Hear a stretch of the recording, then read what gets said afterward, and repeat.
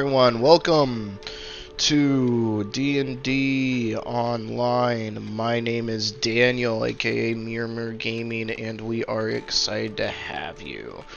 We're going to do a sound check real quick, so let's go through everyone and make sure you can be heard. Let's start with, excuse me, start with Gavin.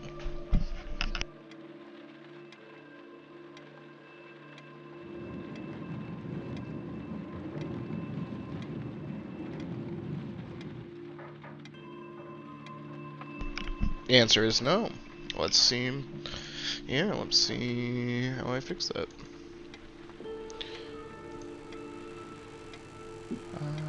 General. Alright, let's try it again. Gavin, go ahead. Yeah, hello. I've literally All right, changed we got nothing it. about that since. No, it's on my end. That's why I wanted to do it. Alright. Leon, go ahead. Coming at you live from my parents' basement, it's Leon Lillian. Nice. Ben. Hello. Perfect. Is that loud enough? That's perfect. And Aurora. I like big butts, and I cannot lie. You other brothers just can't deny. Alright, well, that's that. Paste. That's great. Alright, sweet. Last time I will be coming up, just for audience sakes, I will be coming out with a kind of intro to the world of Zion and what has happened in the past. And that'll be on my channel at some point in time. It'll be in my videos. Yeah. Check We out have- the last stream video if you want to hear a quick recap of the story so far. You should really go in there and timestamp that. Yeah, I'll do that eventually. Or not. We have a new person who's not new to the game, but new to the stream, and that's Ben. Ben, say hi. Hi. Hi. And can we just get just a little introduction to your character, just like a kind of synopsis, and then like a character detail, just for the audience sake. That thing that I sent you, or No, just send me like just go ahead and just like describe your character and like maybe give us a quote of like a thing that he says or something like that. well, he only grunts, so just remember that. That's all he does. But yeah, character. His name is Bonkin. Bonkin. He is an orc, barbarian. I don't think I wrote down how tall he is. He's pretty big. Yeah, just kind of something about him. He was raised to be a bouncer at a tavern, and he loves animals. He's just a large man with a low IQ, but a big heart. Yeah. I'll say that's all there is about him. And what magical items do you have on you? So he has a Maul of Warning. And I think that might be it. Does he have anything else? he does. He has a sweet belt. Oh, what's that? I don't have that on my sheet. Oh shoot! I think we got it last time. So, who Oh man. remembers what we got for he got a belt, didn't he? Or I'm insane. You might Both have can be true. I mean, yes, that is true. I swear I got him like a Dwarven belt or a giant strength, something of that nature belt. You know what? Now that you mention it, he did have like freakishly high strength for some reason. Yes. What's your strength at right now? 20. 20? Yeah, it is high. Didn't I give you a belt that was... Because everybody got a gift. I remember that. Oh, from King David? Yeah. Yeah.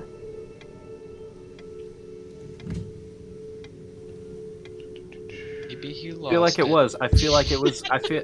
I feel like it was a belt of like the giant strength, whatever brings you to like 23. Yeah. Is that stone? Yeah, let me see here real quick. Stud. I will give you what you have because I am sorry everyone else, but I totally forgot what belt I gave. Bunkin. Bunkin. Bunkin. Pumpkin. Can you remind Frost Giant us- Strength. Can you remind everyone what your character's last name is? Thuck. Thank you. T-H-U-K. Thank you. Bonkin Thuck. Mm-hmm. Bunkin Duck. Your strength is 23 and you have a Frost Giant belt. So around your midsection is Oh, yes, it's a Miko.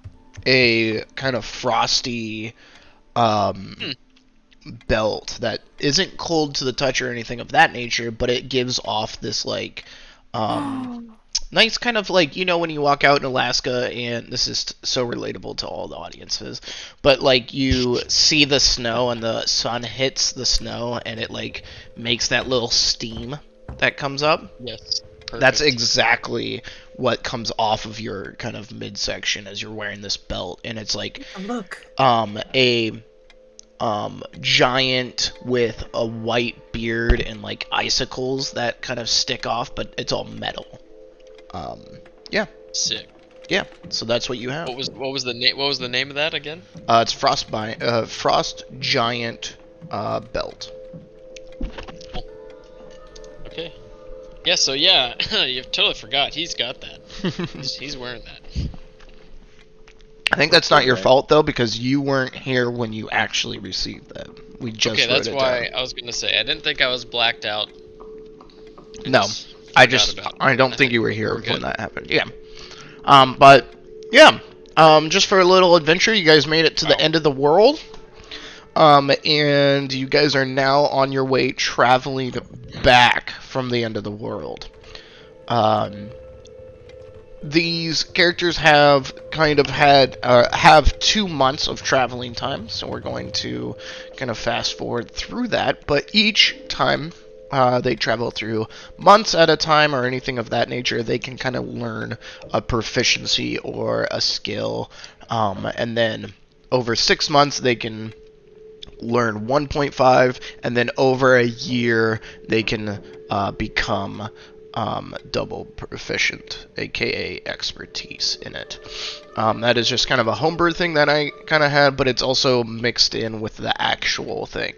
And if they want to raise their strength or anything like that, that takes a year of time to do, just to kind of like do sit-ups every day or anything like that. So they have learned a bunch of different things, which I'm not going to go through them all, but we have a bunch of NPCs, and that's kind of what they're doing right now. But Kayaks is going to make our very first roll. Kayaks, Yeah. why are you rolling today? Why I am rolling is that I am making a helmet for my follower, dear Glorbor. I'm making this helmet out of this this kind of bowl-shaped shell that I got when we were crossing the desert, and it was like a bowl I think we had food in. So it's this hard shell that has a spike coming out of the top of it. So I am using that. I'm making sure to just make sure that it's all cleaned out and smooth on the inside, and using some leather scraps that I have, I'm trying to then make chin straps underneath it so it will function as a helmet. Awesome. Go ahead and roll dexterity plus your proficiency for me. Okay. So. No problem, Leon. So yeah, I'm just gonna type it. I'm just gonna Yep. click on dexterity saving throw because that's basically what that Yep. is. That's. Perfect. All right. Yeah, with I mean, you have Scout's help also on this, Yes. so it's very, it seems like he's very proficient in this kind of stuff anyway. he's more used to working with bone, as are you technically. But yeah, you get a good helmet out of that, and it seems to Wonderful. help out his AC, which adds +1 to his AC. Oh, very cool. Thank you. Yeah, so he's a Yep, little and I bit will- more protected. And I will present it to Glorbor with the knowledge that he can wear it over his tinfoil hat that he currently has. Glorbor is like, good, because they're watching. They're always watching us, you know. They're always watching. Understood.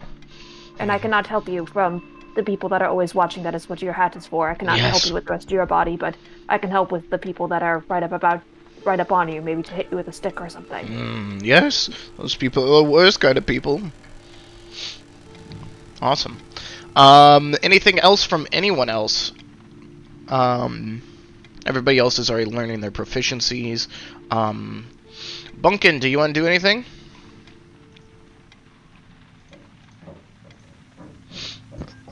Bunkin, What was that? What? do you want to learn anything? Any proficiencies or anything of that nature? I'm gonna pass for now. Okay. Well, if you want to go back in time and do that, you may. Wonderful. Alright. As we continue on our journey, Jackie's driving the boat and things like that. Also, Jackie and, oh my goodness, excuse me. Pardon me. Jackie and, Pyrrha will be joining us later. And that will be a little bit later. It's actually should be soon. That will be something to discuss with Alana at some point. She was talking a little bit about wanting to maybe sort of manifest her own follower, and have Jackie like train one of the sailors in something. Yeah. 100%. That is totally a possibility. And when Elena gets back, we can definitely do that. From the bottom of the ship, an individual comes up, Fishman. And next to the Fishman is a fish bowl, and it is none other than Gilbert and Mr. Finney, that a lot of people have forgotten about, including myself, but I was reminded about him the other day. Just to give a quick description of maybe one of my favorite NPCs of all time. Gilbert is a literal fishman. He has a triton.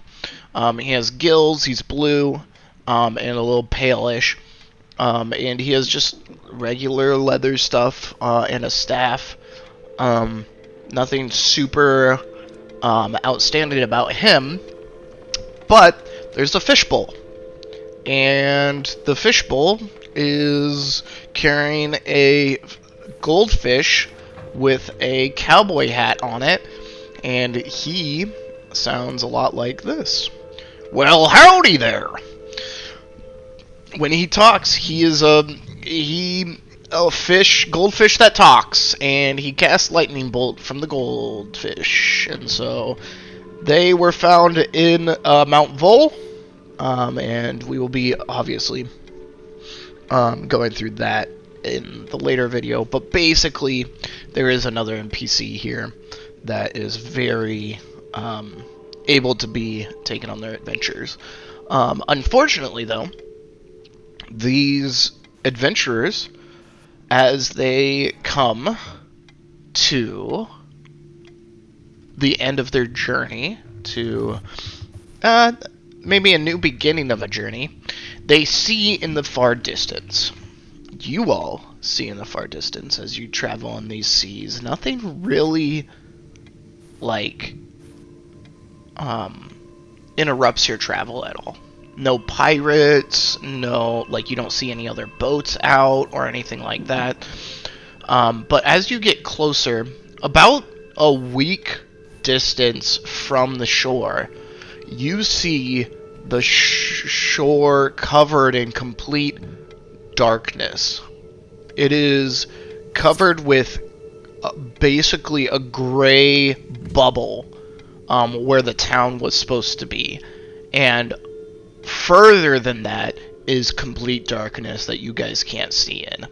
It seems that the island is not fully covered in darkness, because past that gray orb there is some light off to the right, but where the town is supposed to be, that gray kind of dome shape is covering it. And you guys are about a week out. Is there anything that you guys want to do in preparation of getting to town? Be clear, this is the town that we set off from, Glorfindale? Yes. Glorfindale seems to be covered in this darkness that you guys left, which was way off in the distance, but now returning about 4 months later is now covered in this darkness. What would you guys like to do?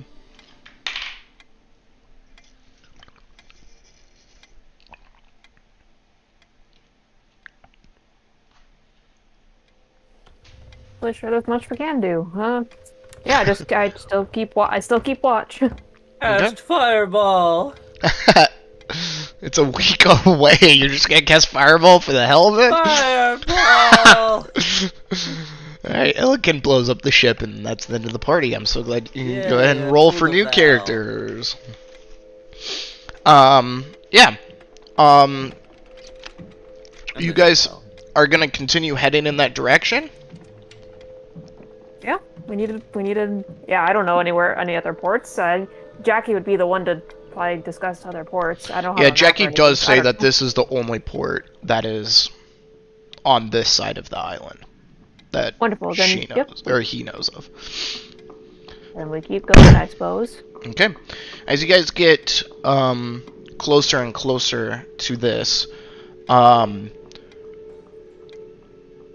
of the non-player characters seem to be very worried.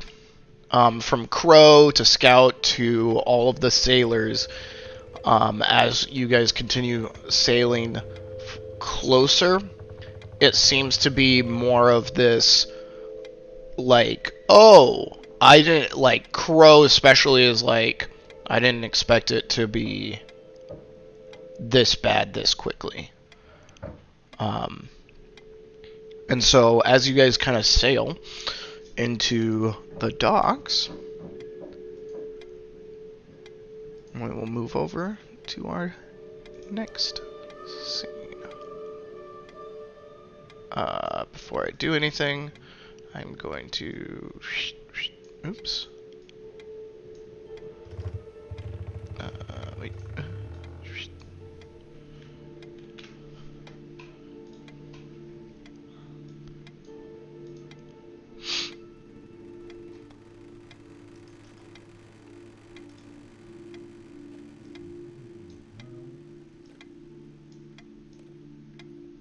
As you guys sail into the docks, it is covered in this black, like, inky and gray inky shadow, almost. You guys pull up, and there is no one to greet you. There is just... I mean, first one to hear it, though, with the amazing passive perception, is you, Madamio. You hear... Is Madamio back? Are you back, Gavin? Yeah. Okay, just double checking. Madamio, you hear whispers of, like, nothing tangible, except for just, like...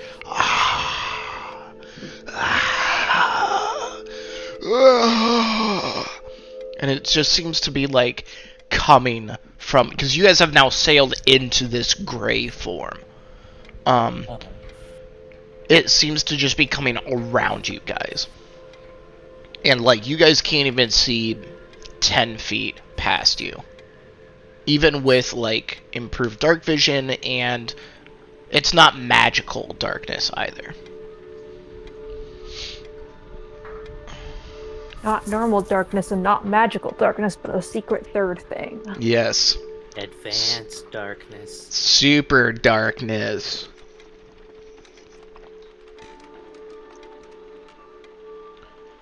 I don't like this.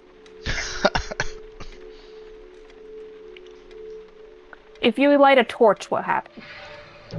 It seems to be suffocated, almost. Like the shadows of the torch are like incaving it, like holding it closer than it would. You can see a little bit farther. You can see about 15 feet. Are you lighting a torch from where you are currently? Yeah, on the boat. Okay.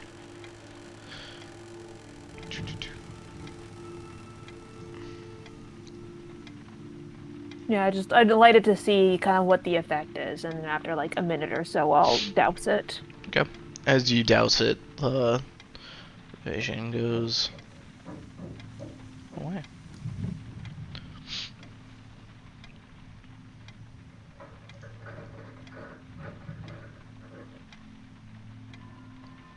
You guys are kind of sitting there and thinking about what the next move is.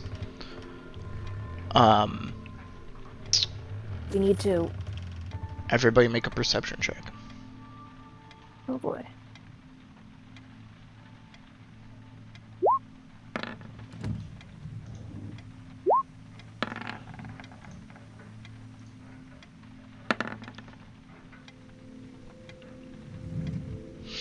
All right.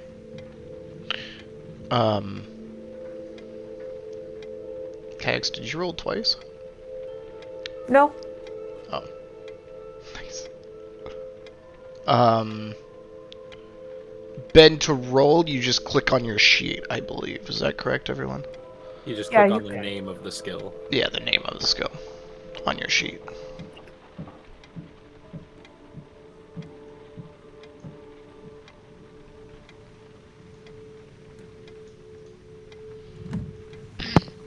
It is not working. Oh. Or most likely, I am not doing it correctly.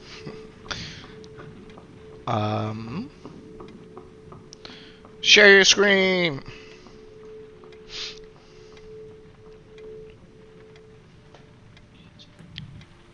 Okay. Sorry, once we figure out once, it'll be fine from there, so.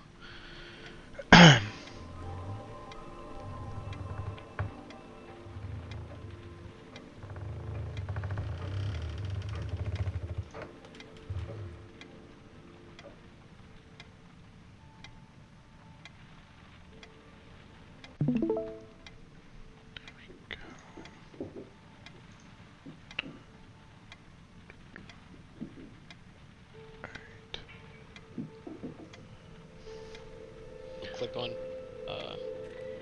The Perception. perception check. Yeah, the plus 0 there. The one that's not check marked. So it says perception down. Oh, Yeah, just click. Yeah. now I Yeah. understand. There you Click go. on this. Yep. There you go. There you go. That is a-okay. That's right. Got it. Nice. Look at that. See, you're already improving. Yeah, exactly. Incredible. See? You did great. Bunkin, you're just unsettled by kind of just everything that's happening. Kayaks, you hear those whispers at this point. Manamio and Illikin, you hear walking and voices, but Illikin, you can't pick out like what they say. Manamio, you can't. Please stop. I don't want to do it anymore. Please. I don't want to do it. I'm so sorry. Oh gosh. Oh please. It's not me. Please don't hurt me. You hear maybe 5 or 6 of those voices. Is it coming closer? Is it going away? It's kind of in this direction. Okay. Just for the perspective of the chat, this is what they can see.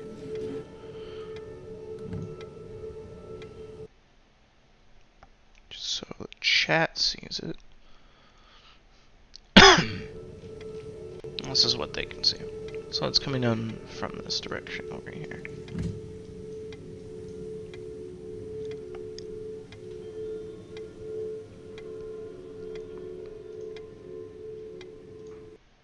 I can hear some people out there.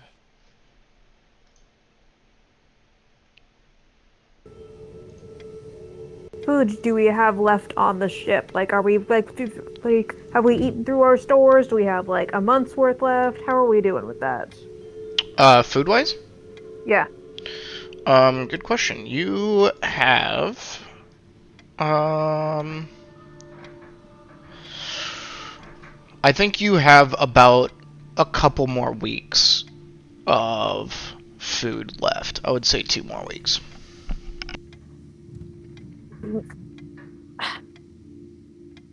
Sorry, the baby launched off my lap. Okay. I'm just gonna say to the group, I think that we should get as much food as we can safely get in town, and everyone who's not us and Crow should then head back out on the ship.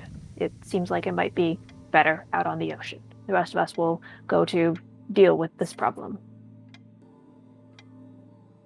What does everyone think?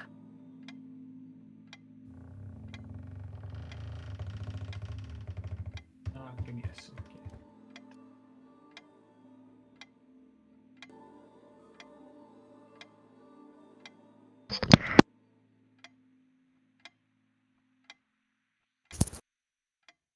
Suppose we should ask Crow, will you come with us?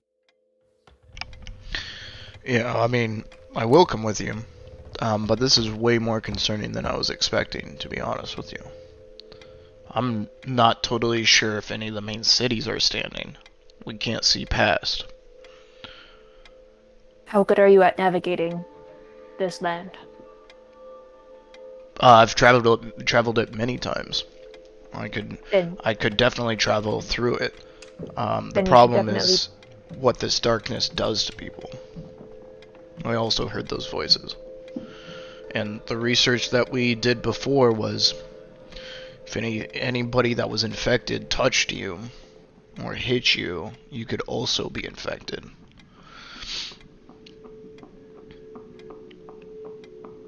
that is a concern, but also a concern is the fact that we cannot see, and it will be hard to navigate back to the mountain. We will need someone who is very knowledgeable about these lands to guide us. I think that should be you.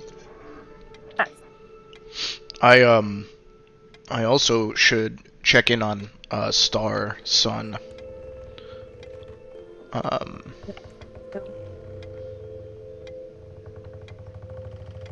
And the third one. The other one. The other one. The middle children. And Moon. Star, Sun, and Moon, obviously. Come on, Daniel. What the frick? And see if they have anything to report. They were supposed to be based here in the town, so... Very well.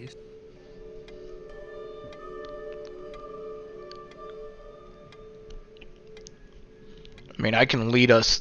I'm not super familiar with this town specifically, but... That is fine. We will be leaving this town anyways. Yeah. That's a good point, Illiken. What did you say, Illiken? Made a note in the chat. Gosh dang it, I can't see it because of my freaking... I said Illiken Bonesong cast Identify on the rings we got from the Chaos Wizard because we haven't freaking done that yet. The earrings? Yeah. Awesome. Do you want to use Identifier or the lantern? Well, everybody's talking. I figure I have time to ritual cast it, so I'll just do that. Yeah. You learn that it protects you from any effects of the Shadowfell. Besides long exposure, and it affects you from being possessed, basically, from any kind of Shadowfell entity. So we got 6 of them, right? You have 7. 7. 7. Yeah, So he you said, can bring yeah. 1 NPC with you. The question is, Crow will say, question is who's going to drive the boat and who's going to lead that voyage also. I mean, I'm sure Scout could, definitely, but I don't, if you want somebody to, like, lead you through lands, maybe Scout's better than me. Or somebody in the town, if there's anybody left in the town. And you just want to. What will you be doing then if you do not come with us? You seem like an able warrior. Yes, I mean, I am able warrior, but I also... We need an able warrior on the ship. Yes, I mean, if you guys fail, then we need to sail north and figure out a regrouping strategy. Not that you guys should fail. I'm sure Jackie's done well enough to teach unnamed NPC how to captain the ship. Yeah, I'm Frank! I got it! Don't you worry! Oh no, it's Frank. Between his captaining and Crow guarding it, I think that should be fine. The 6 of us and Scout, I think we can take the land just fine. With the earrings that I have just identified and tell you what they do now. Illican explains that you can't be possessed by any Shadowfell entity. Which gives you... Yeah, go ahead, everybody roll a religion or history check! Oh, good.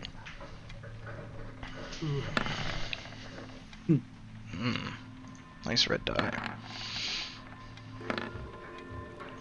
Oh, wow. Holy moly. I don't mean to brag, but... Oh my gosh. It's your new things. Nice. Wow. You did it. Good job, Bonkin. Bonkin, it's interesting. I'm gonna go with Bonkin first because it's more fun to describe what he... Yeah, give him all the information, actually. Yeah, it's fun to describe what a -2 intelligence will get you. Bunkin, you have spent your times guarding a lot of bars, right? Inside and outside of bars. There's this one bar specifically called the Cat's Tavern, where a bunch of warriors from a bunch of different lands come in. And they always, like, you see some regulars, like, come in. And one specifically, like, comes in and he has an extra, like, slash mark across his face. And he's like, yeah, I've just been preparing for the Shadowfell. And the bartender's like, what? You've been preparing for the Shadowfell? And they just kind of have a conversation about, like, what the Shadowfell is and things of that nature. And, like, this guy, you think he's telling the truth. The bartender doesn't seem to think that he's telling the truth as much. But basically what you get is that it is from your knowledge and your memory, it is this really bad, like, place with,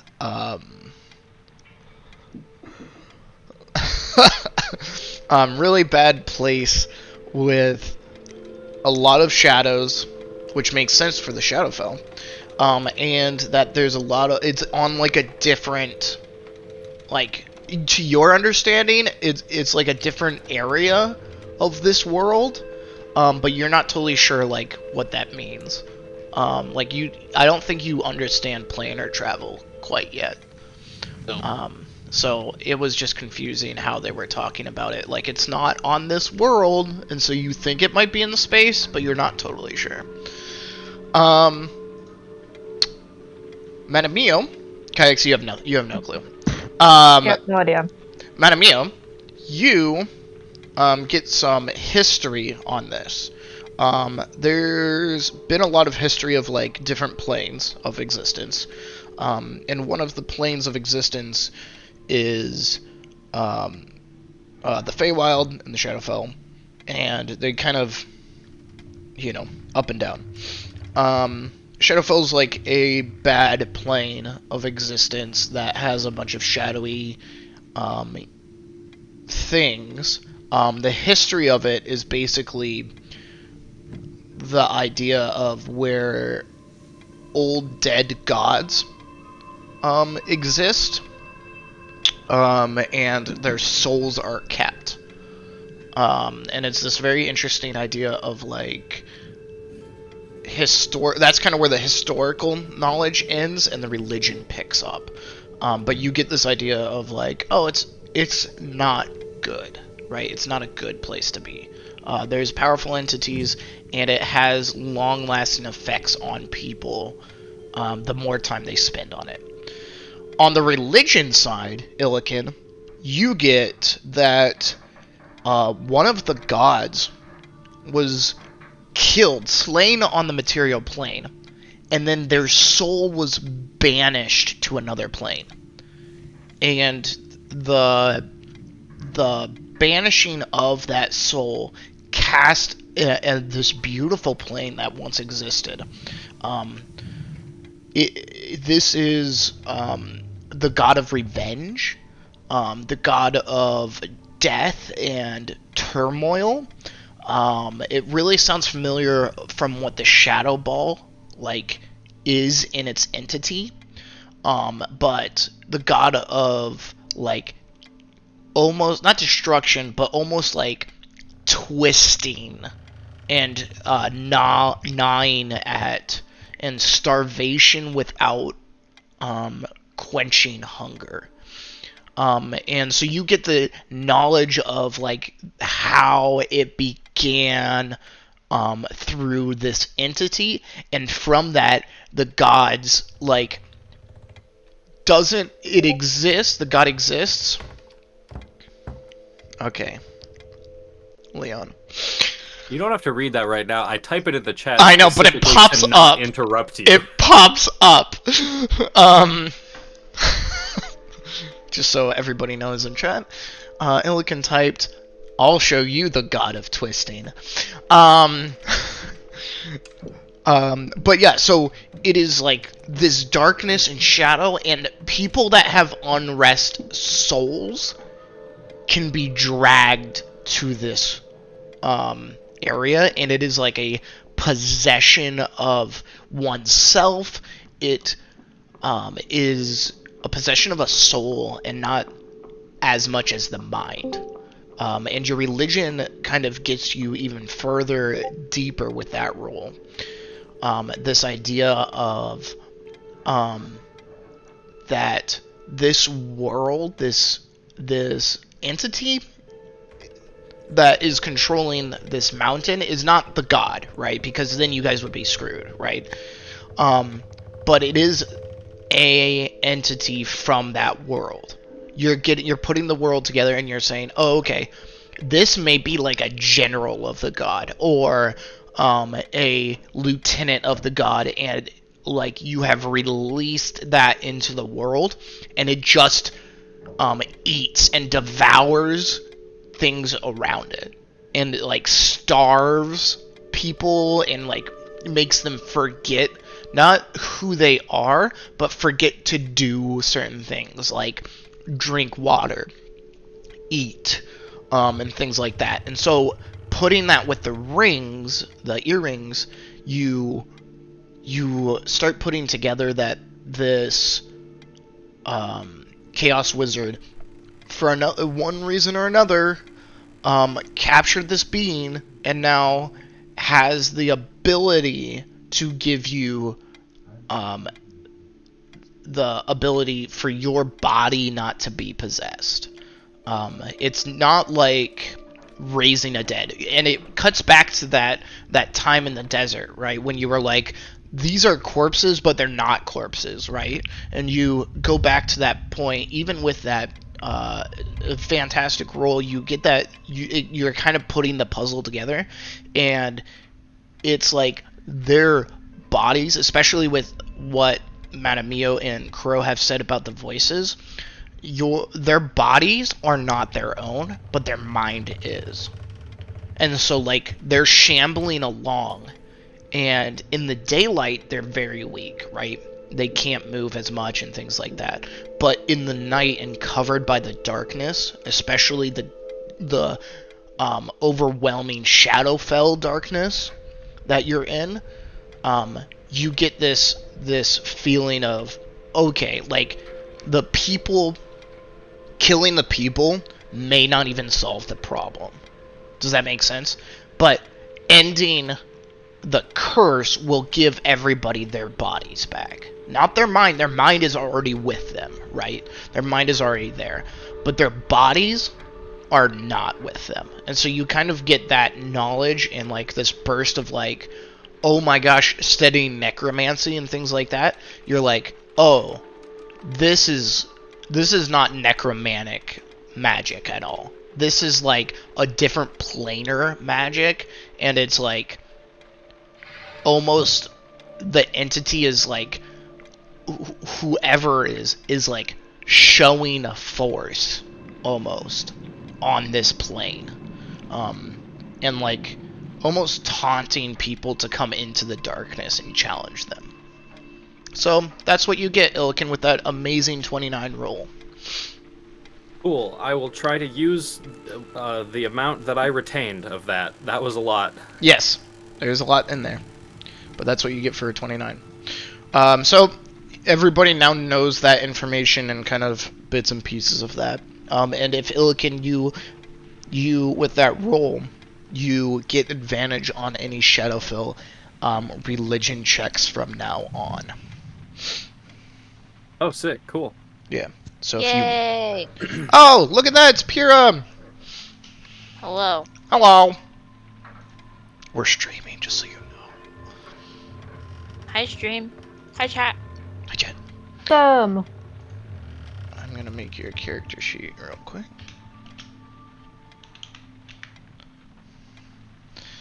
I'm gonna call people out real quick because I had 2 people message me about this in quick succession. If you guys want, Zyan and Ben, since you both told me you don't really know what to learn or do for travel time, you two could chat real quick and see if, like, each of you have a skill or something that the other wants, and then you could trade. I have wood. Oh, yeah. I have wood carving. That's all I have. I can play a sick liar. I can spit mad rhymes. And I can kill so many. Well, but like, and then what With my skills mind. do you guys have? Because you can do skills as well. Let me get my... Where's my phone? Also, we're using Roll20, just so you know. So, I don't think I am in this... I I don't think I have will- a link to it. I will send Yeah, it. Pyrrha to wasn't here last time. I will send it to you. It was great. We dragged your body along with us. You definitely got. Yay!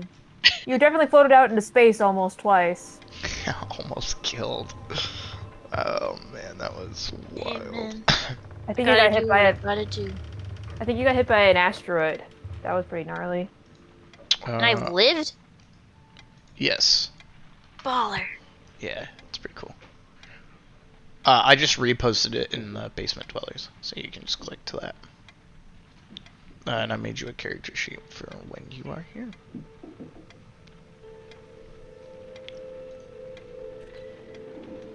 I just realized, has anybody played the game Moonlighter?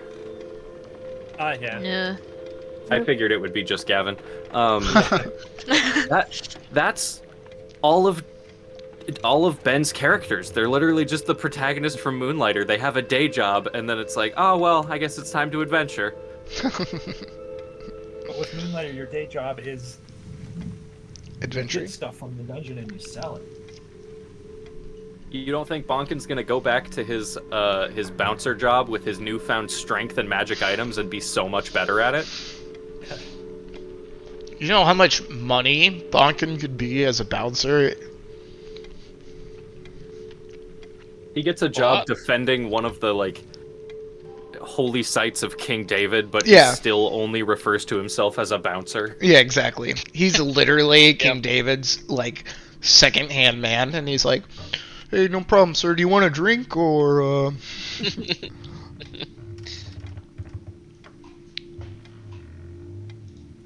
Man, what the fuck is your name out? Your name now? Huh? What? Shadow Wizard Money gang member. Yeah. Shadow Nice. Wizard Money Gang member. I love it.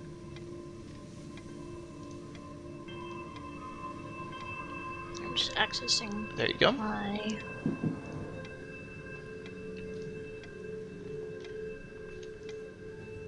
And there you go. There you go. I made you a character, or I gave you a character sheet, and now I will edit. Sorry, everyone. We're just getting some technical stuff here. Welcome to the second game. I'm gonna have to deal with it. Suck it, nerds. Okay. For sake of ease, Ben, do you have Bonkin's physical character sheet? Yes. Could you send me a picture of it? And what is going on? Who is eating their microphone? I think it's Hope it's Cyan. not me. It's you, I think. God damn it. Stop eating. Ben, could you send me a picture of Bonkin's character sheet and then Doing it now. Cyan? What? Stop! Whatever you're doing. I literally am not doing anything. I'm not making any noise. I'm not What is going on with your microphone? Nothing. I don't even see my name. Like, I don't even see my name pop green unless I'm talking. It was lighting up on my end. Cyan, if you look at Discord, you shall see a live cam of the darling Susie. I'm staring at her right now. I'm still- Very good. Great. Anyway, what I was gonna say, Ben, could you send me a picture of Bonkin's character sheet? Dan, Already could you did. give me access to Yes. to Bonkin on Roll20, and I'll help fill stuff out. Because then after everything's filled out, Ben, you just gotta click on stuff. Like Yeah. it's, I would love to click on stuff. I click on things. There you go. and then I can also look at like what the two of you could what Bonkin has to offer. Are you using an Apple headphones mic, Cyan? No. Oh, Yeah, you have like an actual headset, don't you? Yeah. That's so weird. that is weird. I literally am not. I'm not moving. I'm not making any. Is there a noise. fan? No. I mean, there's a paper bag here. I moved it away from my microphone. Well, if it happens I again, don't hear I'll it just kick anymore. you. No, I'm just kidding. I'm joking. I'm just joking, Cyan. I'm joking. I'm sorry. Cyan's like, no, it's going away, man. Okay, to facilitate this, Pyrrha could learn from Bonkin animal handling, deception, intimidation, or nature, or wood carving or orcish. As well as, I think you said this, Dan, any like weapon or armor proficiencies are also on the table? No armor proficiencies, but No armor, weapon. but weapon proficiencies. What? Okay, I see my name lighting up now, and I don't get it. I'm not moving. That's alright. We'll figure it out. We trust you. Like, we have faith. We're not saying like, oh, I bet you are doing something. No, we're Go to your settings in Discord. And go to voice and video. And then do automatically determine input sensitivity and push that up just a little bit and see if that helps. But, I mean, oh. So, like,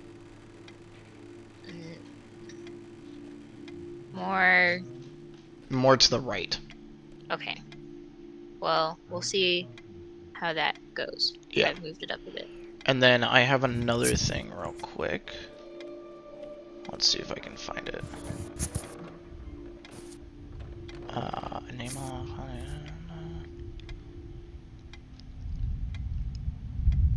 Technology.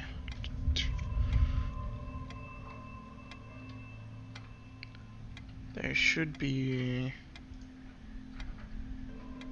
one more thing, and I'm gonna see if it's clicked, because I use it, because sometimes.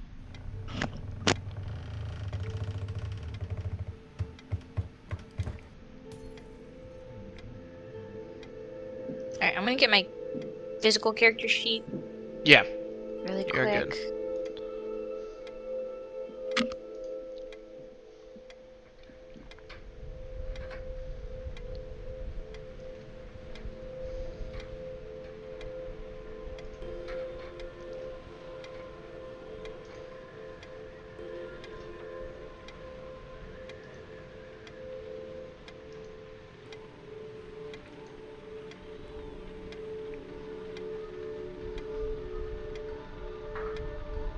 I mean, Ben, you did pretty good filling this stuff out already. Appreciate it. Big preach on Thanks. that one, homie. Yeah, thanks. Let me know when your bag's I am. That's really counterintuitive. That doesn't make any sense. Doesn't make any sense at all. Because why would she let me know when she's back if she can't hear me currently?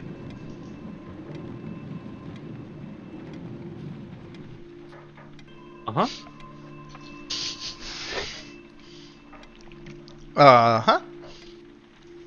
Okay, I'm back. I'm just gonna fill out my roll 20 sheet. Perfect. She heard you, Daniel. I know she did. Real quick, there should be a button called noise on Discord. Noise suppression powered by Crisp. You can, Just enable crisp then? yeah, just enable that noise suppression, and that will help also. Okay. Because when I scream, sometimes it cuts off, and that's like the best moment in the world in any video ever. It's like, ah!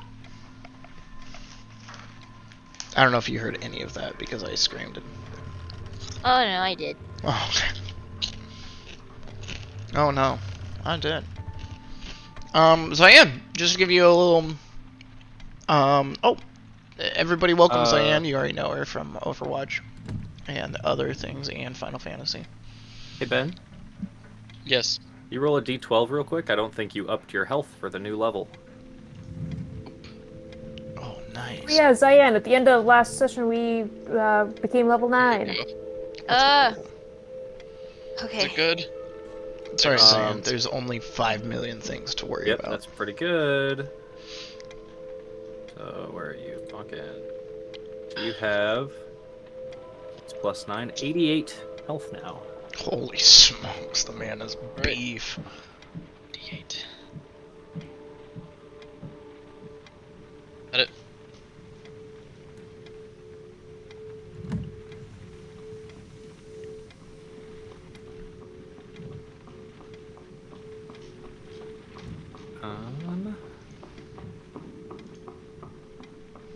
Yeah, you're pretty good from here, Ben. Now, just to attack or to roll skill checks or saving throws or whatever, you just need to click on the name of the thing that you want to roll. Okay, that's cool. You had it almost perfectly figured out. Sweet.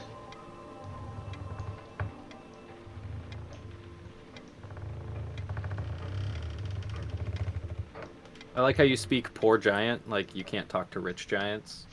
It's actually true.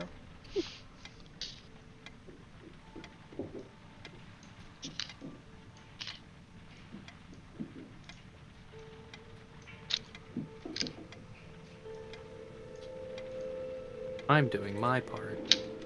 Thank you. Don't forget to do your part.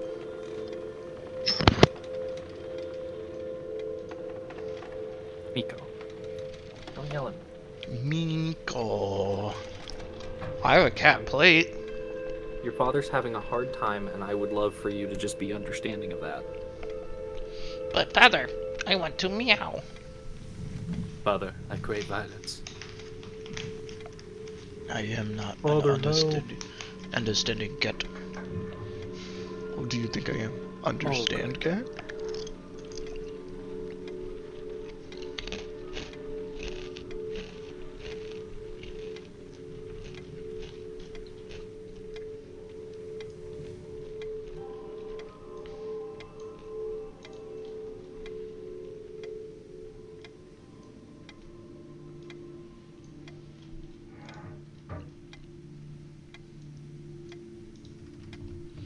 How do you,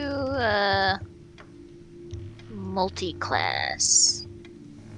Oh, I don't think there's a way to actually put it on the sheet. There is. You click on the little gear towards the right to the right of spells on your character sheet, how it has core bio spells and then the little gear. Corpus spells secure. Oh my And- god. And then on the far left, about in the middle of the page, you see second class, third class, fourth class, and you can pick the class and then how many levels and what your subclass is. Okay. You multi-classing over there? I've been multi-classed. I'm yeah. level 1 in fighter. That's right. I think most of the characters in your campaign, Dan, are multi-class. You know, as a DM, I Not me. don't really know. Just kidding. 100% ranger, baby. Yeah. You think I, strong as a class. DM, pay attention to your characters? Yeah. I've got enough characters going on. over Exactly. here. I have like 90 NPCs that you guys want to drag along. And now you want to recruit one of the Beach Boys? Come on. Want to drag along is a bold statement, Daniel. That's what I think about that. And I've checked off the multi-class thing, but my hit dice haven't changed. Well, you have to manually add your hit dice. You can't. Yeah, Kevin, do you just think do them automatically. technology just works when you want it to? Come on, Kevin. This You is have not. to add like weapons and stuff manually, like all the types and everything. You can go into the compendium on the right side, the eye in the circle up at the top. And it'll have most of like the regular weapons and stuff going on in there that you can just drag over to your character sheet.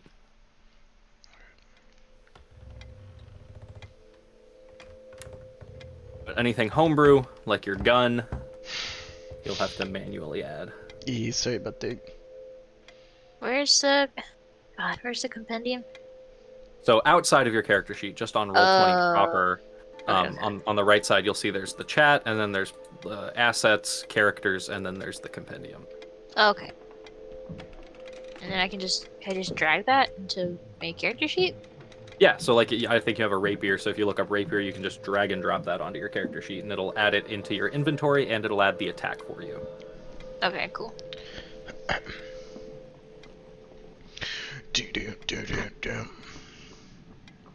Tonight on D&D Beyond. I can't even say that, I don't think, on stream. I'll get sued for billions of dollars. It's kind of like saying the word Disney. Huh? Hmm? I like how you said the word in the same breath. I know. You're like, I really shouldn't say Disney. Mm-hmm. No. Leon, don't do it. Like, you don't want to piss off Nintendo either, so I really shouldn't say Doug Bowser's a twat. Oh man, yeah, that would be awful if I said, suck my Ligma, Doug Bowser, Ligma. Ligma Bowser, Doug.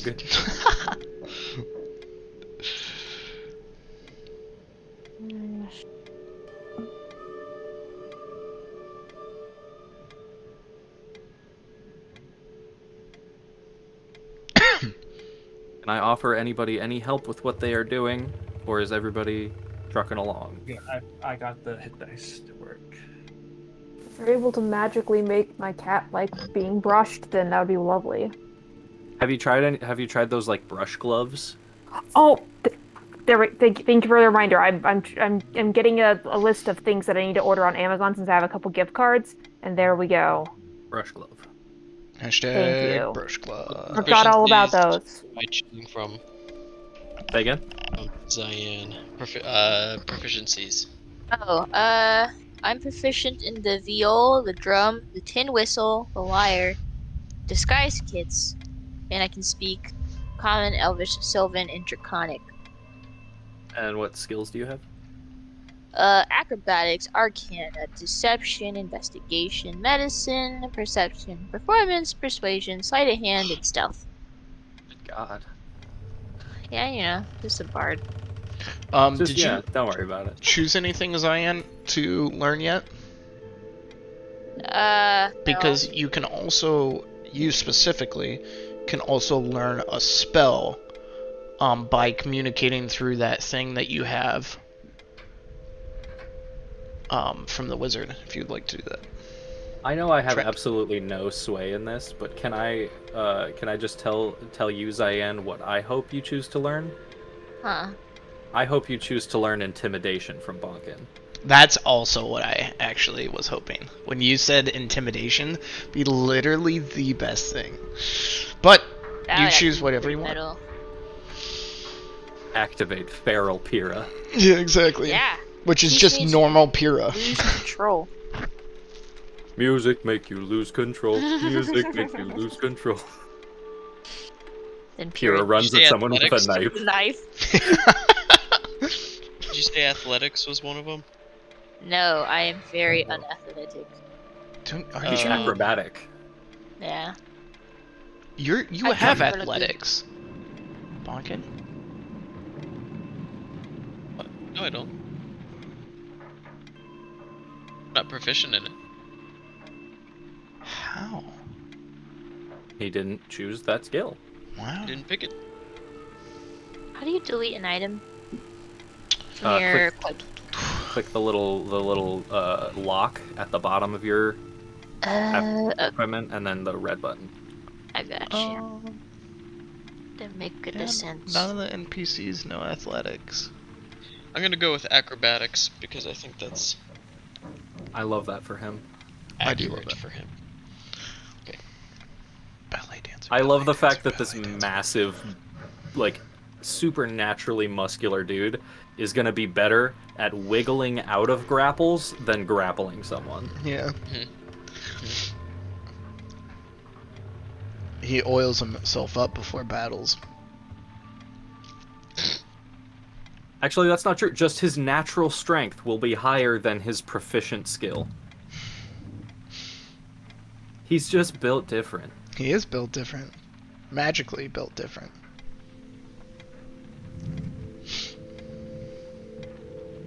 I mean, without the magic, it would still just be, instead of higher, it would just be equal. Mm-hmm.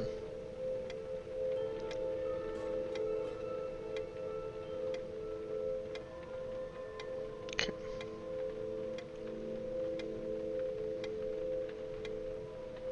I know it hasn't been that long, but Illiken would die for Bonkin. Right. Illiken would die for basic. I like how you just said great. Like, that's a He plan will. at this point. Great. Good. My plan is all coming together. I can't wait for the inevitable campaign where Ben snaps and makes a secretly evil character. Yeah, me neither. Who's to say it hasn't already happened? True.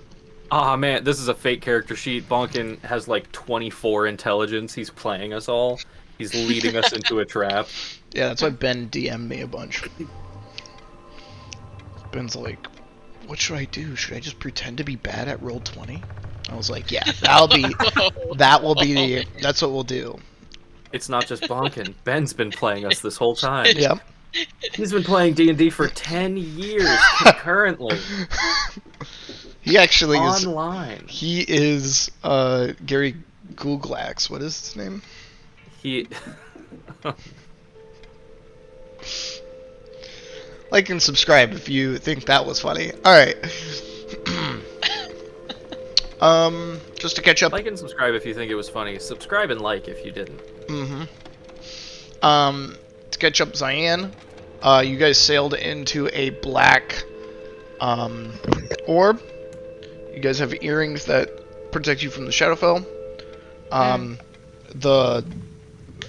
Basically the island of Luke's, as much as you can see, is covered in darkness, and this little port town is, by little, I mean it's a giant city of like rich folks, is now covered in gray, not black, but gray, inky mist almost. And you guys park your boat, and you guys hear whispers out in the darkness somewhere in this location over here. Yeah. And you guys are trying to decide what to do next. Illiken kind of tells you about the Shadowfell and how it was created and things of that nature. That's where you're at. And you only have 7 earrings that protect you from the Shadowfell. Okay.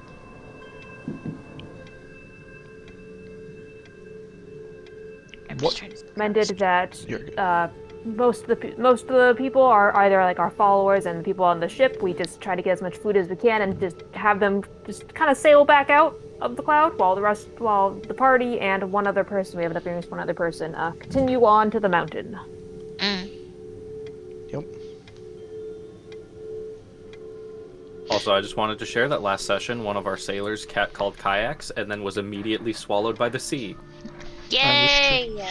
Love That is that. That is true. Oh god, this is kind of as of this character sheet. I mean, Yeah, it's a little overwhelming. just trying to get all my expertise and jack of all trades stuff in, which I can't really do. Yeah, it's annoying. I'll just put what I can. Yeah, somewhere just put what in you my can. character. There's no. Oh, God. I made fun of Ben, and now I'm doing this. I know. I was about to make fun of you, but I was like, he sounds like he's having a rough time. I'll give him a break. I'll have It's deserved, it's mercy. fine. Oh, and I forgot. Oh, god, I forgot I leveled up. Okay. It's alright. There's no rush, Pyrrha, because right now your party is just sitting kind of stunned about everything that is going on and is in silent thinking. Yeah, we can do some more conversation while you're getting set up. Yeah. Okie dokie. Or So, you could risk Crow. it and just sprint through the town. Nude. So, Crow, you plan on looking for your compatriots and then hanging out on the boat? I think the first step is to find star, moon, and sun and see what has been going on. I also want to find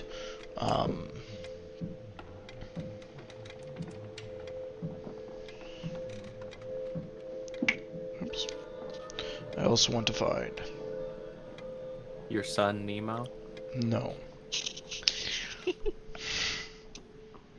I also want to find Yasmin. And see if she has. Who was that? That was.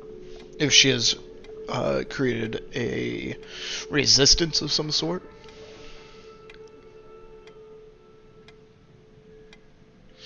But this is not a good scenario, I'm not gonna lie to you all.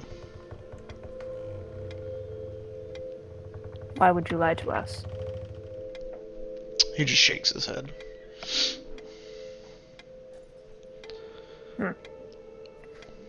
I think it is a good idea to get a lay of the land. Maybe we should go in pairs, and you can go up front, but I would like to be a little sneakier and try to observe what's going on without talking to anyone. My recommendation is we stay in groups. Agreed. Because if like one giant group, if we lose the element of surprise, and what we know of the past, if we get surrounded, I mean, it seems they all jump and like can talk to each other almost. And from what Illican has told us, if it's not their minds, it's more of their bodies being controlled. If an entity. Oh, I didn't tell anybody. Oh, I thought you did. I thought you shared all of that. Yeah, I did. I was just being an asshole. Oh. So glad you interrupted for that. No, I'm just kidding. Well, I could have typed it in the chat, but then it would have interrupted you anyway. I know.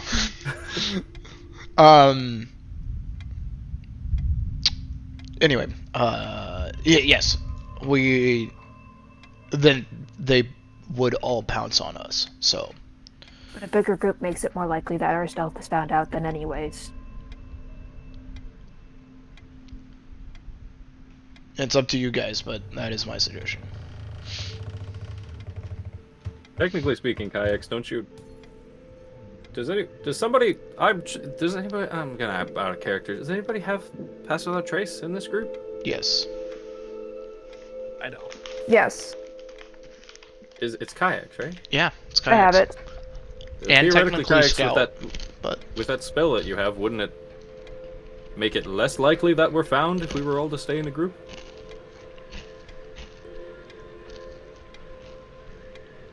Quickly imagine the meme of the woman with all the, like, looking confused with all the math equations going around her head. Kayaks is doing that for a brief moment and then says, "You are correct."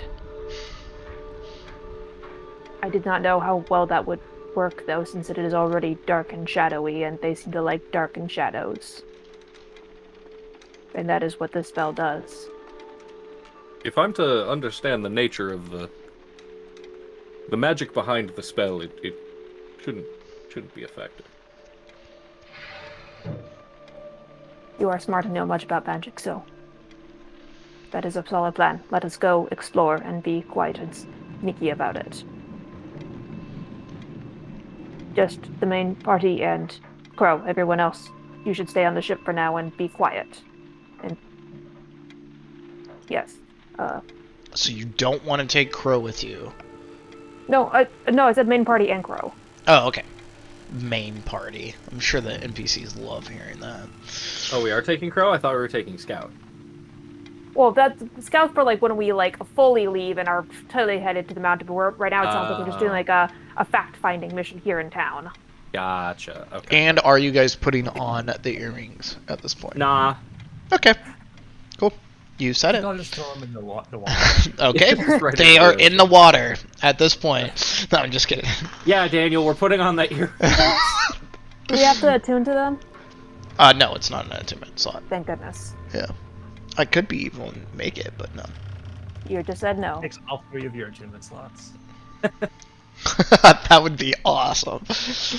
Just fully Yeah, nerf you my have party. to attune to it, but it takes 4 attunement slots. Only artificers can attune to this item. That's chaotic. Holy shit. The Glorbor's an artificer. What level? 1. Nope. Oh, okay. Darn. What level are you? two, baby. 9? Next level, he levels up. Oh! Hoggers! Level 2 artificer. And so does Scout.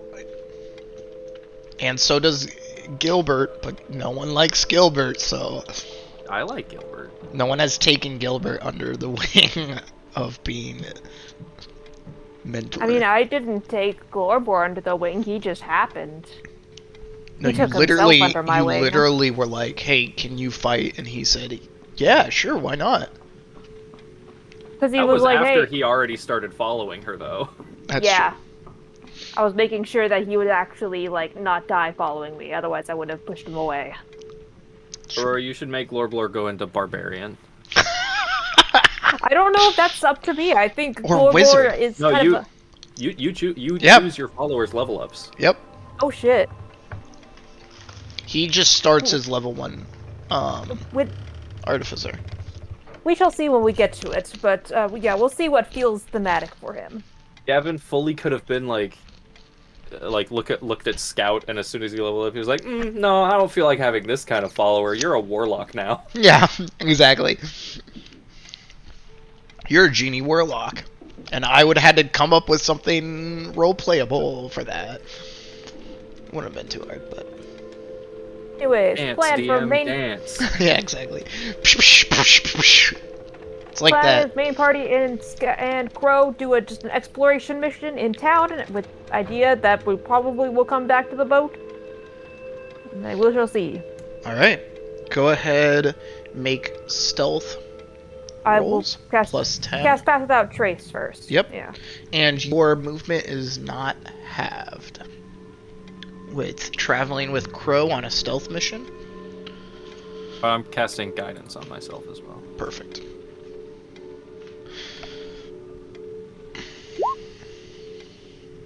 Roll for I Crow. just love that. So Ben, go ahead and roll a stealth check, and then whatever number that you get there in the chat, you're gonna add 10 to it because of Pass Without Trace.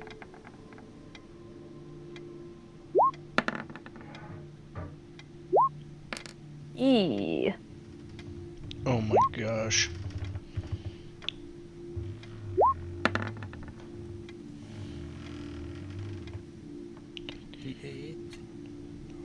I got a 17. Okay. Crow got a 29. So with my bonuses, it's a 19, but it still was a natural 1. Okay. You hate to I see it. think Natural I've one's an leveled up. auto fail. I took Dimension Door Oh, sweet. Deal? and Liamon's Tiny Hut, so I realized I was Oh, low item sweet. still. Let's go. So got myself that. Okay, should be good enough. And I forgot I have pretty much my most updated character sheet on my phone on Fight Club 5, so I think I will stick to that. Perfect.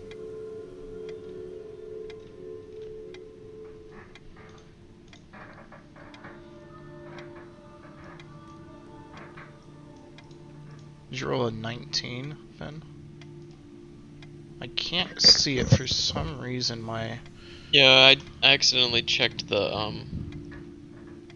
public thing off in the That's fine. GM, and I put it back to public. Perfect. But it said it went to you, so That's good. at least. Yeah, I do see it. Perfect. I switched it back. So Kayak's got a natural 1, Yep. Bonkin got 19, Manarino got 18, Crow got 29. I got a 28. Oh, 28, sorry. Yes, That's 28. because the 10's not in there. Right.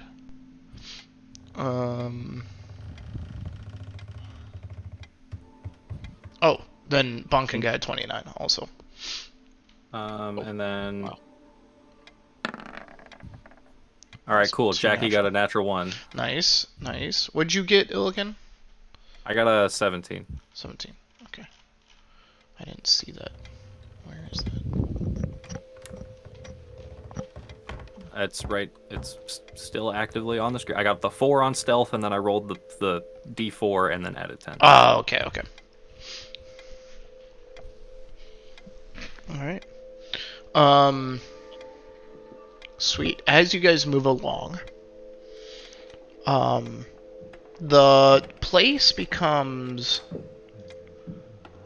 it seems like it's in tatters. There's actually no ships docked, as you guys kind of see more and more of the map. You guys begin to reveal more and more of the map as you guys move along.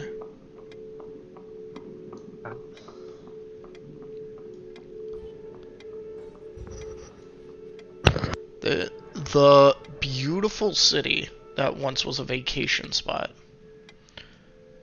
becomes less beautiful, and less city-like, to be honest with you. As the more you travel in, it becomes this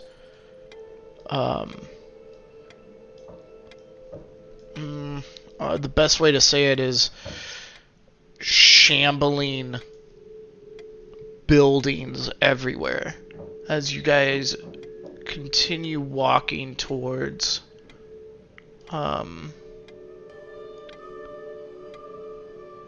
the entrance. Just getting off the docks is creaking and things of that nature. At one point in time, Kayaks and Jackie, both boards break underneath and they splash into the water below, and the water is just like murky and gross as they kind of it's not water, it's sand. It's murky and gross and black. As you guys kind of climb off, you hear some shambling noises. Everybody go ahead and place yourselves where you would be on the map for me. Well, I guess Jackie and I would probably be at the back having fallen. Mm-hmm. What is this? That is like a broken down building.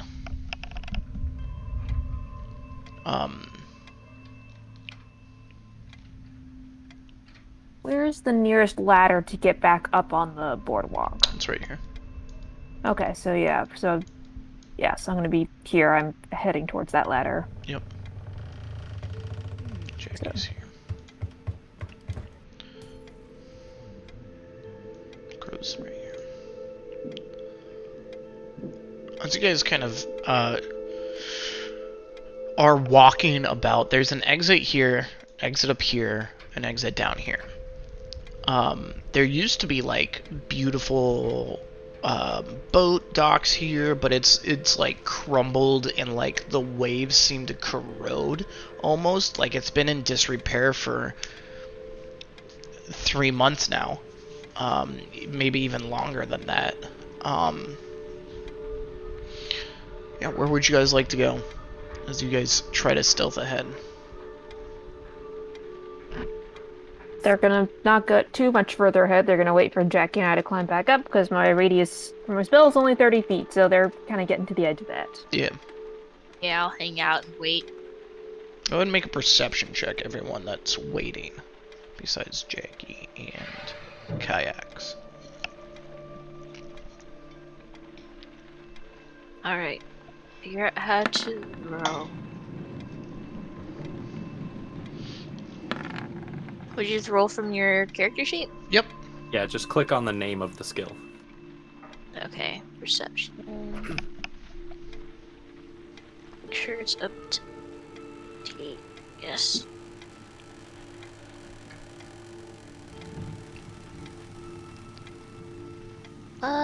Don't know how to fix that. Oh well. It's okay. You can just roll in real life if you would like to, and just tell me the number. Don't know how to fix what. Why my stats are off between everything. I think it's because I don't have all my features in this character sheet. Cause, I don't know. But it's only one off, so it's... Oh, it's the jack of all trades. Yeah, and I don't think I can add that because I tried using the compendium to drag it in, and it was like, no, fuck you. No, so do the gear thing again, the one you used to go in multi-class. So go into that menu, and all the way down at the bottom in the middle, there is a little checkbox for jack of all trades. Why would that be optional? True. Not everyone has that. Everyone gets the opportunity to get jack of all trades. Still didn't change it, but I mean, that's fine. It's only one off, so.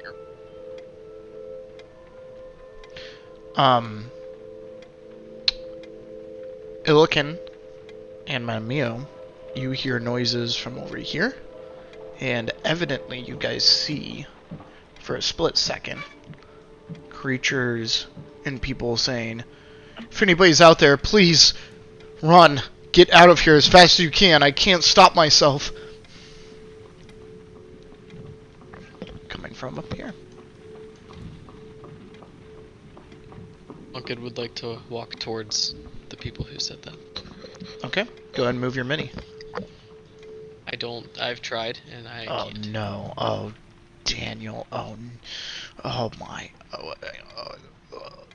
one second, wait, hold up,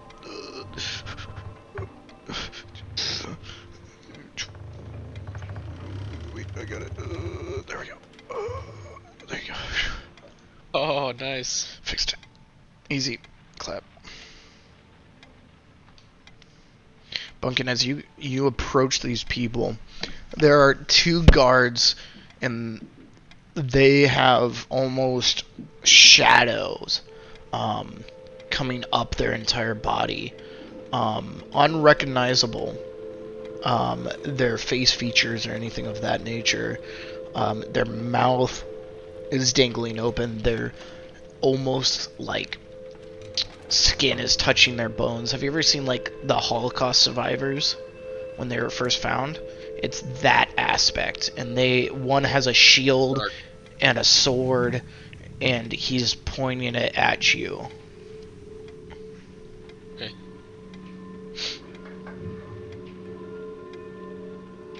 How tall?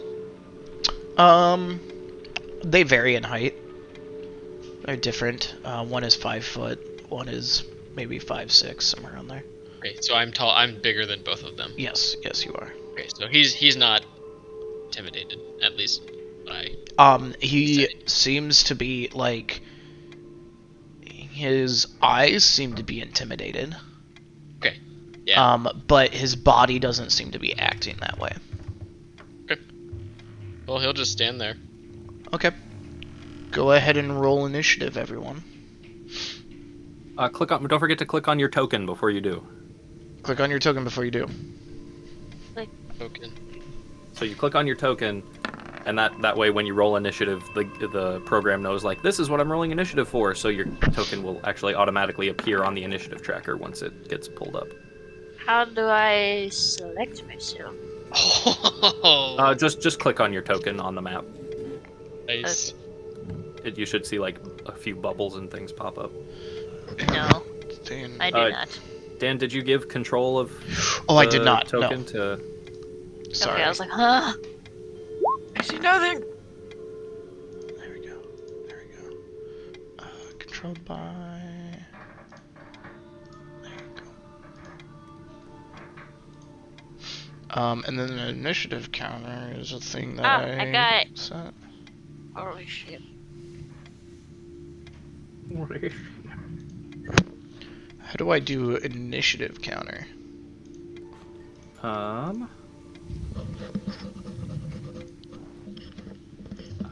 might not be able to help you with that. I don't think that's a tool I have access to. Let's see here. I can pull up my game and see if I can figure it out.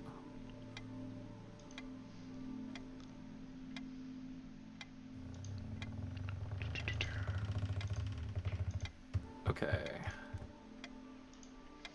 Oh, it's just the on your menu, Dan, on the far left, the little clock in that toolbar. Ah, I just clicked that. Yeah. Perfect. And there we are. Sweet. Awesome. How do I roll initiative for these guys? Oh, I just can just like auto put them in, right? You can, yeah. To do it the regular way, you would have to put their like stats and their stuff. stat blocks in the Roll20. I ain't doing that. As you guys all put the effort in to do that, you think I can do that? I'm just kidding. Really not worth the effort unless it's a pre-made thing or you plan on using this stat block a lot in your campaign. Yeah. Alright, let me roll real quick. Frick!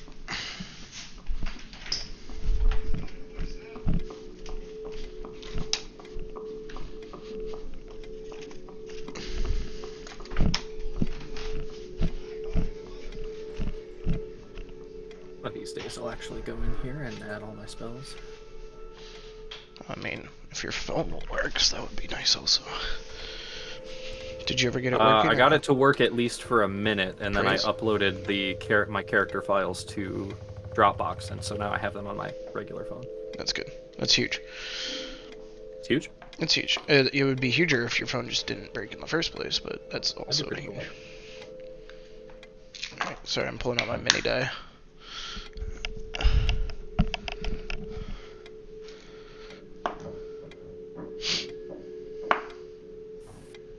Man, the sound of my metal die hitting. Okay.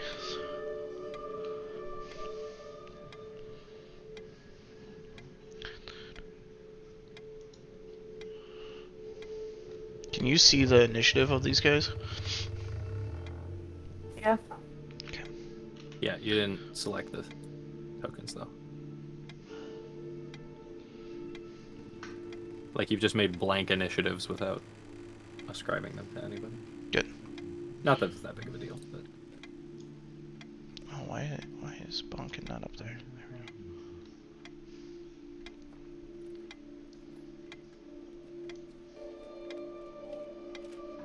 go. Okay. Alright. Alright. The 0.2 and 0.09. I know what that means, but how do you add that to your initiative? that same place we keep going back to, that little gear on your character sheet, in the middle top box, there's add dex tiebreaker to initiative. As Bonkin, you are spotted quite easily as you're standing in front and he sees you. They will. It is your turn first. You're just going to stand there. They seem that they want to take an aggression towards you.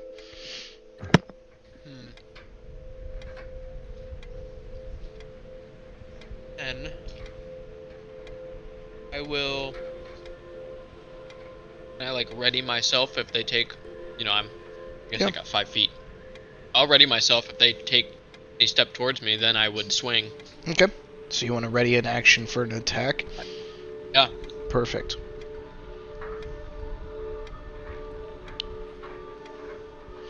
right.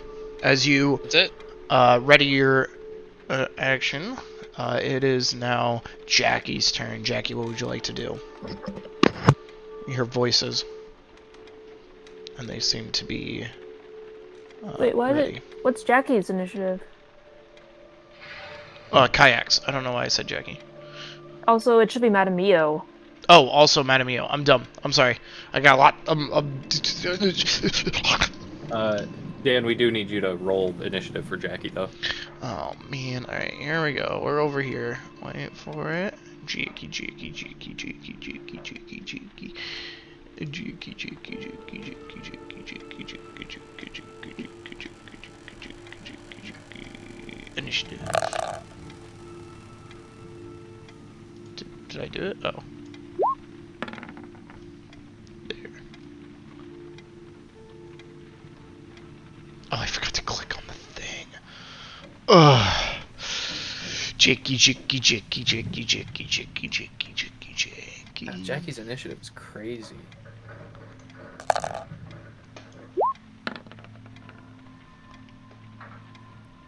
$14.18. Why did it do that? Why did it do... What? Oh, I'm dumb. Oh, I know why I did that, because... Oh, okay. Okay, sorry. I'm figuring it out. Alright, here we go. I'll never forgive you. Okay. Sweet. Madame Mia, what would you like to do? You said there were exits? What? So there's exits over here, exit over here, and exit down here somewhere.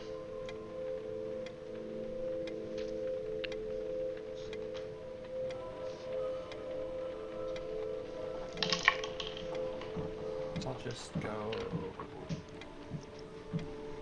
You step out, just a reminder, you step out of the range of the 30 feet, your stealth is... I'm still within 30 feet. Okay, I'm just Okay. reminding you Yep, he's at the very edge. of glory. Gavin quiet for anyone else? Yes. Okay. Always. If you right click on his name in Discord, there's a user volume slider. You can turn him up on your end. Beautiful. Thank you. Alright. It's been a Anything chronic else? issue with Gavin for no discernible reason. I Oh, guess it's already I'll- up to 100. I will dodge. That's Oh, what you I see. can see that. Yes. Oh, then I'm not gonna dodge.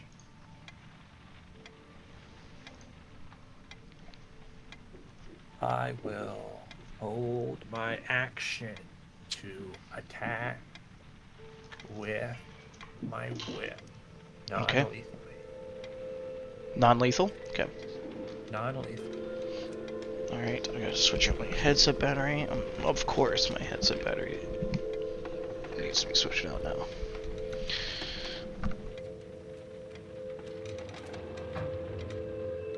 Why is Dissonant Whispers is this compendium?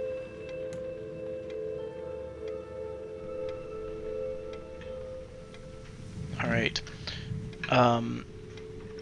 Madame Mio, as you stand there, kind of preparing it, that individual in front of you says, please don't hit me. I can't control what I'm... And he's gonna step forward. Please don't hit me. Just let me hit you. Yeah. Just die. Just die. Just die. I don't want to be hurt. And Bonkin, this one is also gonna stand forward.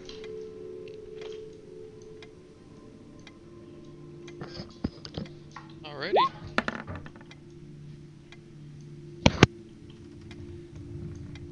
Find D6. 26 does hit.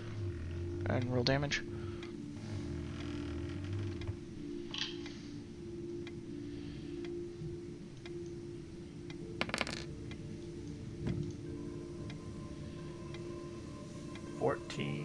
Magical slashing and radiant. Okay.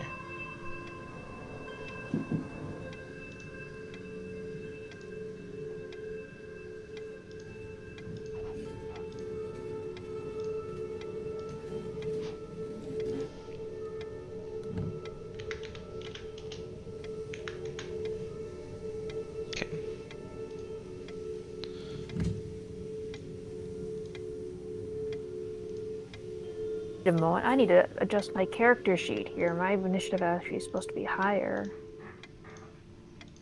Forgot about that. Alright, show off. Guy Wayne. Just kidding. Oh, cool. Oh, and of course you can't adjust it. This is why online tools that auto do everything for you are terrible, because they don't take everything into account. I hate technology. What can't you adjust? My initiative, I forgot that because I'm a Oh. Gloomstalker, I could add my wisdom to it. So again, go to that little gear, and then in the middle top box, there's initiative modifier. You can add to that.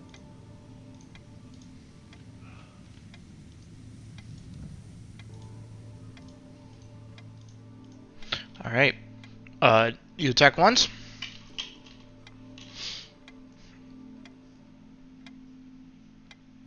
He's gonna continue moving forward and attempt to Are strike we you. doing the hold on? Go Are ahead. we doing the thing where if you hold your attack action, you get both of them? If you've got like extra attack. I don't remember. I don't know if that's a thing. It's not normally. It's a house but- rule that we've used. Oh, then yeah, send it. Full send. Nice. Wow. Uh, There you go. Still non-lethal. Okay. Oh, natural 20? Nice. Yeah. Max that damage. Is there a way to do crits on this, or does it just It automatically? does it. remember? Yeah. Do I Okay. also get to Yes, Like you that? could make 2 attacks. two attacks? Yes, you should have 2 attacks, correct? Probably. Yep. Yep. Yeah. Yes. Full send those 2 attacks. Okay. Okay. Total of what? What do we got over there? Total of 24. 24. 25. Excuse me. Okay.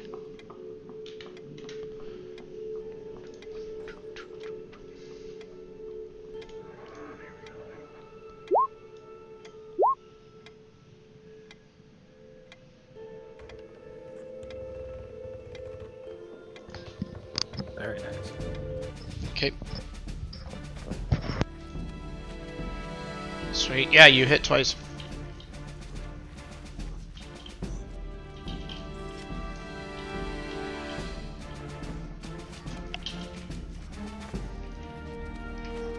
Enemy also swims. Do I now roll for damage? Yes. Somehow.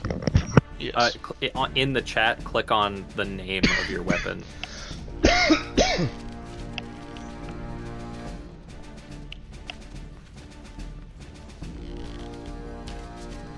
Like that. Oh yeah, that's yep. Okie dokie. Natural 20 to you, Madamio. And 19 to hit you, Madamio. Yes. Dan, did you see that Bonkin rolled his attacks as well? Yes, I did. Both of them hit, and the damage is that. Perfect. 14, so that's 25.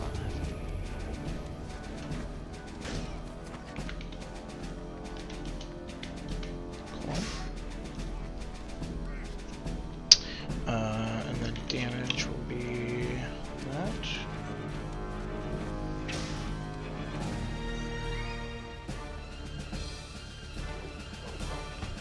35 points of slashing damage for the first attack. And 20 for the second attack. Okay. these guys.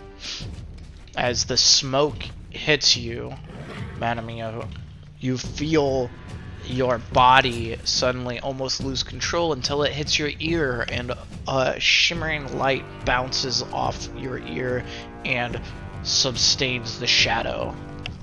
And you would gain 10 hit points. And this is necrotic damage, just so everyone knows.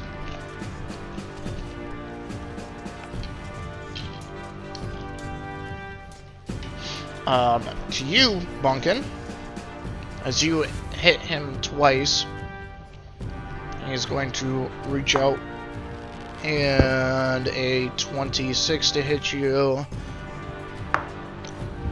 and a 19 to hit you. Do those hit?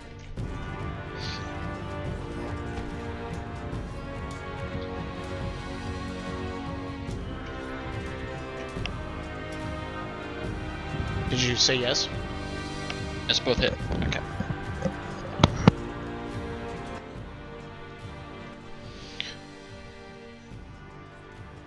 Um, 20 points of necrotic damage and 15 points of necrotic damage. And they're like, I'm so sorry. I'm so sorry. It's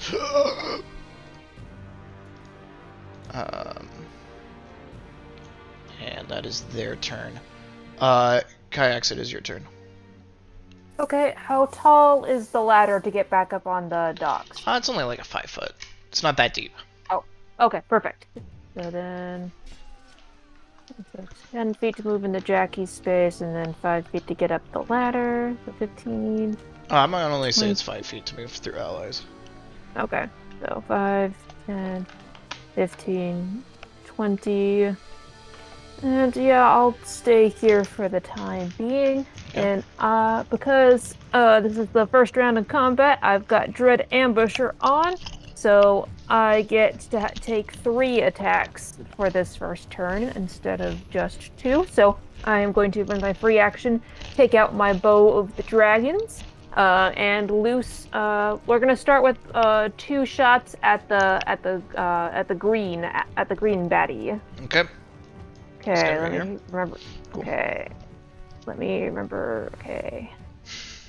Okay. And boom. Yes, that hits. Okay. Sweet. Oh, I should have used my bonus action for something first. Oh, well, I can do it after this. Yes. Are you able to split up attacks? I will allow it. Okay, so I already rolled this first one, so I'll just do the normal damage for it. So 10 magical piercing damage, and yeah, I'm gonna use my bonus action to Hunter's Mark the guy in green. Okay. Oh wait! Am I? Hold on. You I'm drop your- checking. I'm trying to see if I'm being concentration stupid here. You are being concentrated stupid. I am. I think so. It is. Pass without trace is. Let me just double check here.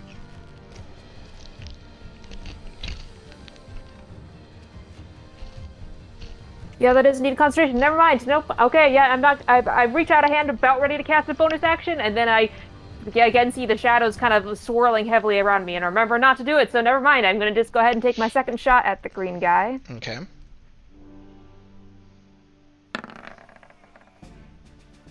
For a 24 to hit. Alright. Oh. Yep. I'm sorry. For my third shot. Okay, You let me can't just do roll the second shot. non-lethal range Yep, damage. because I didn't say it these times. Yep. But you also can't do Also non-lethal can't do it on range. on range. Oh. Well, What's the damage? shit happens. That's 5 piercing. 5 piercing. Well, they're being loud and they're gonna draw more people our ways. Because by saying like, I'm so sorry, like, shut up. You're gonna bring all the zombies on us. It's not like they were Okay. saying that before. They have But kind of been continue. screaming the whole time. Mm-hmm. Whatever. That's okay. Send Uh, it. Whatever you want to do. Okay. Yeah. So then, whatever. I'm doing my third shot here, and this is the extra one for Dread Ambusher. So if I hit, Just I get as a extra reminder, damage. do you re-roll 1 and 2s? What? Oh, I don't know if this is a thing, but I don't. Do you re-roll 1 and 2s? No. Okay. No, that's a very specific feat that does that. Oh, okay. It's Continue. not like I a. Okay, so my third. Not even a That's not a feat, fight. that's a fighting style for Ye- big melee weapons. Oh, sorry. I thought it was for something else. Okay, third attack is a 23 to hit. That hits.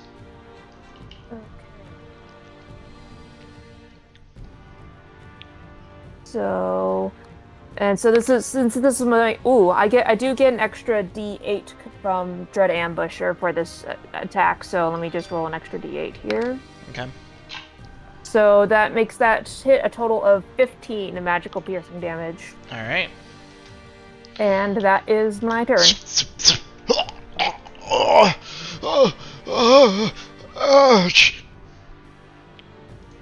Yep, it sucks, but Shouldn't have been possessed. All right. Cool. Illiken, it's your turn. Is it? not Pyrrha or Jackie? Gosh dang it, game. I would say it's like, what is Pyrrha, it's your turn. why is 7 more than 6? I know, I'm sorry. Pyrrha, Oh, sure. it's your turn. I don't know why It's my Auto did that. turn. I Where probably have am a setting somewhere standing? that You are currently here. All kind of just spread out from me. So let's. There's a spell I just cast that might make this a little easier for people on the front.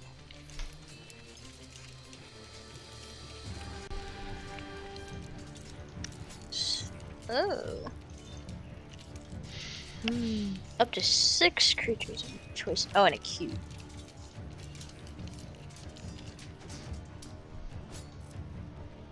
Yeah.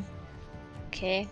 I'll cast slow and cast it so it only gets green and blue over there.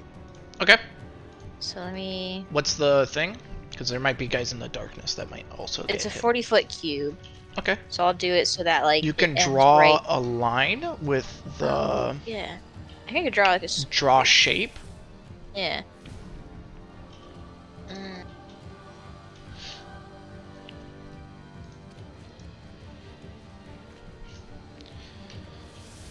I think that's All right. it's more or less. Wait, Uh, if it's 40 feet, wouldn't it be a lot bigger? 5, 10, 15, 20, 25. Oh, this is yeah. only 20. Okay, yeah. 25, 30. Yeah, girl, unleash your full power. 40. Don't hold Get yourself it. back. Trying to. Got it. I fixed it for you. Okay, cool. Thank you. Alright, and then I'll get. All right. That's saving throws for me. What kind of saving throws are they? Those are wisdom saving throws. Wisdom saving throws. Oh, you know, possessed people are really wise. Full mental faculties, apparently. So as wise as they were in life. Alright. Okay. I've cast it. It is in the chat.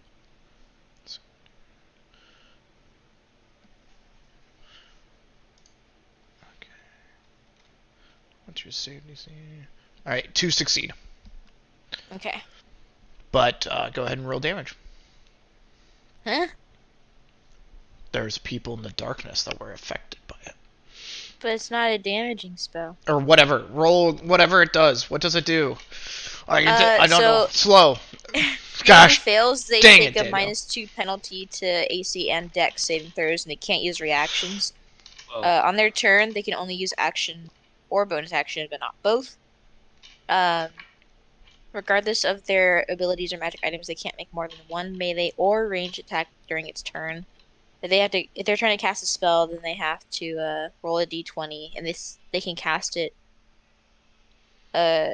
Or on an 11 or higher, the spell doesn't take effect until the creature's next turn. The creature must use its action on that turn to complete the spell. If they can't, the spell is wasted. Creature affected by the spell makes another wisdom saving throw at the end of its turn. Okay. And then it ends on a success. Perfect. Two seem to be affected by this as your magic Okay. takes place. This guy is definitely affected. Up for your discretion, of course, Daniel. But technically, you need to. It's up to 6 creatures of your choice within the range. So if you're not aware of them, your call. Yeah, that's actually a pretty good point. Yeah, and I was only seeing the green and blue, so that's who I was targeting. Yeah. Okay. I will roll again here. All right. One of them still fails, so the green one still fails. So you're good. Is that Okay. the end of your turn? I will bardically inspire Bonkin. Okay. What do Oh, you say? Sick. I Or do? Teach me how to be a big intimidating lunk like you, dude. Teach But you me gotta how to survive. bonk. Teach me Teach me how to bonk. bonkin. Fucking bonkin' bonkin'. All Let me right. see. Can I give that to him for my character sheet or? I think he just rolls. No, that's just something that he's gonna have to remember. Okay. Just like in real life. Well, Ben, you've got a free D8 that you can use for. Okay. You can roll it and add the number rolled to an ability check, attack roll, or saving throw, and that's for only one-time use. any d20 roll. Yeah. All right. That's me. Awesome. That's the end of your turn, Jackie. Well, hop up here. And is going to get into action with Manamio, I think.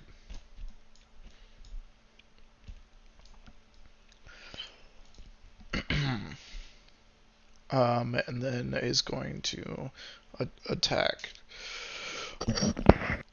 a bunch.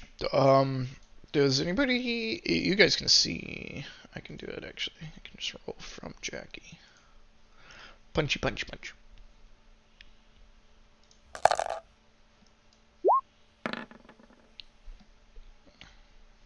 That hits, Jackie. Can I do it again? Ah! No, I have to click it. Oh my god. I get 3 attacks or 2 attacks? Alright, that also hits. Non-lethal. And then... I'm just gonna say... that's that. I don't know if they're gonna do flurry of billows or anything. I don't want to control that much. So they have all the utility, but two things here, and another. So 5 and 5 is 10 points. I feel like that's not right, but okay. 10 points. Yeah. Oh, okay. 10 points of bludgeoning damage to this guy.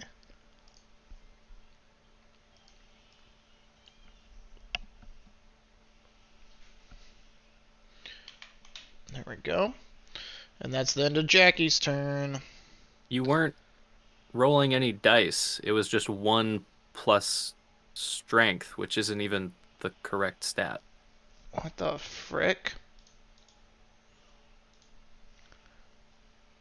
Why isn't it that right? Because you're doing like a regular unarmed strike instead of a monk Oh, punch. How do you monk punch on this? You have to make an attack for it, or you could just do the free rolling and just roll. What is it for him right now? D8s. Yeah. D8s Okay. plus 5, I think. Okay. 2d8s. And then plus 5, so 11 and 6. That's the wrong thing. 11 and 6. So... And then he can actually punch a third time as well. Oh, golly, Jackie. Calm down over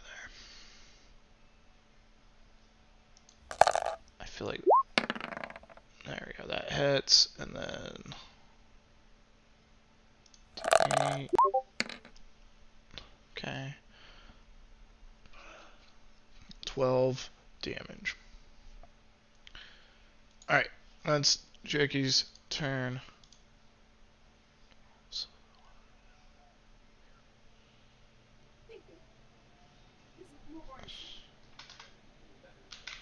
There we go. All non-lethal.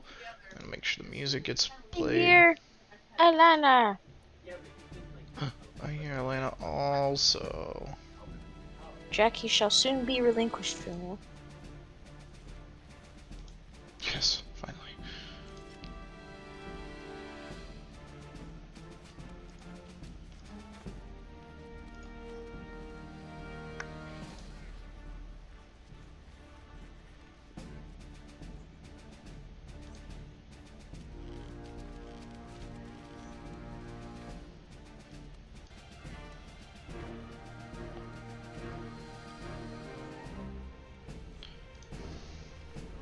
Can you guys hear the music at all? Yeah, I can hear it. Okay.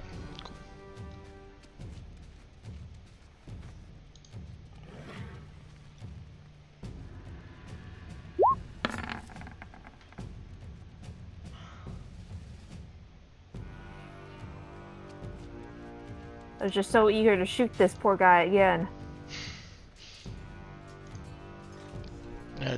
You didn't get to though. That misses.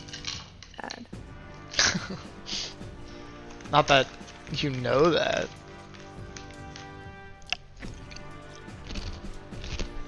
I think once we work out the kinks, it'd be much easier. It's gonna be much better. But for right now, it's a little bit more.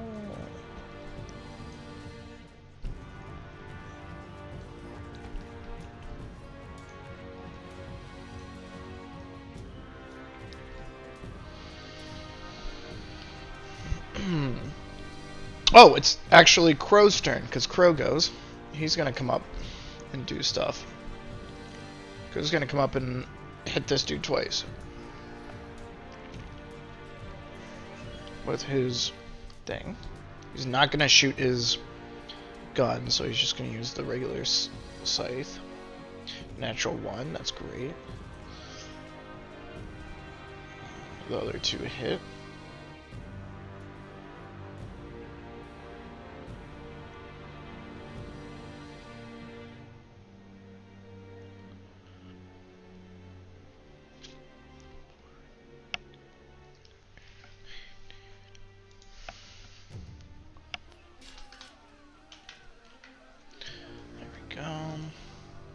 Crow does a significant amount of damage to this individual, and then he's going to just walk away, unable to be hit,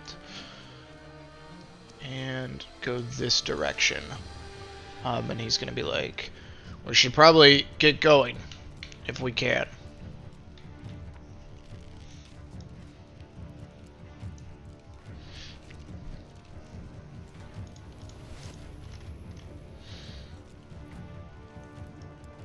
Scout and the boat are going to take off at this point. They're going to push away from the dock. And try to leave. So the boat is now gone. Just so everybody's knowledge. That was fast. Okay. Well, I mean, you can get back on, but they're pushing out.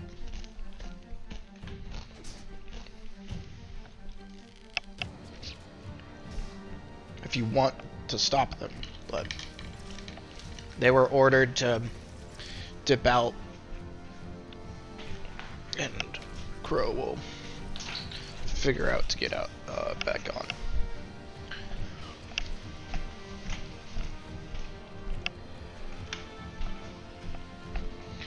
Crow did give a slip of paper to Scout before everything kicked off.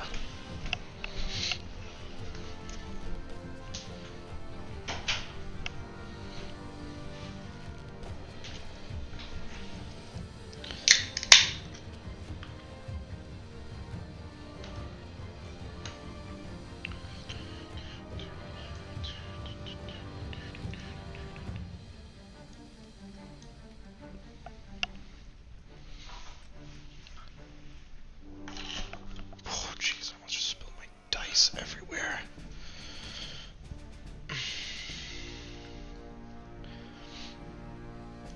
Alright. Everybody okay? Everybody doing good? Yep. Good. Sorry, we're just waiting for Illiken to get back. He's doing something real quick.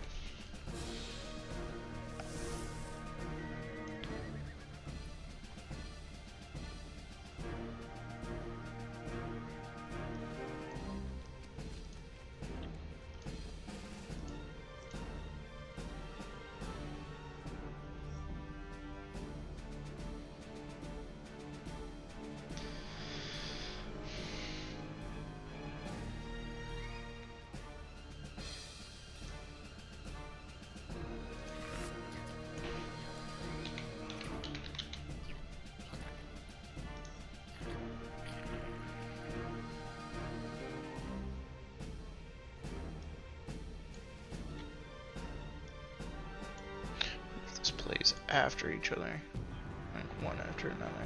If I keep adding.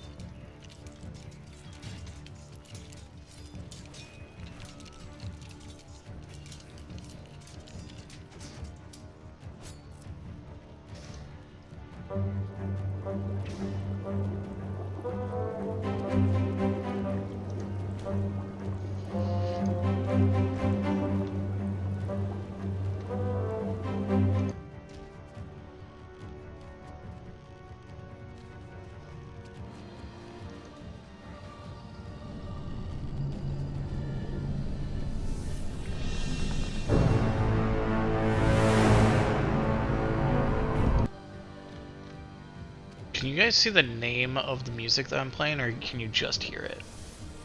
If I click on the music player, I can see. Oh yeah. Can you The see like jukebox. all my playlists and stuff? No, just- I just see the current song. Good. Good, good, good. That's what I like to hear.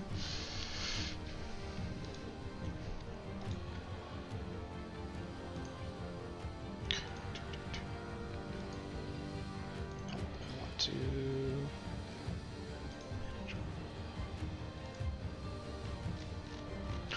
Wait a minute.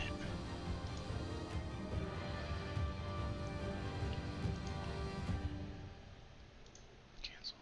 Can I do this?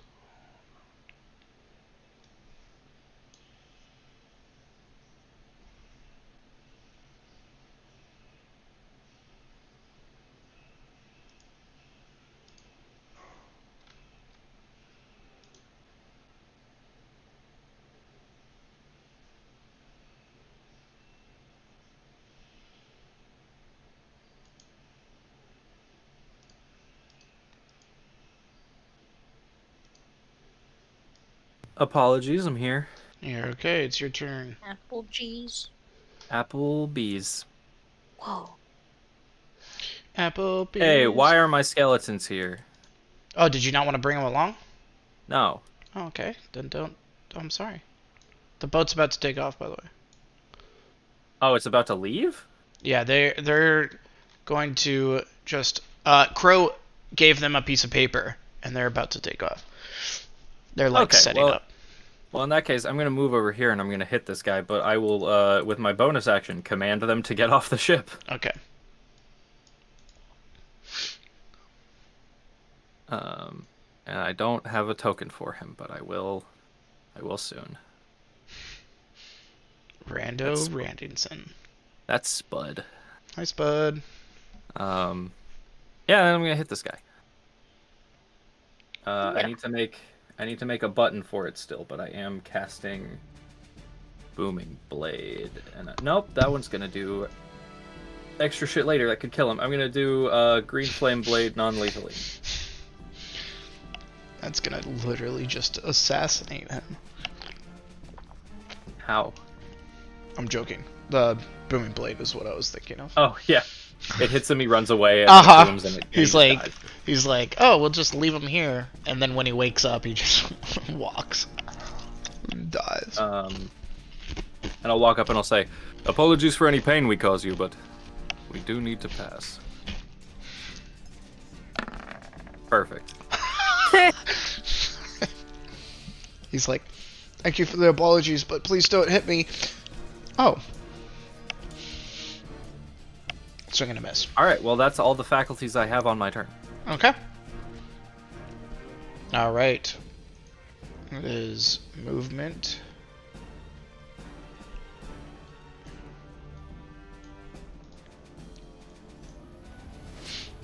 Comes out of the shadows there.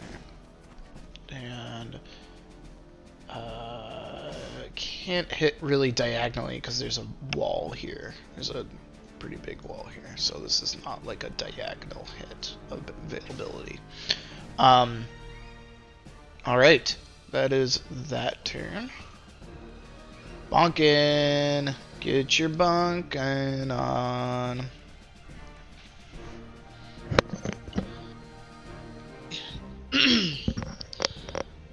See what he wants to do.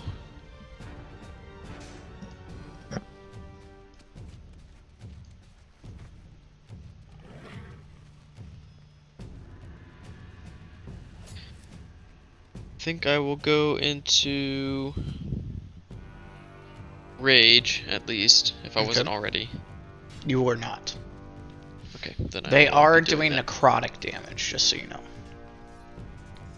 So that probably doesn't have much of an effect. No. The rage. No, it has zero effect on that.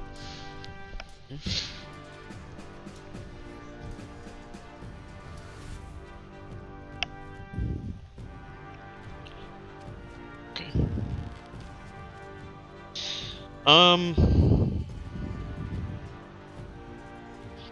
Well, they dealt a bit of damage last time, so Yes, they did.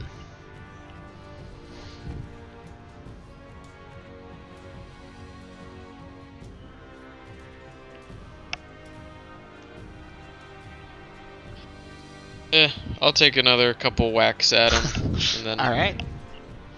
then I'll go away. So, okay. I'd like to attack as many times as possible in one single turn. So Do it. I am trying to figure out how many that is.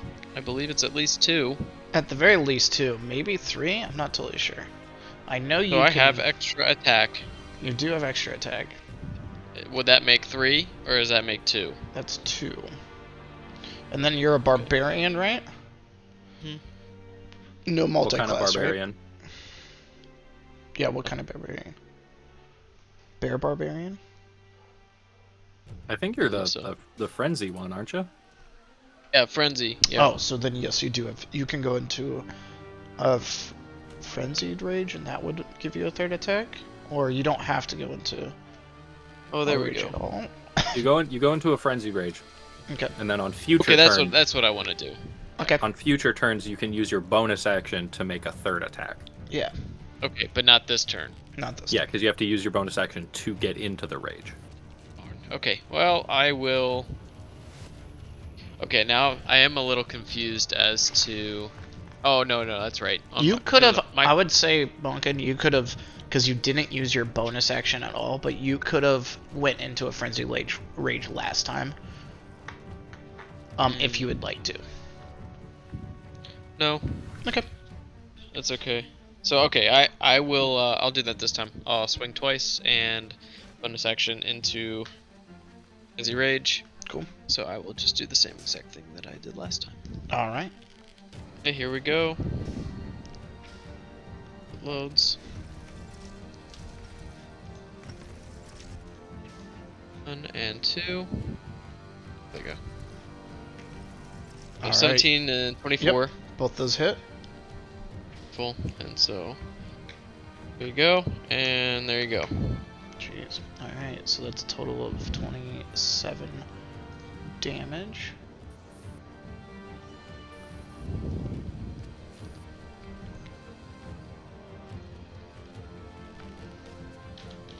There we go. He gets 2 whacks across the face, and you're doing non-lethal, correct? Or lethal? Lethal, I don't care. Okay. Hit me, so. Yeah.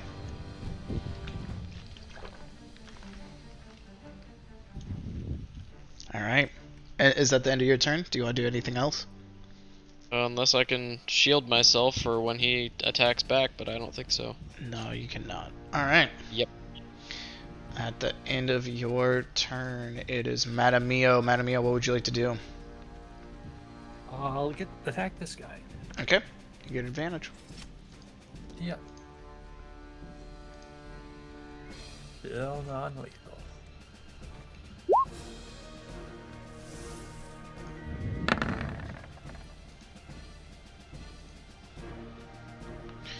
Alright, yep, that hits. And I don't know how to add sneak attack, but I've got 2d6, so 4. So what you'll need to do is add a. Sneak attack, like attack. You can add it as its own attack, or you could just add it as extra. Add your sneak attack damage as extra damage to the weapon, and then just uncheck it. Or just ignore it if you're not gonna sneak attack on that turn, like just before clicking on the button that shows the damage, decide if you're gonna sneak attack or not, and if not, just ignore already it. have 2 damage types, and there's not a space for a third, so I'll just leave it as is. So the first damage total is 14 plus 8, correct? Yeah. So that's 22. And then the second one hits. Okay, yeah.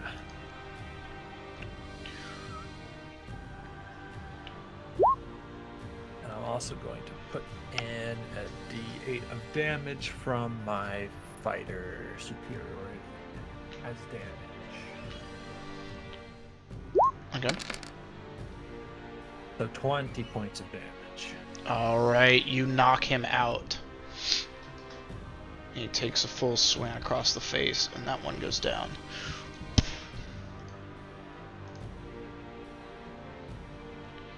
Do this. Okay, he's unconscious. Lying there as the smoke still stays around him. He goes plop against the floor. Anything else for you, Madame Mio? Yeah, I'm gonna move. Where are you going?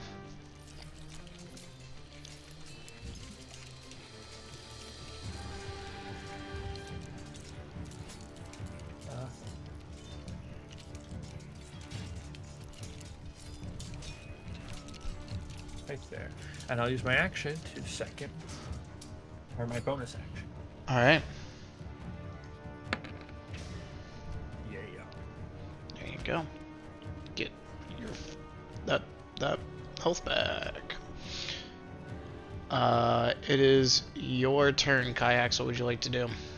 And just to clarify something, because I know at least one of the guys, I remember you had described them. They had like a shield and a spear and something. So the people that are currently there on the field are like they're armored and have weapons, correct? They seem to be, yes. And the shield and sword and things like that are made out of smoke. Oh, so like, okay. yeah, so it's like they themselves don't have like equipment on it, but they're harder to hit because they're made out of like the smoke is like armoring them, basically. Okay, I didn't realize that everything was smoke. Okay. Yeah, so they're like shadow almost. Okay. I will go ahead and I will shoot. We'll go ahead and take the attack action. I will shoot again at the green leader. 27 to hit. Yep, that hits.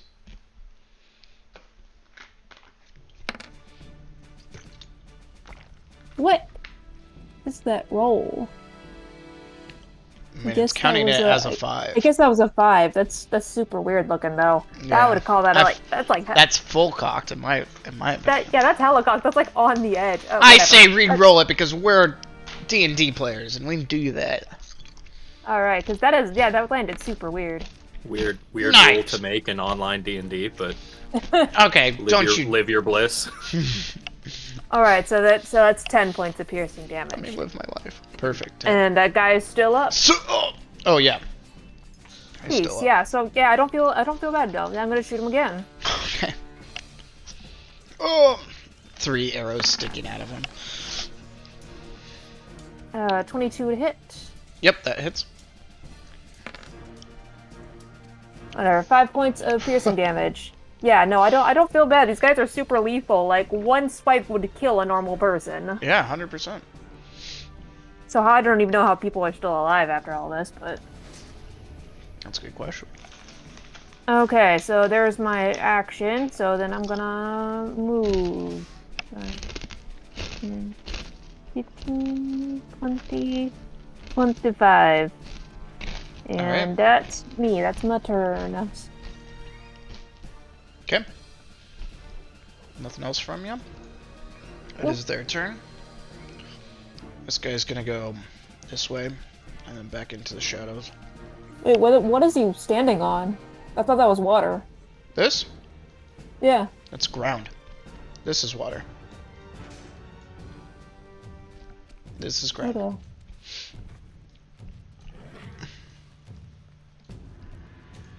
And then this guy's gonna step this way,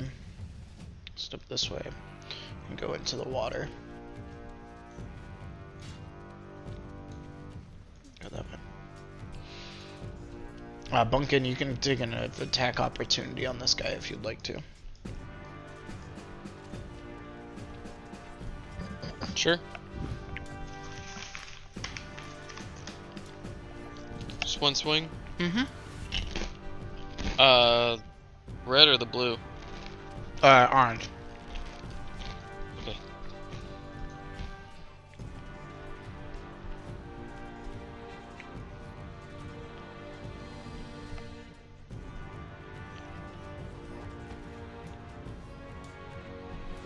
And then this guy's gonna attack you twice.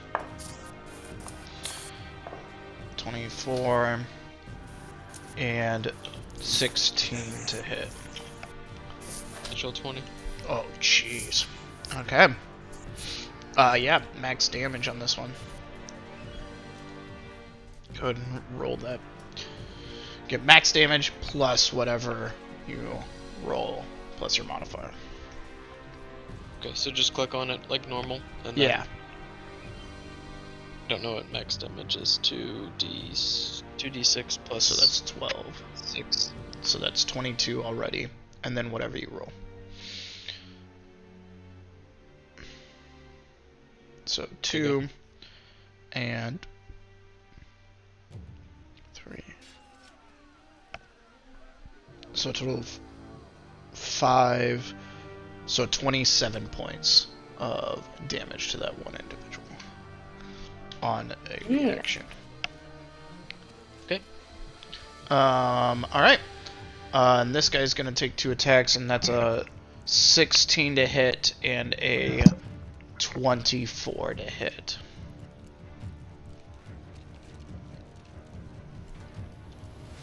Those hit you? They both. Okay.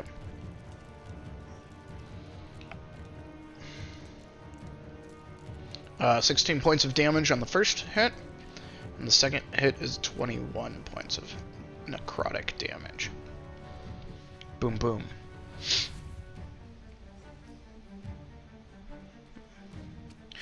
This guy's KO'd. This guy already moved. Another one comes in to frame. This guy goes there, and that is their turn. It is now Piera's turn. Piera. Okay. I feel like Kayaks and Jackie are over there, and I feel like it should be okay if I stay where I am to try and provide support to Bonkin for where I am. But I don't want to kill anyone per se.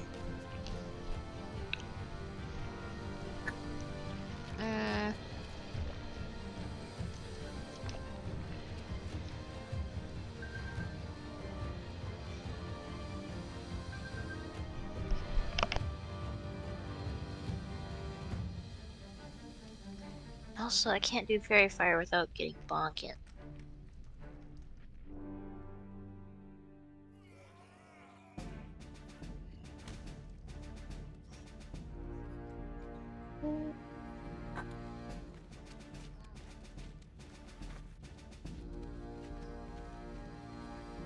God. I don't really have many options in terms of non-lethal spell casting.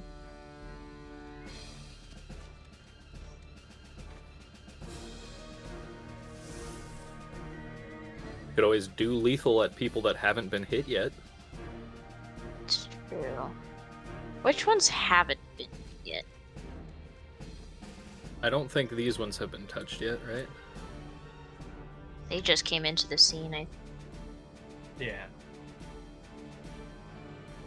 I don't want to draw. Delete. There you go. Alright. Guess I'll move here. Then I'll cast Fairy Fire from here and center it so it gets pink and yellow over there. Oh, not pink. Pink.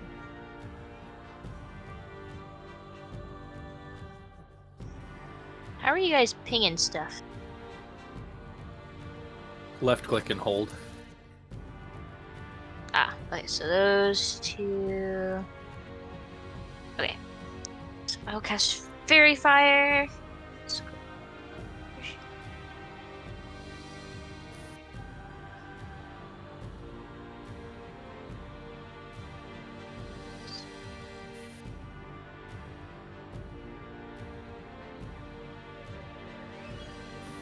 Then that is a 20-foot cube within range. 60 feet. That's easy. I'm just gonna do a little. One. It's like that. Sure, I'll do that. So those two have to make a dexterity saving throw.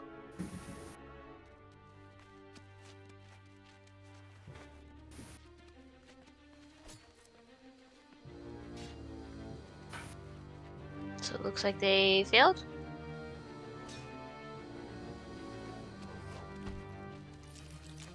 Okay. Alright, so now they are outlined in light, and for the duration, any attack roll against them has advantage if we can see them, and they can't benefit from being invisible. So those Alright. two are open season. Sorry about that, everyone. I was on the phone. Arizona people called me, so I had to explain how I couldn't go to Arizona quite yet. So So that's Fairy Fire, and then just I'll take out my rapier as a free action. And for my bonus action, I'll give a Bardic Inspiration to.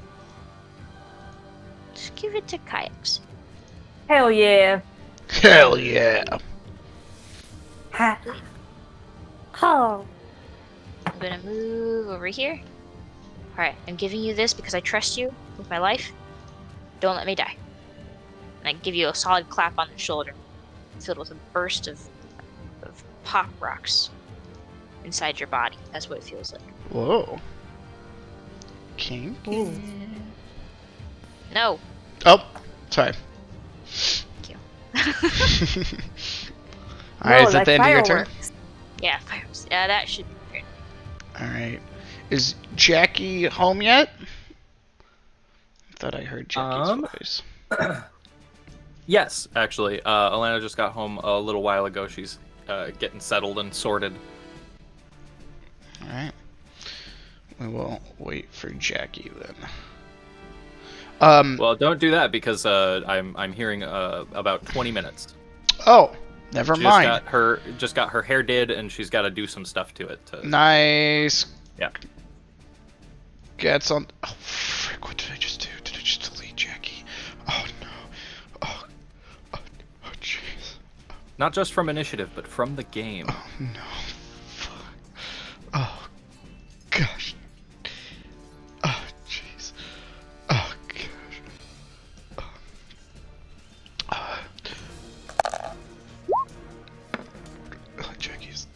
initiative, I think, was 14. Yeah.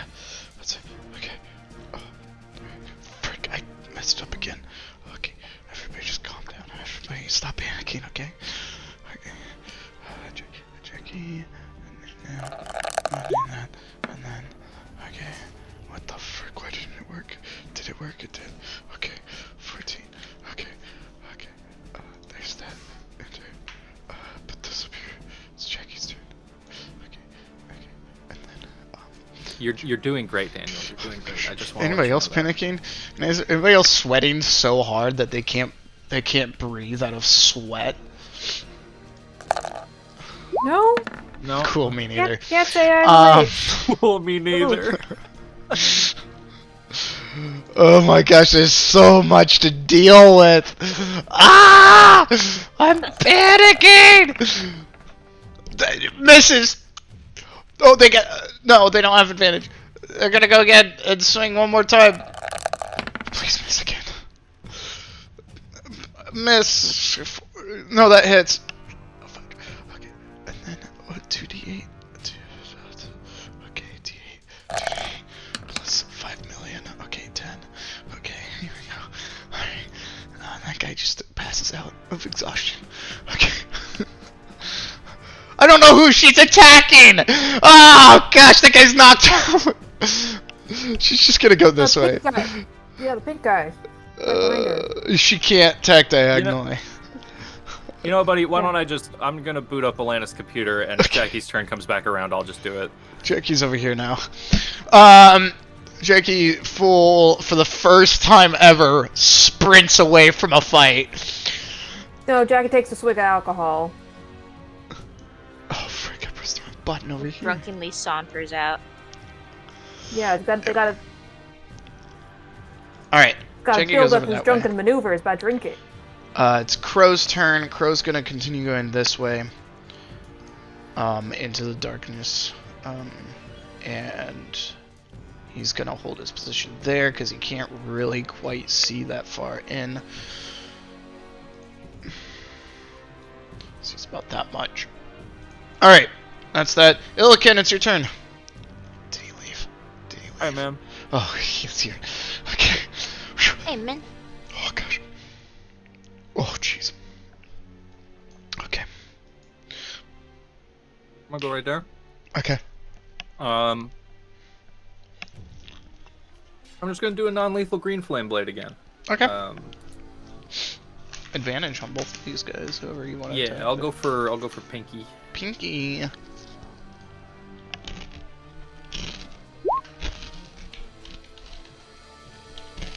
Cool. So we are looking at That hits. 10 plus. So 10 bludgeoning and 7 fire. So 17 damage. Can you do non-lethal fire damage? Yep. Are you The just damage saying- type does not matter so long as it's a melee attack. That's so Boggles the weird. mind. But it's also a spell. It doesn't matter. You can do non-lethal spells. They just have to be melee attacks.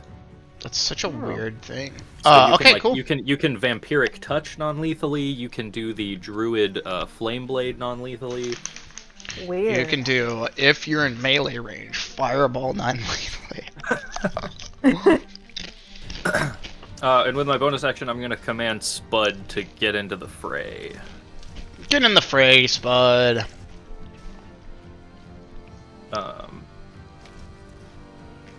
And so Spud's gonna do that. He's gonna. You said it was just 5 feet to climb down here. Mm-hmm. So 5, 10, 15, and he's gonna try to hit that guy. Okay, go ahead, Spud. Where'd you go, Spud? Get him. 15. 15 hits. Is it a silver longsword? You bet it is. 13 non-lethal damage. Non-lethal double damage for a silver weapon in the Shadowfell. Oh shit. It lights with silverly glow as it hits, and it takes 26 damage. Guys, did you see my zombie's worth a damn? Yeah.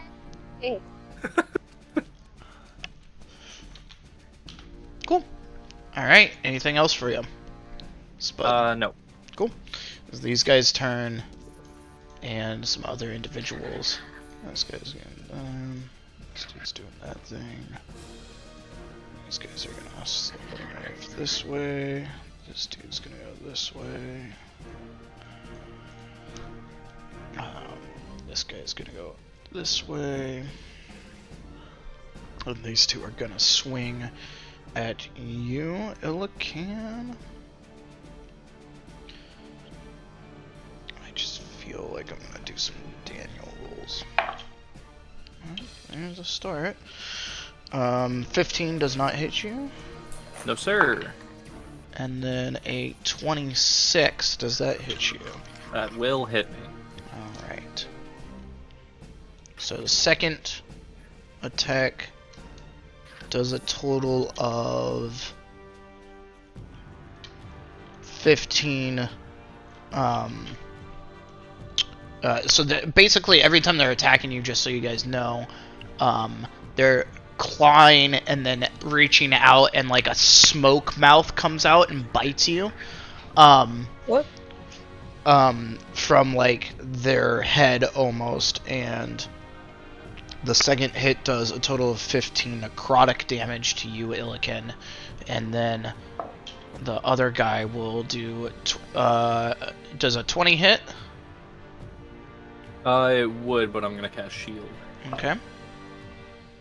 And 14. So, second one misses. Alright. They both miss on you. And Illican, you can see just a little bit further. So again, seeing is very difficult. That's not what I want. You can see about that far. Another one approaches. Gotcha. Alright. Bonkin!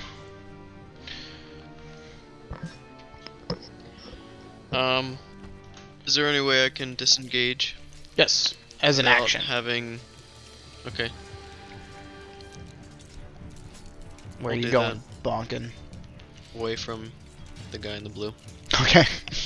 You can move your mini. Move them. You have 30 feet of movement. Each square is 5 feet. I have This- 40. Oh, yeah. So you have 40 feet of movement. This is buildings, just so you know. So you can't go to the right. Also, I'm just gonna remind everybody, because I just I was reminded / remembered. Last time Ben was here and we were playing with Bonkin, we had a group resolution to invest in better protection for him because his armor class is extraordinarily low. Yeah, it is. What is it?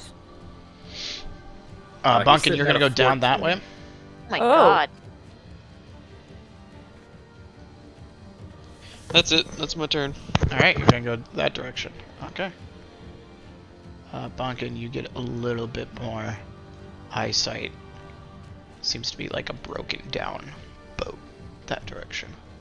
And this boat is not to seem, it's not that small. It's actually massive in size.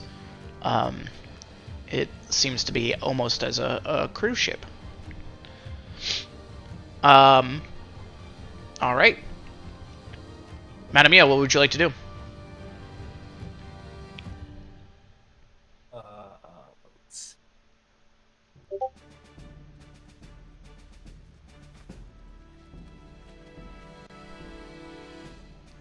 I'll attack the yellow one. Okay.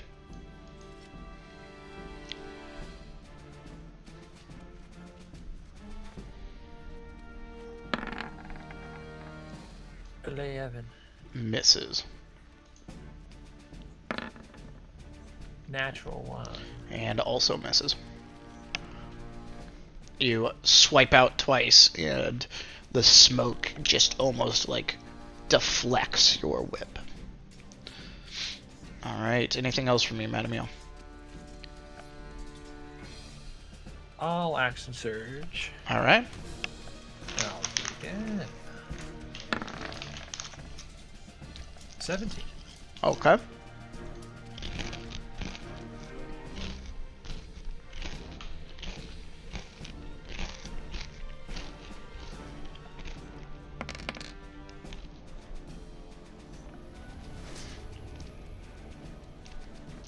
Total of 9 damage?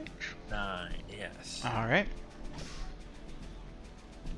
Oh, and I just gotta get sneak attack. So 7 more. 7 more radiant. Alright.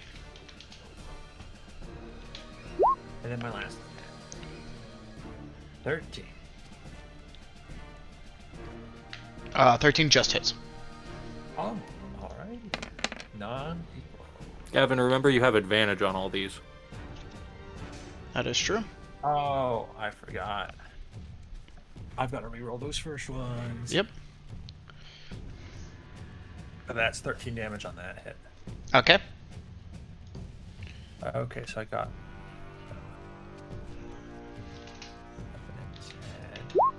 This first one, a 21 instead. Alright, yep, that hits for the first one.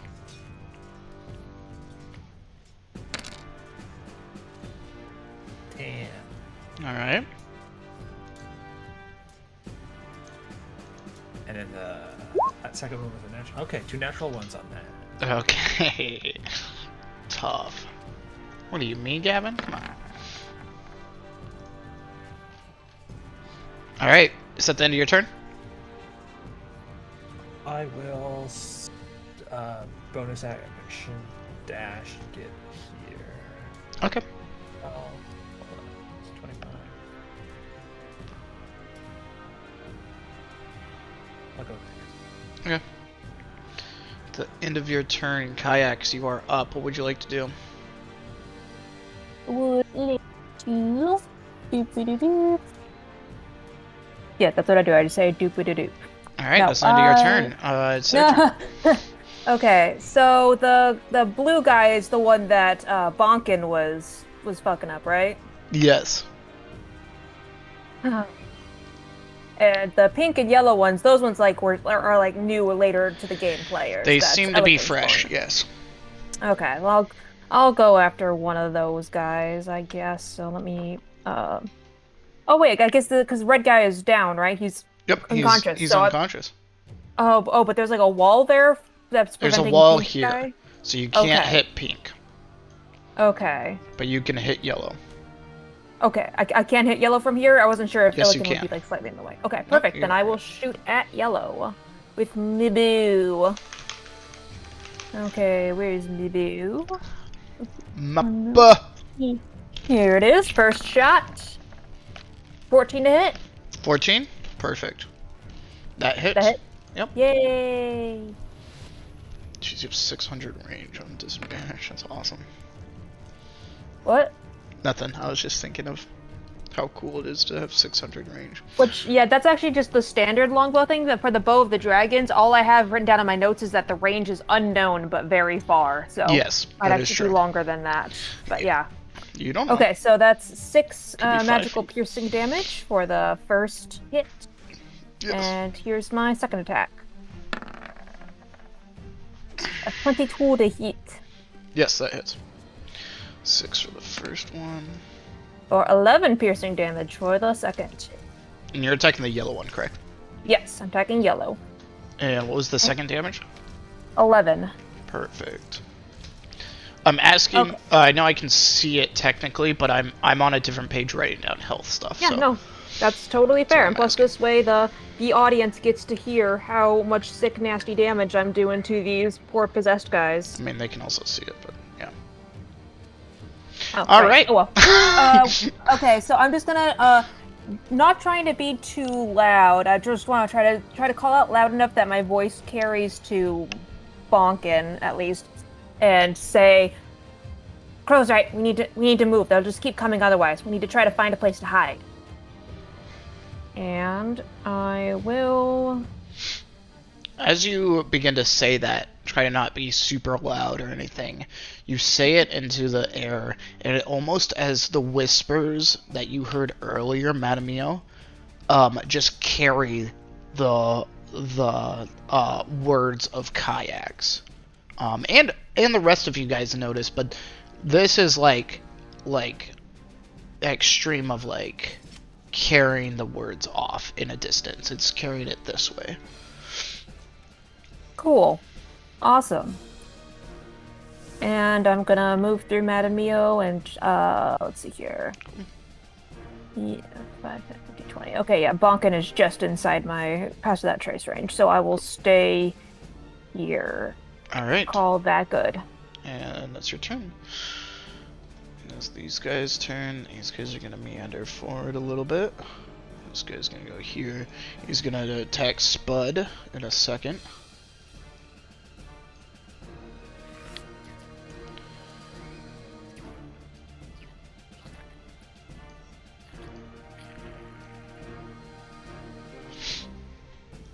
Alright.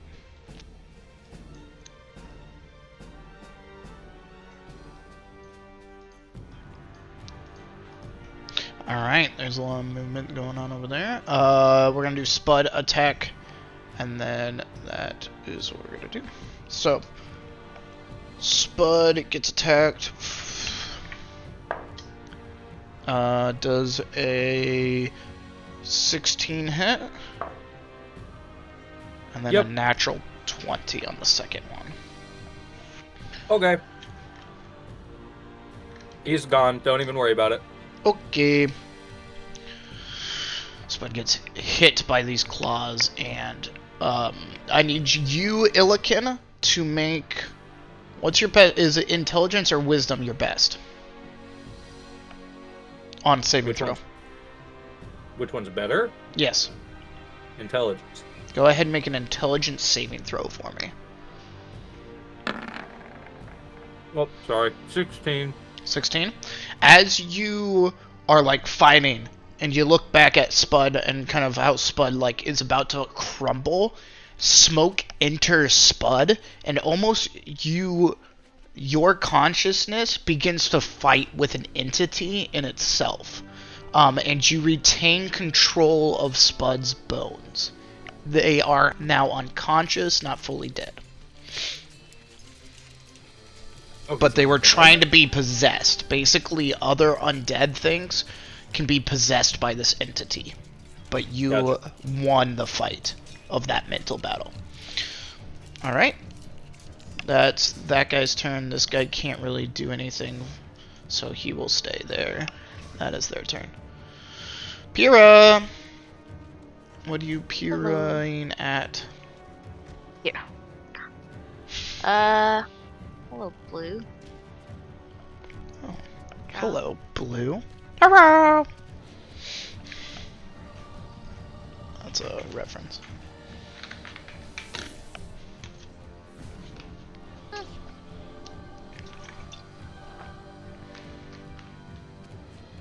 don't have any freaking melee. I guess I can. I have my rapier. I mean, Blue's not up next to you, just so you know. I know, but still. Getting a little antsy. You are getting it. Guess can it? And then so is this like? This Perfect.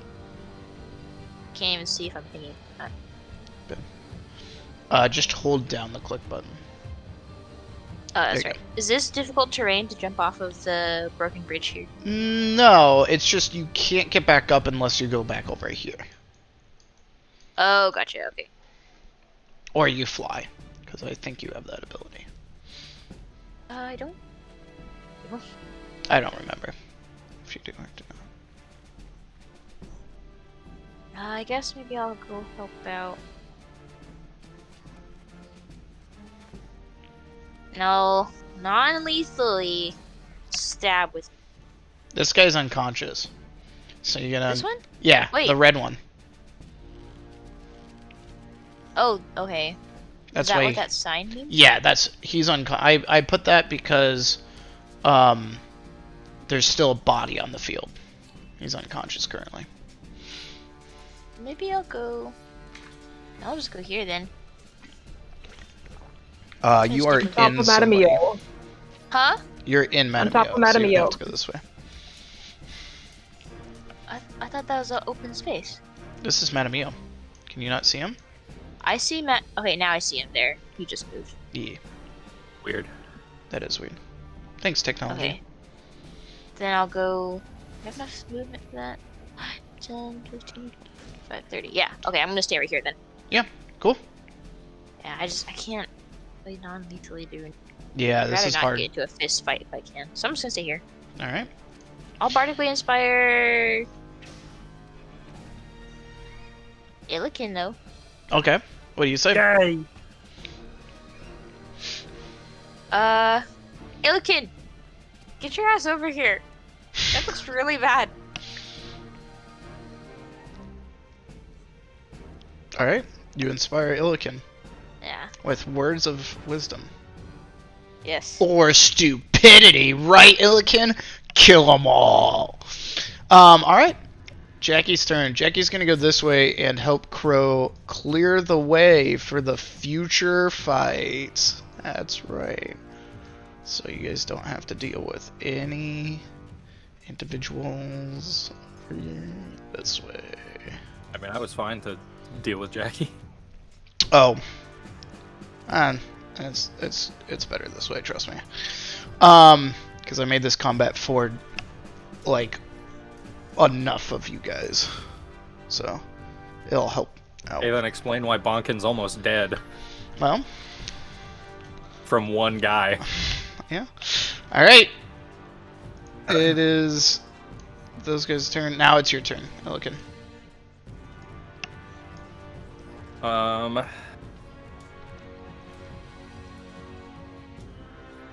Guess I'll say, are we really just running?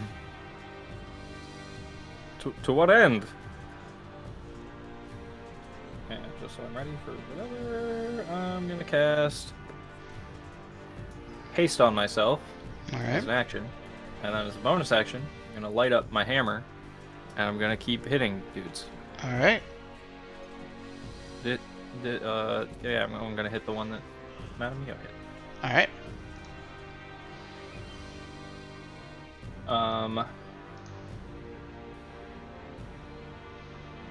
Fairy Fire's still up, right? Yes, it is. Yeah.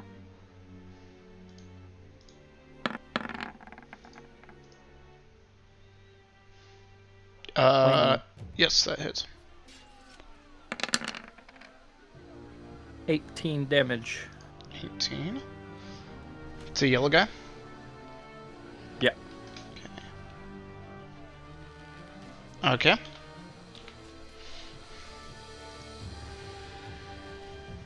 That's it. That's all I got. Alright, on to the end of your turn. It's these guys' turn.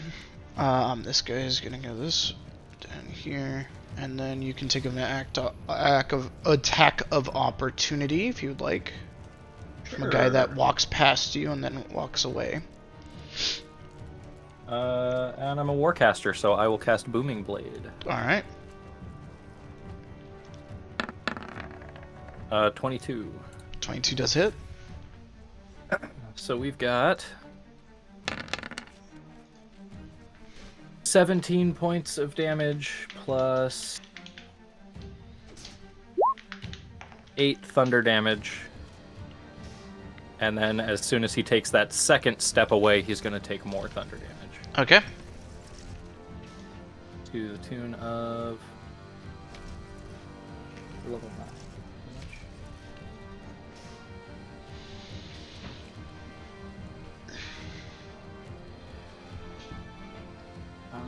Two more d8. 3. Alright. He takes one more step after that, so you can roll Yeah. again. No, it's just the next time he moves. Oh, okay. Okay. That'd be and then crazy. Yellow and pink will attempt to attack you. Okay. That is 16 to hit. Nope. Natural 1. Yep. That's a 22. Stop it. 22 22 will hit. and a 20 to hit. Yep. Okay.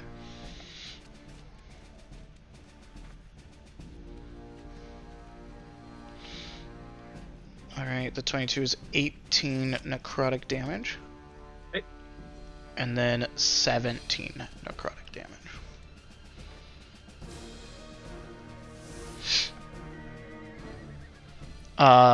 That is their turn. It's Bonkin's turn. Illiken, you want to control Bonkin? Sure. Let's see. There you Let me. Where's that ability? 1 second.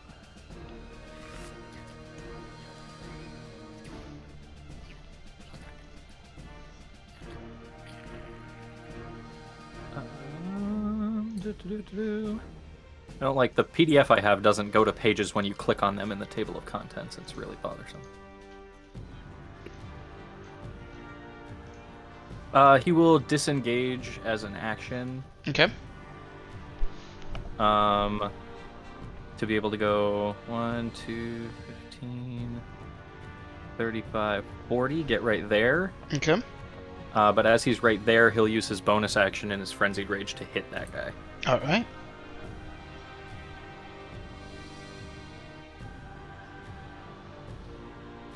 I believe that's a 15. Alright, that hits. He's got 2d6, so 10 plus 6, 16, 19 damage, I believe. Okay. It's the blue boy.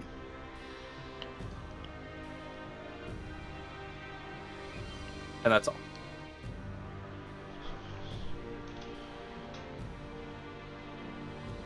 Alright. And then just so I'm clear, is Spud dead or unconscious? Unconscious. Interesting. Okay.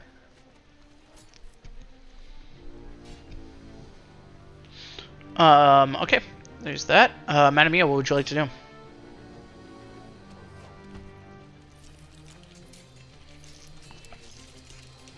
Feet to go here, and then I'll attack yellow guy again. Okay. Still non-lethal, but I'll remember the advantage this time. Remember that advantage. Nice. 20. Think that hits. Yep, that hits. Either one would have hit. And attack. 19. 19 total.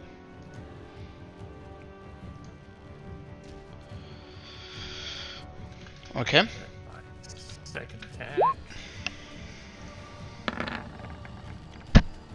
23. 23. Alright.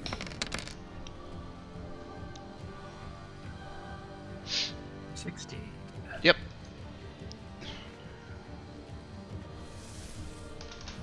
And I'll use my bonus action to have him make a dex save of 15.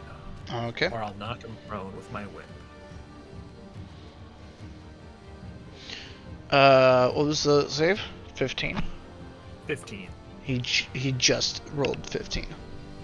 Okay.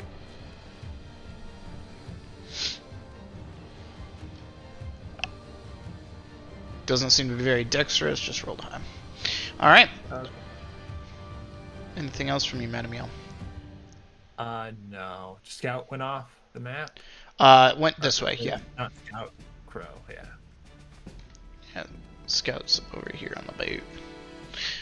Yes. Alright, that's it. Alright. Kayaks, what would you like to do? Would like to. Will it take my action to make a perception check? No? Okay. mean, I would. Yeah, First go thing, ahead. I would like to make a perception check. I'm wanting to, like, I guess, listen for any sounds of, like, approaching footsteps, approaching figures, you know, any sort of scrapes, any sounds that more figures are coming out of the darkness towards us. Okay. Yeah. Go ahead and make a perception check.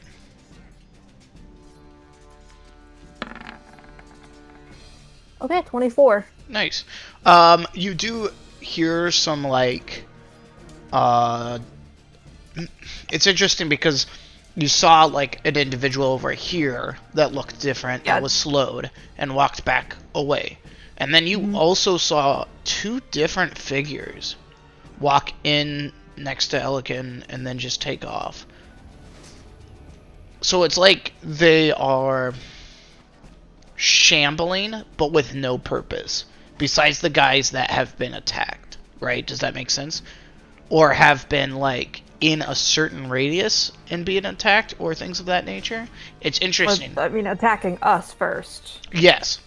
But it's like this idea of, like, they get attacked and then they're shambling, but then they're also, like, some of them are controlled and some of them aren't. So, it's just a weird aspect. But yes, there are more in the darkness. You just don't know how many. Okay, but just as far as I can tell, there's not any that are like coming towards us with purpose. They're just going in their own directions, basically. Yeah, it seems to be. Down here, you hear nothing in this area. Okay. Besides Jackie and Crow. Okay, so I'm just gonna quickly call out to Illiken.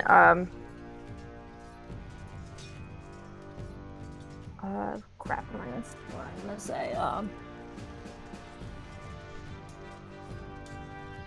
Oh no, I guess Crow left now. He was one of the ones stuck together. Oh, whatever. He seems to be in this over here. Somewhere over I here. can't see him. Oh well.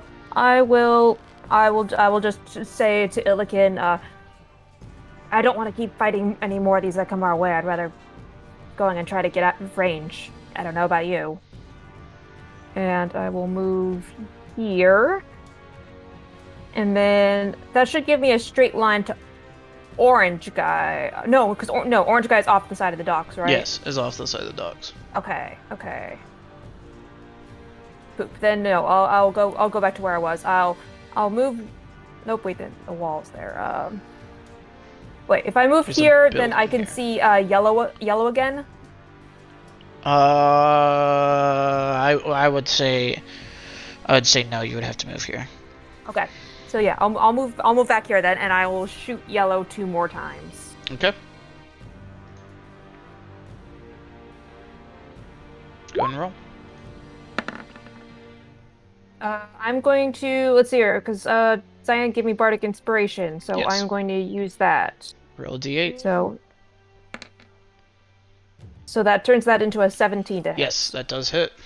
Yay! Thank you, Cyan. You're welcome. As I just kind of hear this kind of like a little pop of fireworks, almost like the sentence you had me in the arrow, and that's enough to kind of shoot it back on course. Fireworks. So that's 10 piercing damage, Okay. and then for my second attack, 26 to hit, 26 does hit. or 11 points of piercing damage. All right. Okay, so I moved 10 feet, 20 back to where I was, and then 25, 30. All right. And that will be my turn. Okay. All right. At the end of your turn, and then these guys' turn. This guy's gonna come over here, climb up right here. This guy's gonna come over here, shamble this way a little bit. That is his turn. This guy's gonna come this direction, and that is his turn. At the end of their turn, it is you, Pyrrha. What would you like to do?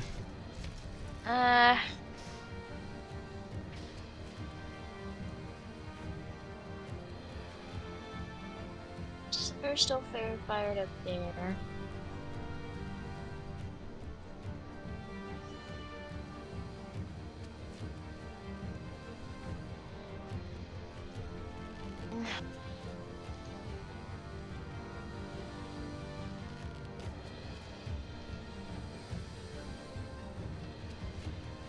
This should kill them. So I will try do Vicious Mockery.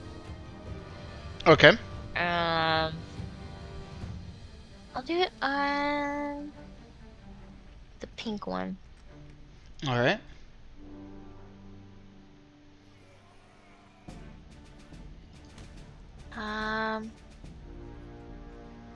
Let me look up my.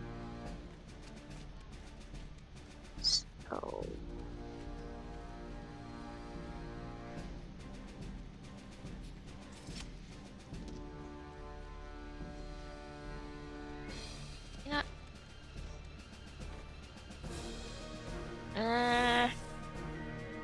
had him on my phone. Sorry, give me 1 second.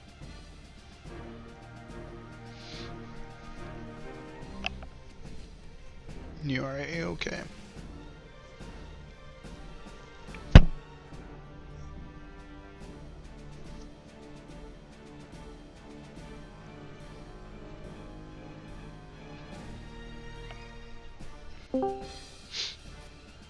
Hello?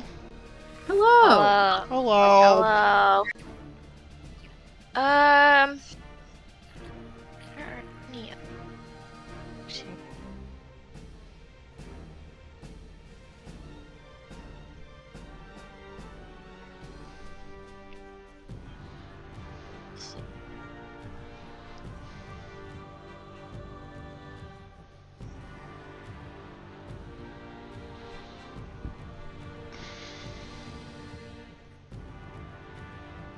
Yeah.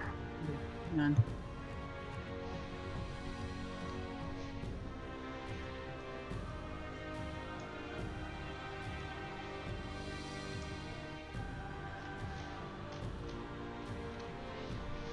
I don't know. It's like I can't really viciously mock these guys. It really, they don't really seem to be having a good time. So I'll just tell them, man, this is really pathetic. You're having such a terrible time, and I can't even make fun of you. I just want to hurt you, and I think that's even more sad. Oh. Go ahead. Damn, Pyrrha. Alright, oh, let me cast it. Character sheet. Come on. Pull it.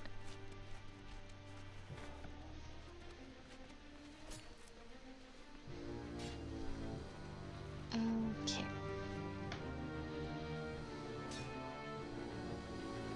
Oh, I guess it auto rolls the damage? I don't know.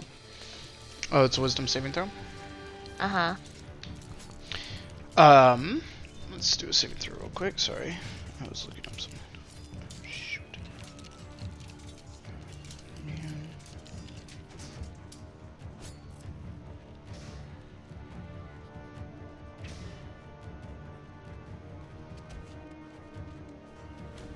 Okay, they fail. Okay. And as you deal the psychic damage to this individual here, it hits him. He has like a seizure and he goes unconscious. Oh, God. I didn't kill him. I didn't kill him.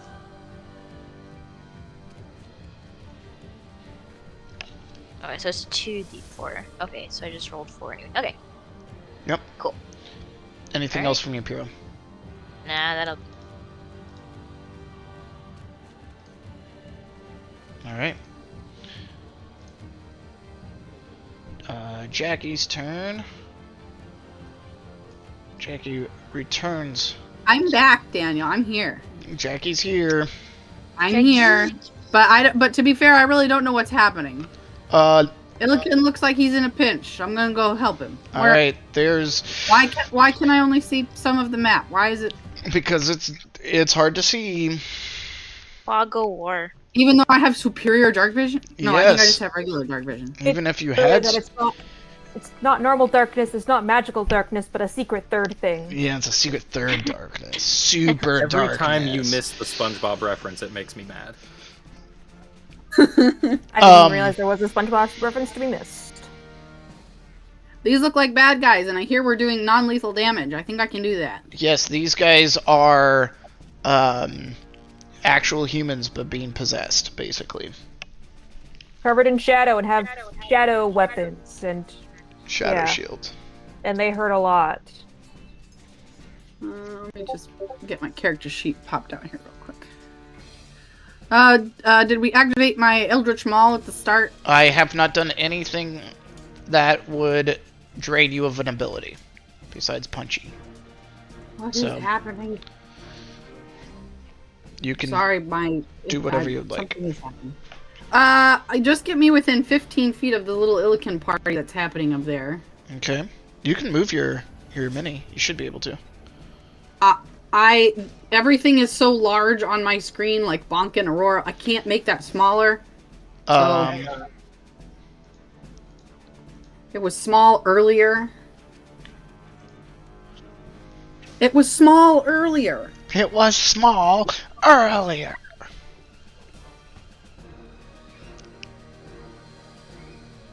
Bonkin is a big man. I couldn't play the music. Thank you, Michael. Michael to the rescue. 1, 2, 3, 4, 5.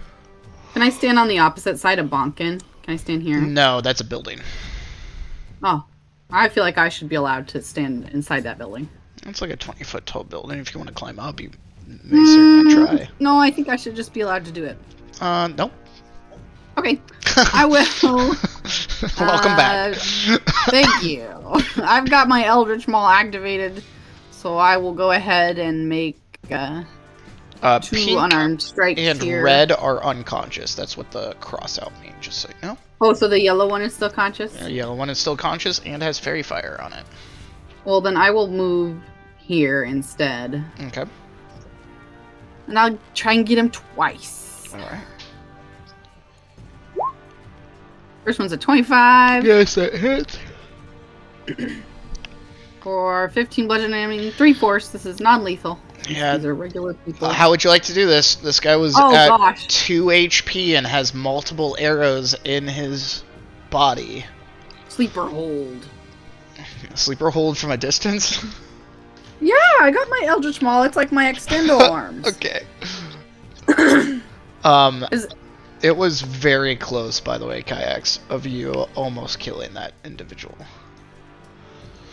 I just want you to know that. Are orange and blue still alive? Yes, they are. 15, 20, 30, 35, 40. And that guy, orange is 15 feet away, so I will hit him non-lethally. I'll try to hit him non-lethally also. Alright. That's a natural 20. Natural 20 does hit. Oh, good. I was a little bit nervous. One day it may not. You never know. This little auto crit thing is fine. It's doing it the way you like. Max, so you should do 12 plus 2d6. 18 okay, plus 3d6, sorry.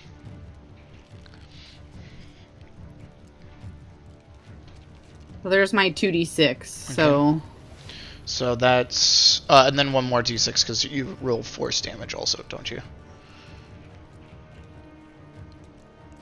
What's... No, I'm struggling. Don't mind me. Okay. So 9 plus 18... Which is 20... There's the 6 of force damage plus 6, so another 12. Okay, so 20... Alright, non-lethal. What's the total? 33. Thank you. Quick maths! Nice.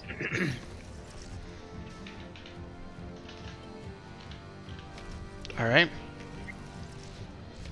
Anything else from you? Nope. Alright. Ilkin, what would you like to do?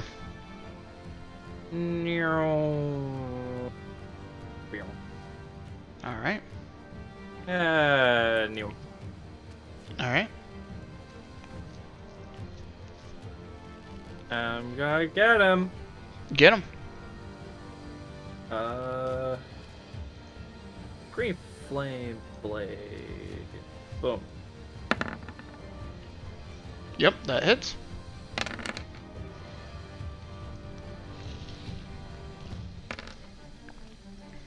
Cool. 13 damage. Alright. And then a regular non-cantrip attack with my hasted action. Okay. Okay. I just miss. Anything else for you? Yeah, my bonus action, I'm gonna command my boys to go get Spud. Alright. There you go, bam. And that was like 5, 10, 15. They'll both grab him. So that's like 25. They'll just say they'll dash and they'll get right there. But Perfect. they'll have him. That's it. Alright. These guys are slowly gonna meander towards. This one's going to go this way. Illiken, you can attack if you'd like. Okay. So it's going over here. This guy's gonna attack you, Jackie. This guy's gonna attack you, Illiken. We'll do Illiken first.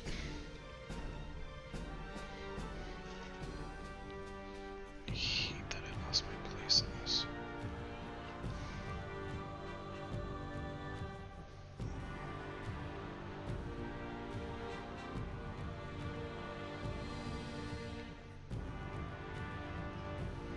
Gosh dang it.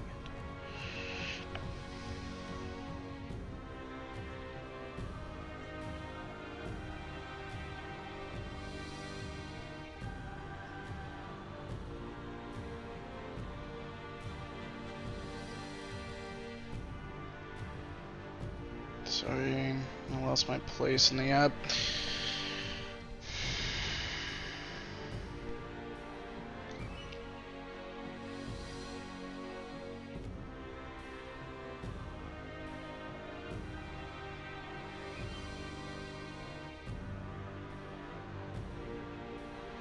Alright. Got it back. Illiken does a... That's not gonna hit. 12 hit you. Nope. And then a 15 hit you. Nope. And then Jackie, 15 hit you. No. And then a 26 hit you. No. I don't believe that. Yeah, okay. I'll allow it. I'll allow it. 17 necrotic damage to you, Jackie. As one lands. Very good. His I mouth know, but- becomes shadow and bites down on you and then recollapses in.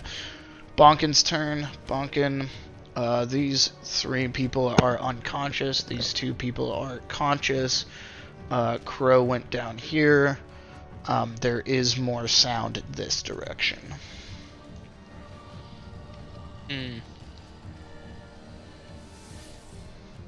But there is no sound this direction besides Crow. And Jackie, when you came from this direction, you guys cleared out at least one of them.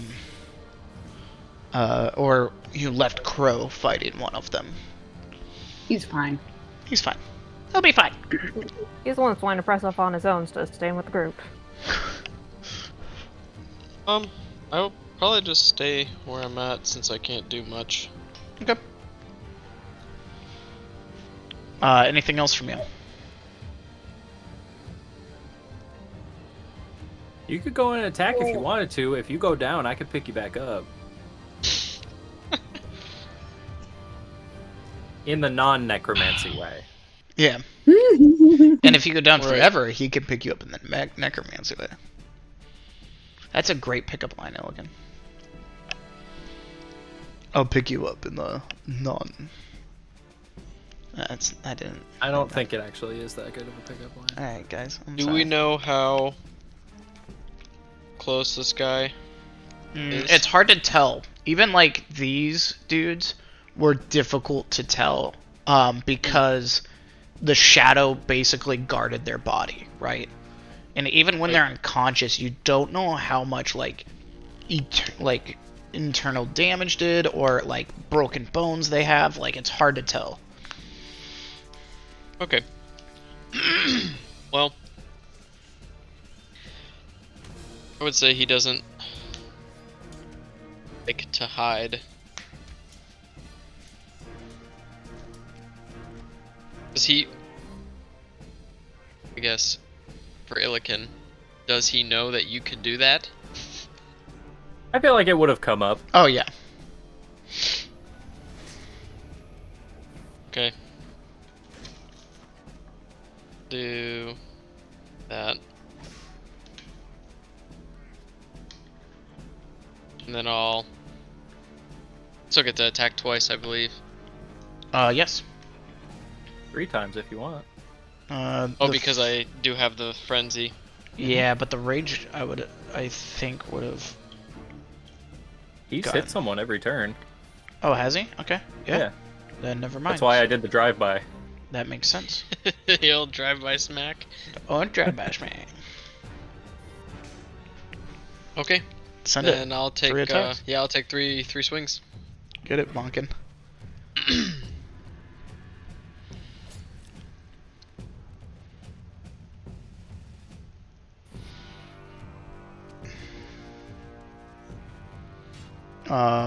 Two of them hit. Okay. Third one misses.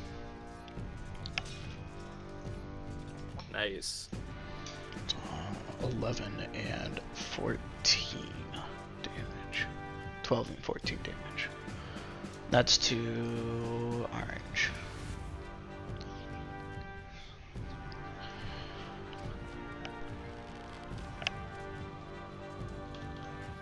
How would you like to do this, Bonkin? Oh, nice.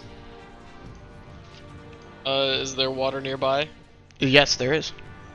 Okay, it just. Well, if 2 hits, then.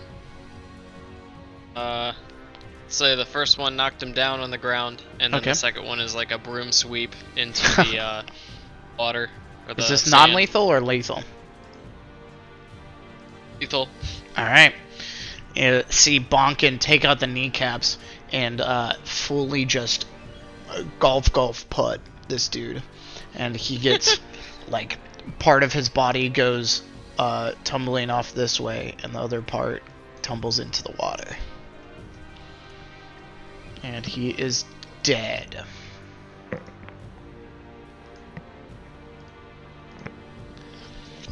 Alright, Bonkin. That's it. Alright, that's it. Madamia, what would you like to do?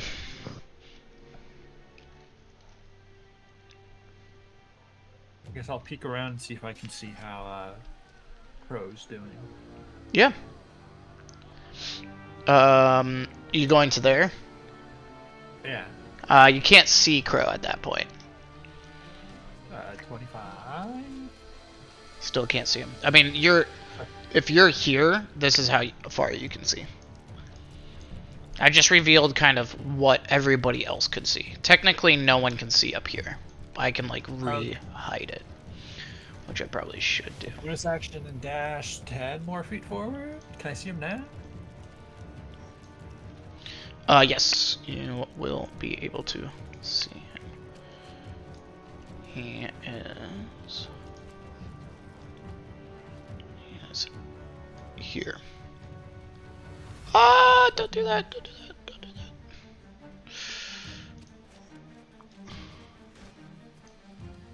Where's that? There's just like a little.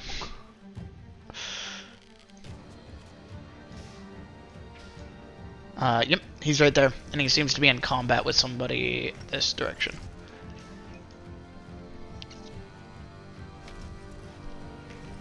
While I'm here, so I'll step 5 feet more forward and I'll attack who he's attacking. Alright. Seems to be some kind of dwarven figure.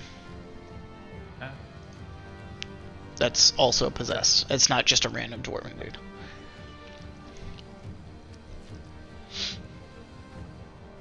I'll go diagonally just to be. 21. 21 hits.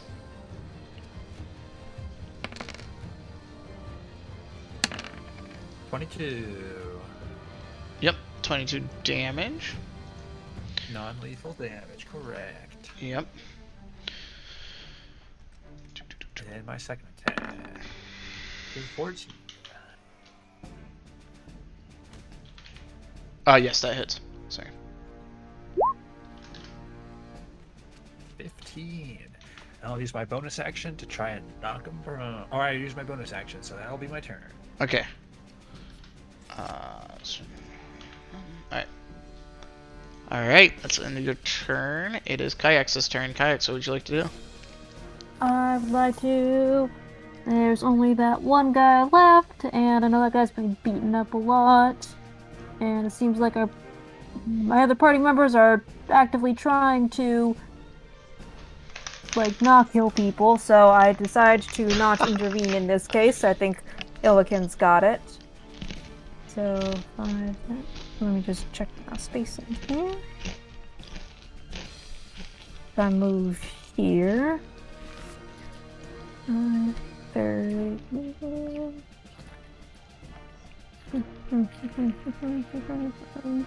I will, I guess I will hold the attack action for if any new guys, pop out of the surroundings. Yeah, I'll hold the attack action for that, but otherwise I will stay where I'm at. Alright. I'm done. Okay. At the end of your turn, it is some individuals' turn. This individual right here, his body begins to rise. And he is now standing, but not fully conscious.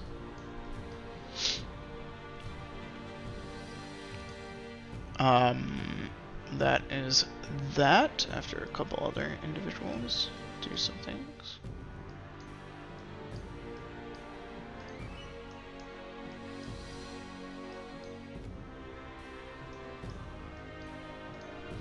Alright. It is now Pierre's turn. Pierre, what would you like to do? I'm trying to...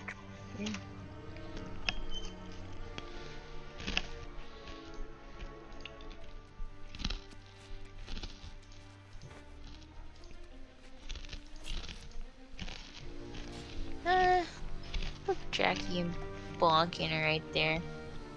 Maybe I'll go up and stab this guy. Okay.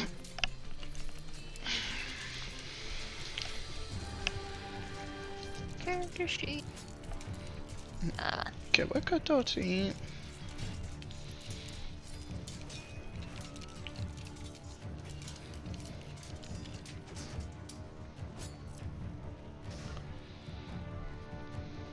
Okay, let's see that. 14? That's me rolling to hit, yeah. That hits. Okay. And to roll damage, I just rolled the. I just hit the. Yep. The damage type. The purple. Yeah. 13 Okay. piercing damage. Alright. This is non-lethal. Alright. You smack him across the face, but he seems to still be up and going. He will rise next turn. Alright. Now give a Bardic Inspiration to Jackie. You. Awesome. Drunken Fist, Jackie! Drunken Fist! The Drunken Fist. Alright, Jackie, it's your turn. What would you like to do? Well, I think I know what I must do. What good Pyrrha asked of me. I'm gonna beat a man. Which one? Yeah. Yeah. Yeah. I'm gonna get blue here. I can Alright. reach him from here. That's a 14. 14 hits. Ooh. That is a total of 13 points of non-lethal damage. Alright. I will do it again. 16 Okay. for 16 points of non-lethal damage. Okay. Had this guy been hit lots of times before? Mediocre amount of times. Oh, mediocre. I'll go ahead and use a key point then, and I will hit him twice more. These guys seem to be pretty thick. Besides if psychic damage does things. No, Chief. That's a natural 1. Alright, you miss, you swing and a miss. It's sad. And that's a 15. I'll take That one it. hits. Another 16 points of non-lethal. Okay. Punching. Yeah, I think that's going to be my turn. I'm happy with that turn. Alright. Alright. It is Crow's turn. He's gonna do some stuff. And the stuff he will do. He swings 3 times at this individual and does some damage to this individual.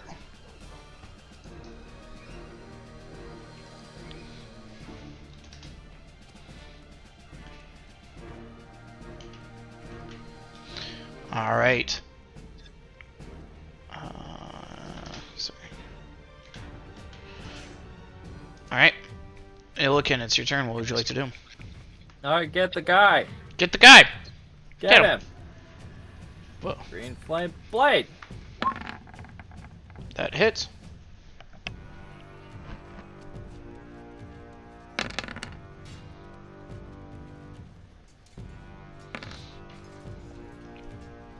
Uh, 17 fire. 17 bludgeoning and fire. All right. Normal attack. Okay, yeah. Okay. No, go ahead. Okay, still going? Yep, yep. That hits. And how would you like to do this? Non-lethally, with a strike to the chest. Alright. Goes unconscious. Can I sort of like, do like a wide arc with my swing and hit him in the chest so he kind of doubles over, and as he's on the ground I just kind of push him down off the pier? Yes, you may. I will allow that. Just go down there. Go to sleep. He goes into the water, unconscious.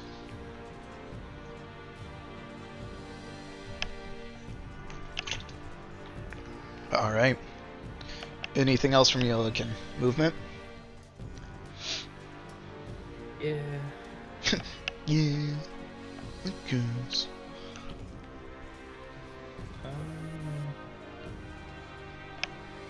I'll just go over here, I suppose. Alright. No need to take up space by the guy. I'm not going for a while. I'll use my bonus action to command my dudes to start heading this way. Alright. Move them their speed. These guys are I'll just there. take Spud away. This guy. This guy come that direction. Alright, that is that turn. Bonkin.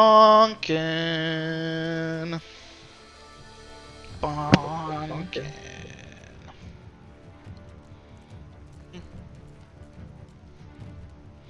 What do you want to bonk?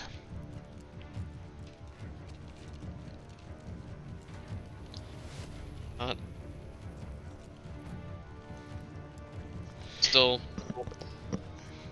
in the frenzy, I believe. Yes, so you are. Bonk him. we'll try to bonk him 3 times.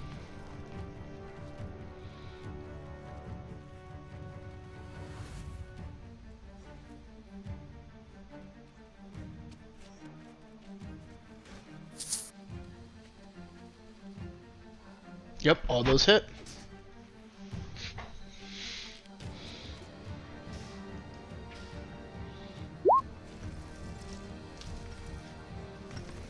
Oh, jeez. 15. 28. How would you like to do this? This guy gets up and before he could even act. I'll catch on finally, and it'll be non-lethally. All right, you hit him. Yeah, just 2. 2 with the actual head of the hammer, left and right, and then the third one will just be the handle. Just do that front poke into the front of his noggin there. Yeah, do that falls over. Thing in Lord of the Rings when Gimli does that thing that he stabs. Perfect. Yeah, exactly. Yes. I can't believe that's a very like obscure Lord of the Rings reference. That's like in the Two Towers when he like bonks both of those dudes. Yeah. I've seen it enough. Mm-hmm. I'm just glad you got it. All right. Cool. Anything else from you? Movement or anything? No, that's it. Okay.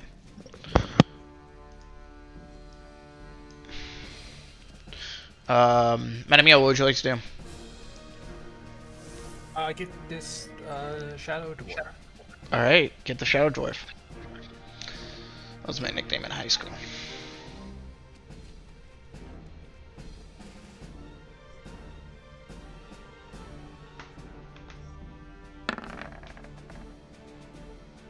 Oh, 13? 13 just hits?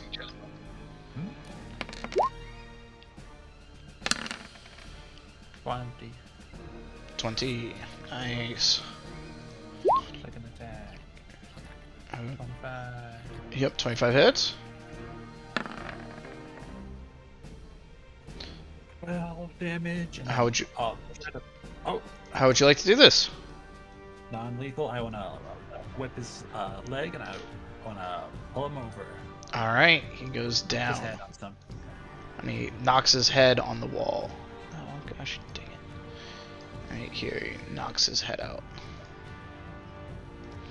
It's interesting, just for perspective of you. Yeah. You knock this guy out, right? You turn around to see where the rest of your party is, and it's black, right? Like, you guys only can see within, like, 15 feet of each other. And it looks like Crow was just barely able to see within 5 feet of himself.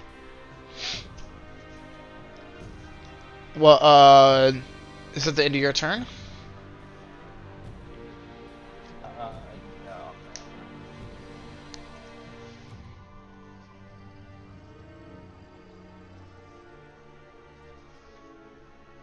Alright. That'll be the end of my turn. Alright. Kayaks, it is your turn. Well, so just from what I understand of the map, there's no enemy combatants that are currently up, and like seemingly no one that is conscious and ready to fight us. Yes, it doesn't seem anybody that is conscious and ready to fight you guys currently. Okay. You don't hear any more battle sounds in the distance. Okay. I will hold my action to, I guess, dash. So, because I'm assuming that my party's gonna follow me, and I want to be able to like move, but I don't want to move right now and have them be out of passive without a trace. So, I hold my action to dash if my party starts coming my way, so that way I can like move with them. All right. I'll keep my bow out though. That's my turn. Okay.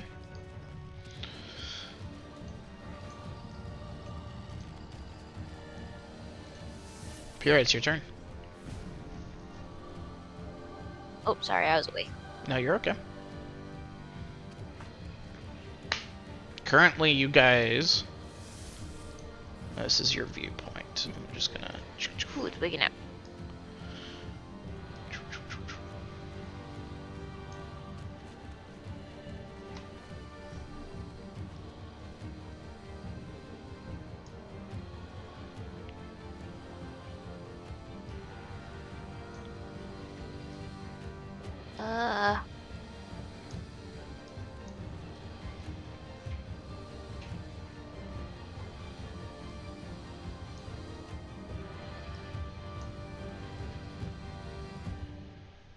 What'd you like to do, Pyrrha?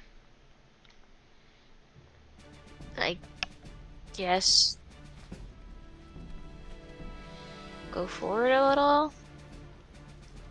Move your character if you can.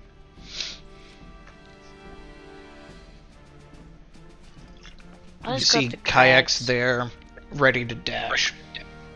Just ready to full book it. Guess then I will dash. No, I'll just stay here and wait to see what she does, like what direction she goes. Okay. That'll be my turn.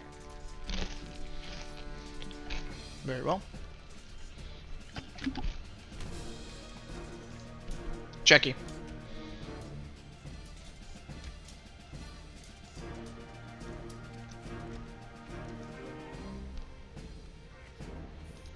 What would you like to do, Jackie? I'll get up here by Mamio. Alright.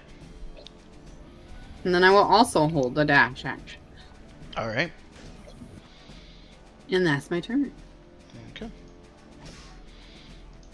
It's Crow's turn. Crow's gonna walk this way. And he sees you guys, and he's like, I think the way is clear over this way. And he's gonna also hold his dash action. Illiken. Sorry, I have a cat on me. Cat. Yeah. Cat. These guys hit hard, and I don't.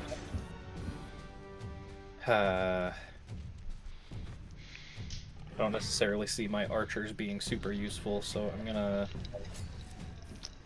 move right there. I'm gonna slap my use an object. I'm gonna slap my portable hole right there. Okay. And just tell my undead to hop in there. All right. And I will hold. I guess I will hold my action to. As they do, I want to grab that silver sword off of the zombie. Wise and intelligent. Very well. You can do that. Cool. And they'll hop in, and I'll do that. Whoop, not Perfect. bonking. Get Bonkin in there. Don't want to put bonking in there. Put Bonkin in there. He's got great constitution.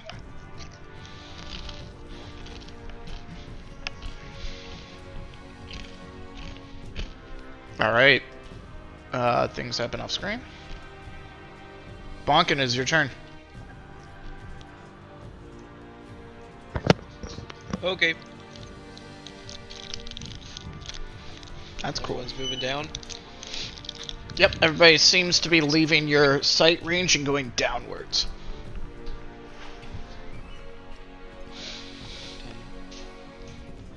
20.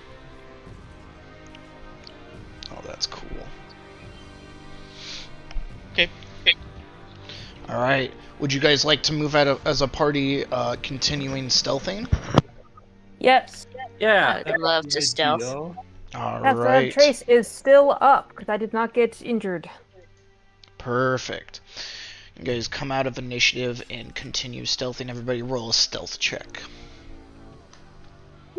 Plus 10. Oh, so 24. Perfect. You said out of initiative, right? Yes, you are out of initiative at this point. Okay, guidance. Oh my god. Oh, that's a 30 for me. I'm not even gonna tell you what Crow got. So we have passed without trace. You do. Yes. Okay, so 36 for me. Alright. Plus 10 to all of I got a these. 15. Alright. Oh my god. That's less natural ones than before, and you guys True. get to go to. Let me. I'm double checking and making sure Fog of War is on this before I do. 1 second. Sorry, I'm just checking things real quick because. Let me do.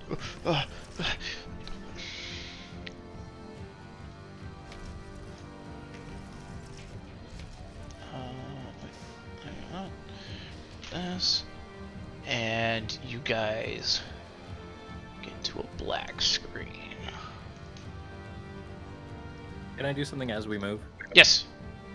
I want to hand the silver longsword to Kayaks and just say, this seemed particularly effective. I would recommend it. Very well. I will put away my bow of the dragons and hold the silver longsword. Then I don't have a sheath for it, so I'll just hold it. I'm sure I handed you the sheath as well. Oh, perfect. Okay, I will belt it on awkwardly next to one of my other longswords. I love the idea of Illiken's like, nah, you don't get this part. Why is it not working? Alright, there we go. So is it just like a normal longsword, it just happens to be made out of silver? Yes. No, it's a +3 longsword, There my it is. friend. There it is. Holy shit. +3 silver longsword. And I love that you just don't remember that, because I specifically got this sword because you didn't want to use it. Yeah, because I like my other 2 swords. Yeah, you were like, this one glows. I don't want this shit. Yeah. +3 is really cool, but I like my 2 swords that I have right now. No, you're valid. Can I have a marching order just for the crew? I'm in the middle. Yeah, go ahead and place yourselves wherever you guys. Oh. Over here traveling with frickin' Roronoa Zoro. Fuck. What? Roronoa His name Zoro. sucks. Zoro.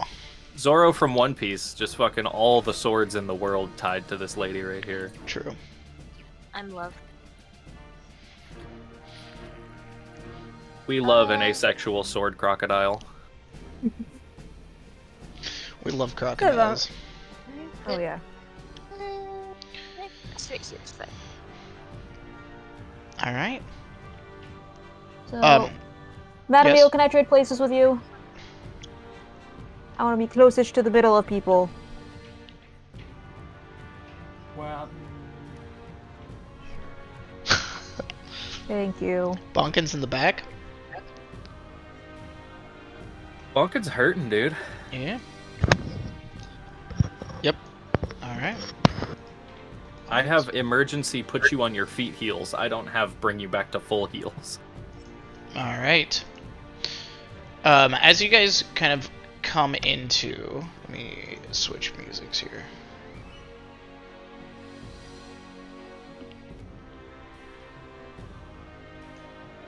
Is this what I want?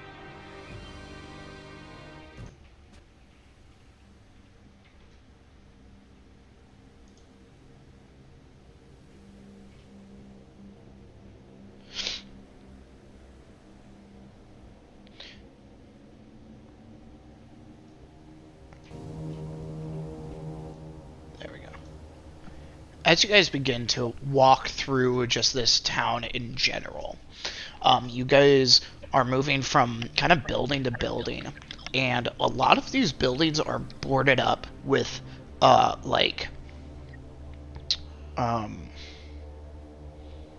actually, let's just make a perception check as you guys are moving through. Let's just do a little perception. And if anybody wants to do investigation, they may. I'll do investigation. Instead or in addition to? Instead. Yep. Nice. Nice. Investigation is better. They just give you different things. So perception will give you a different thing than investigation will. Alright. Perception gang, you guys don't really notice anything except for the boards on the windows and the doors are all like nailed in. Investigation crew, you guys all notice that these boards have special nails made out of silver nailed onto the into the building itself.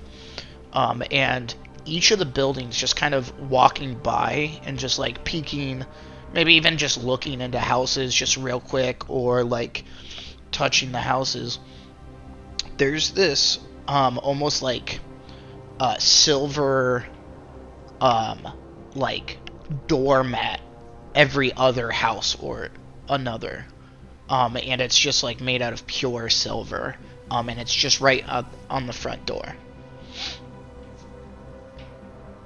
But as you guys are going kind of past house to house, you see these kind of run-down houses, and you hear more shambling in the darkness. And as you guys are kind of walking, there's a overhang of a arch here, and it says "Welcome," and there are dim lights.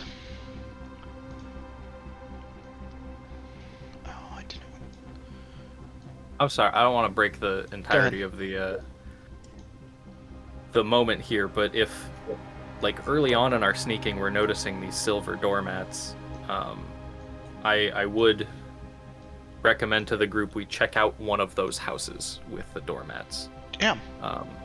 Because either A, maybe these are protective things and there's people, like, that are okay and regular inside, or it's a protective thing and we can take a rest because our big boy is not okay. We gotta protect the big boy. You guys need me to cast a tiny hut? I've always got that available. Just wondering if we can check out a house first, just so we're Just not just in this big dome in the middle of the road, and then they like all amass around us while we're resting. Oh, come on. A big dome in the middle of nowhere would be the least suspicious thing in a place like this. If I see your point, I can see it. What color would you make the dome, Pyrrha? Yellow. Big yellow, magical, opaque dome in the middle of the road. It's scientifically proven to be a nice, pleasing color. It's true. I don't see anything wrong with it. I don't know what to tell you. Yeah, you guys It's want to just check that- out one of these houses? Yes, please. All right. You approach one of the houses with a silver doormat, and there's boards covering it on the door and on the windows with silver nails. What do you guys do? I imagine I would have a tool in my smith's tools that could pry nails. Okay. Yeah, you want to open the doors? Yeah. All right. Go ahead and make a strength one check of with them. advantage.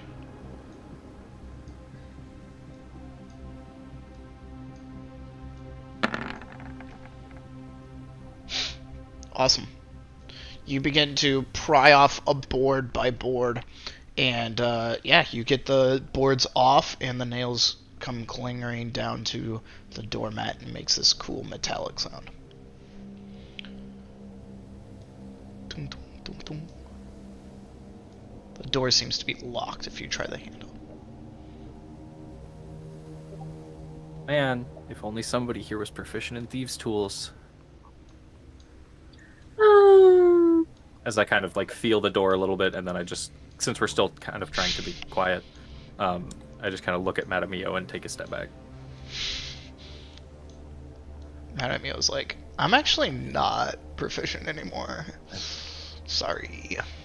Madame Mio, I you... traded it for that religion proficiency. I no longer have. Yeah, I'm gonna be a monk from now on. Not like a monk like Jackie, but just like a regular ass monk. Okay. Religious. Regular ass monk. Go ahead. Are you picking the door, I want Madame Mio? to. Yeah, I'll do a little knock on the door first. Knock on the door. Okay. You Yeah. knock on the door, and you listen. Go ahead and make a perception check for me. Is anybody... Natural 20. Natural Very 20, much. so 30. Anybody looking out behind? I can take a look out. Cool.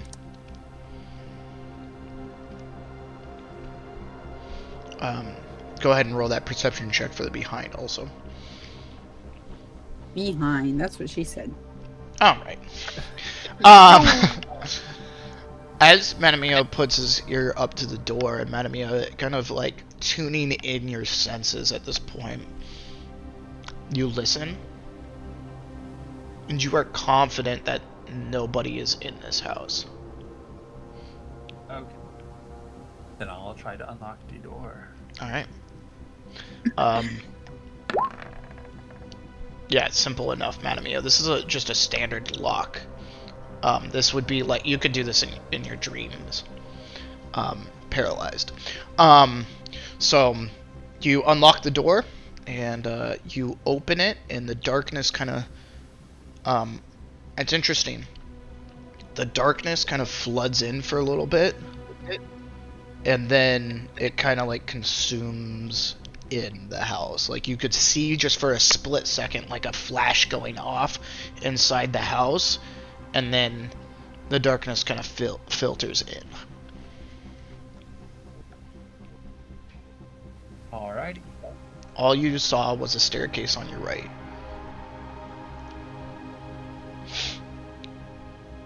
The door is now open for the party.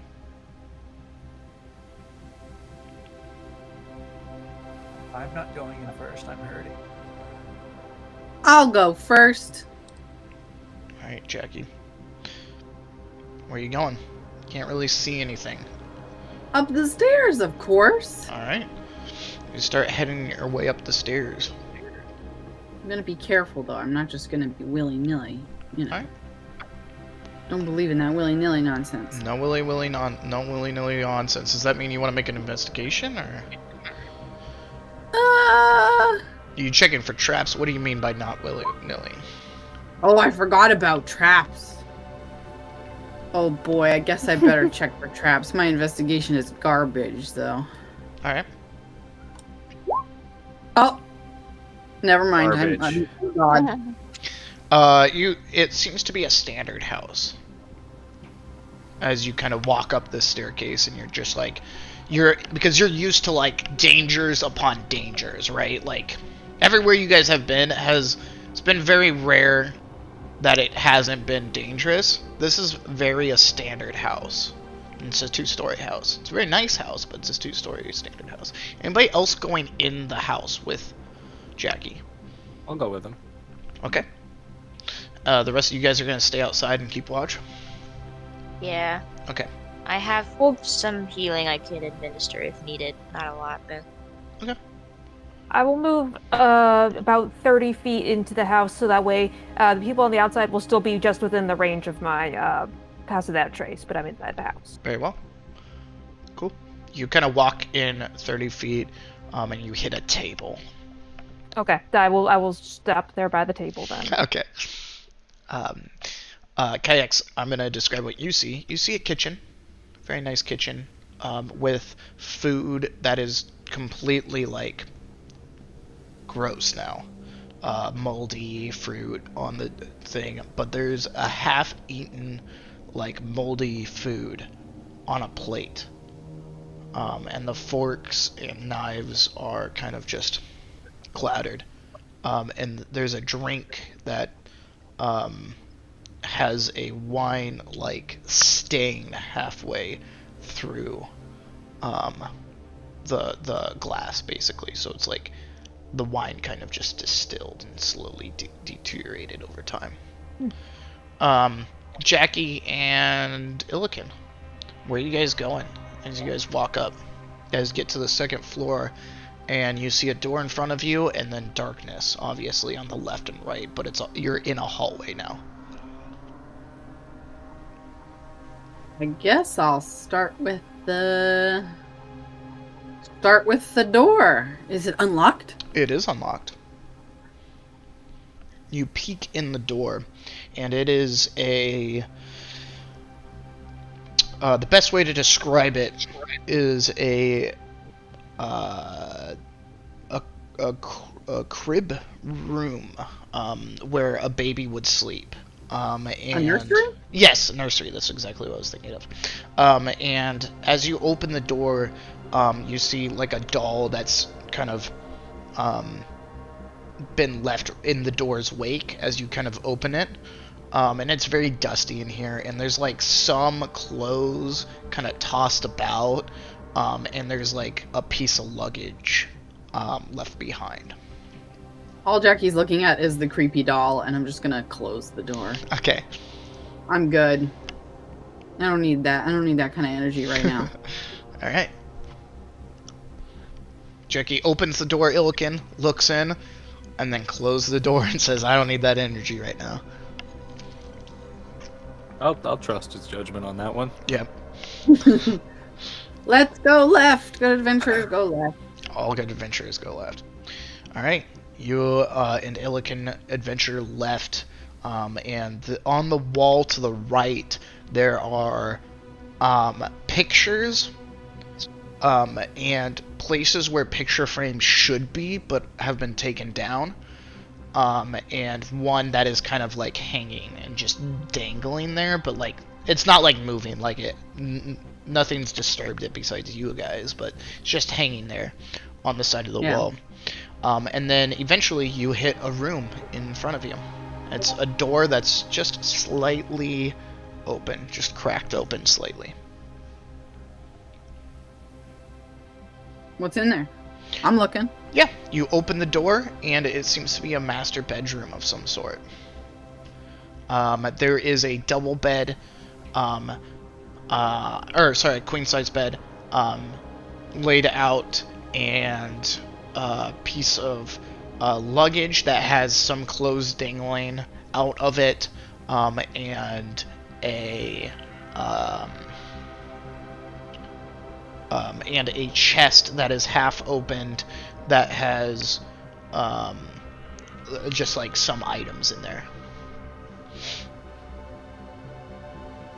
And do a more thorough investigation of this.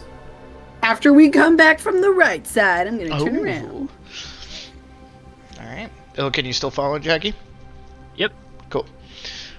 Just tell me if you ever want to do anything besides what Jackie's doing, so I don't have to keep asking.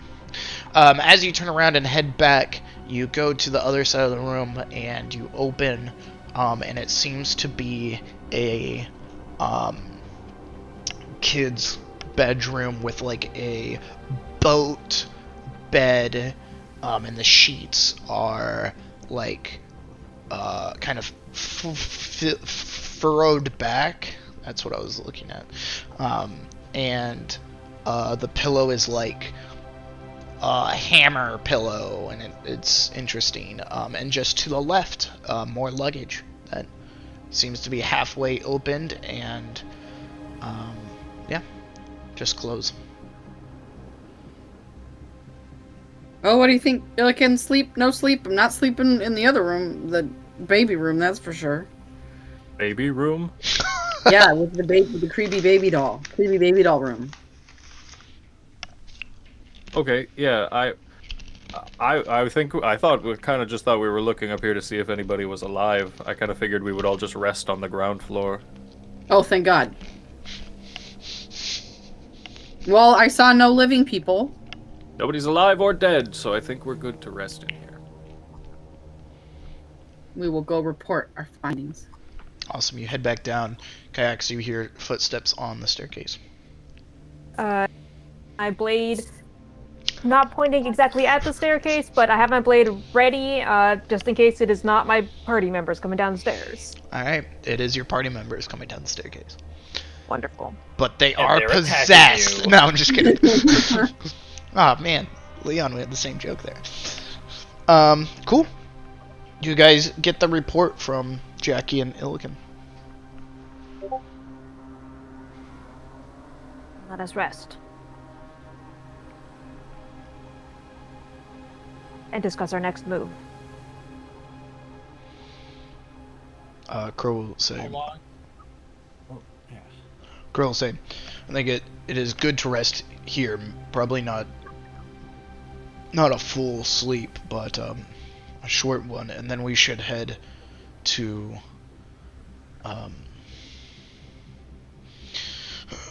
Daniel, you fool.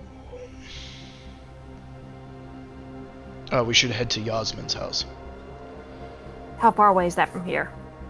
It's Is it on the worth the other risk? side of the town.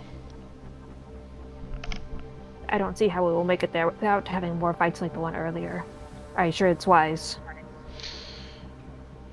If we want to sleep in this town, I would suggest that.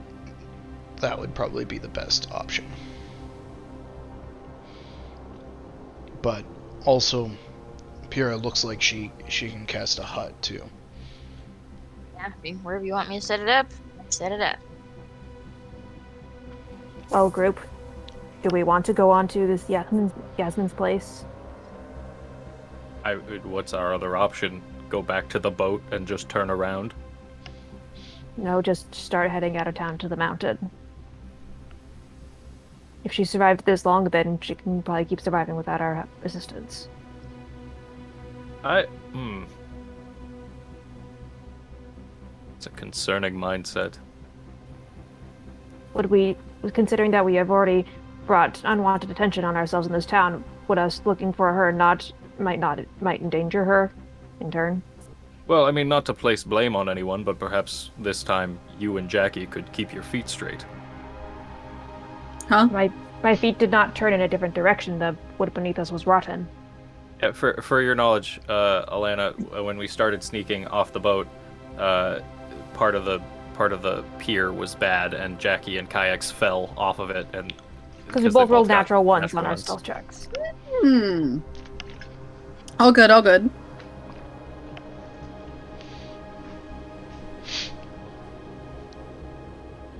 I think Yeah. we're all a little more aware of our own positions as we travel. We shouldn't be quite stuck in the fray as we were. And Crow speaks up. And knowing or having information is always key with anything that is going on. Maybe there's a way to just completely ignore them, or they are based off a sound or things of that nature. Very well. All right. Short rest will- time.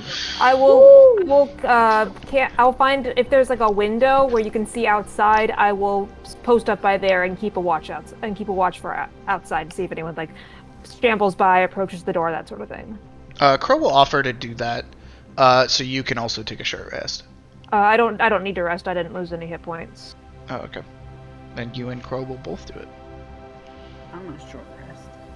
Short rest, everyone. I'm going to have it here. I wanted to do Song of Rest. Yeah. Aurora's gonna grab some water, so I will be right back. So what That's is an that? Grab water, it'll just slip through your fingers. That's a D6 also, Zan? You don't know that. D8, I believe. Yeah, extra D6 hit points. Yeah, extra D6 because I'm only level 8 bard, so I don't have the D8. Yeah, it as I recall, it scales weirdly where it doesn't scale quite in line with your bardic inspiration. Which I feel like it should, because otherwise it's like it just feels really uneven. I would say it does scale. Oh, okay. Well, then now it is a D8. And wait, okay. So, yeah, so a D8 then. Bonkin, just so you know, you're not taking a long rest. You're just taking a short rest. Little 30-minute power nap. Yeah, astronaut nap. Yeah, astronaut nap. Or a fisherman's nap.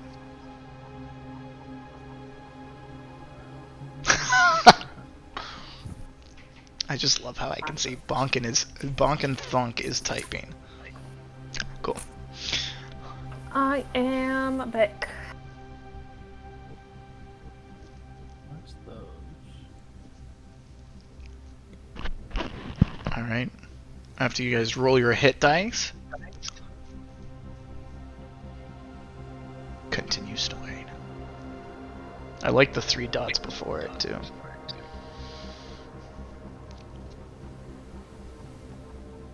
Bardic Inspiration for short rest.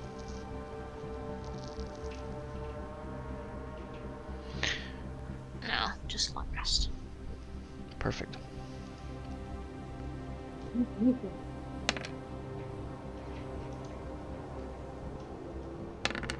Alright, I will be right back.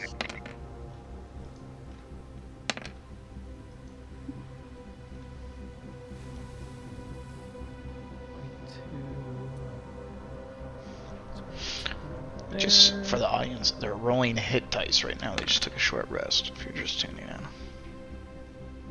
60. Jeez.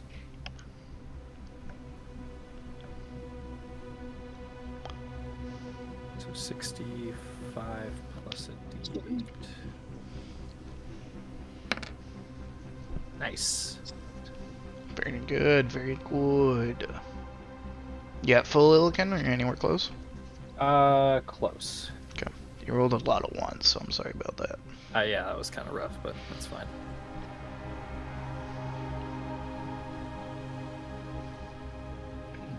And I got all of the spell slots I used back. Let's go. That's any spellcaster's dream. All 2 of them. Still good. I feel like a warlock. Secret class Illican Warlock. And I'll let everybody know what we found upstairs if anybody feels like being nosy. Nah. No. Alright, I'll take the 5 superior healing potions away then.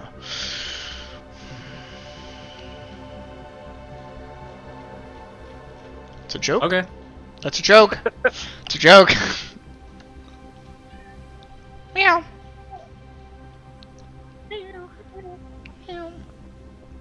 Alright. What's the next move, gang? I will. I recast past that trace, and we slowly make our way to Yasmin's house. Anything else besides that? I would like to now, as we travel, feeling like. Also, I guess they're nailed to the door. So, are the boards that have been nailed to doors, are they nailed from the inside or the outside? The outside. That's good information. Also very interesting. I will, as we go, I'll just be stealing silver doormats. Oh my god. Okay, how much can you carry? As much as can fit in a 6-foot wide, 10-foot deep hole. Okay. That's what your mom said last night. Wow. Wow, that's brutal. And I'm Okay. gonna guess between Hit Dice and Song of Rest, is it fair to say that Mr. Spud is back up and operational? Yep. After a while, you didn't lose control because you've never actually had They've never gone unconscious. Yeah, that's new. That's wild to you, right? But it kind of being necromantic magic and knowing so much about the Shadowfell, you're kind of putting together that you were fighting consciousness of the creature that wanted that consciousness. It's like if you went unconscious by them, like you would think that the same thing would happen. Like you could also be possessed. Gotcha. Cool. Let's make stealth checks, everyone. Past that trace is back up. Excellent. Illican, I would say the further you get into town, the less silver doormats that you see. That's okay. And it's interesting because just from like, to give a perspective, you know that the town on the outside, like the blackness was coming from the opposite way. Does that make sense? Yeah, I gotcha. So it's interesting that the silver doormats were further in. All right. I guess Let me- just how many pounds of silver doormats do I have? Okay, hold up. I'm gonna do some. You can answer that later. That's fine. Okay, I will answer that later. But the audience wants to know how many pounds. I mean, it might be relevant in this session. I'm just saying it's not important right this second. Yeah, I will do some sweet audience Google real quick.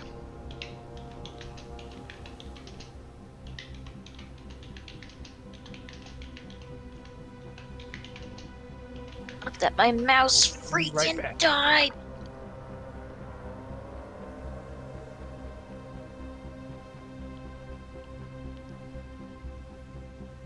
Damn. Oh my gosh, we're almost seeing Darvo stealth numbers today. Yeah, isn't it Yeah. great?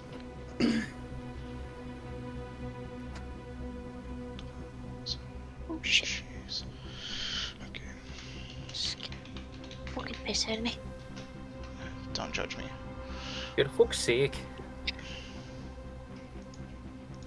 Where is my 336 pounds. You get 12 doormats. 336 pounds of silver. That means each doormat's almost 30 pounds. Yeah, You said 12 doormats? 12 doormats. Yeah. Okay. That is correct. The exact math was 28 pounds for each doormat. This is fucking awesome.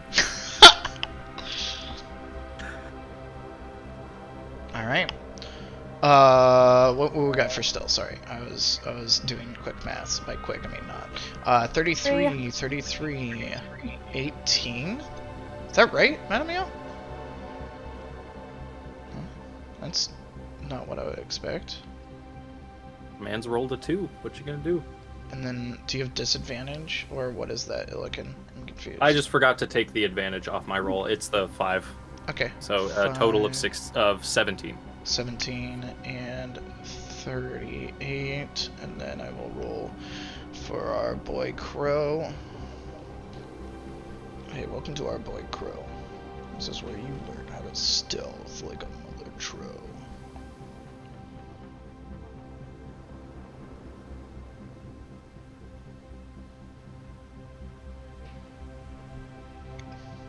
Crow got a big number. That's all you guys need to know.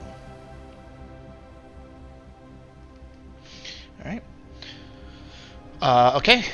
I will keep that in mind for the next leg of the journey. Where would you guys like to go? You guys find yourself in front of, on the left, this little building here.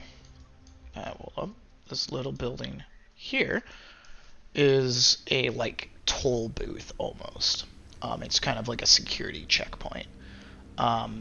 And in the distance you can kind of see faint light, almost. Like some, like, string and light bulbs were hung up. And you see this arch and it says, "Welcome!" in, like, bright colors of green and purple and pink. And it's an archway.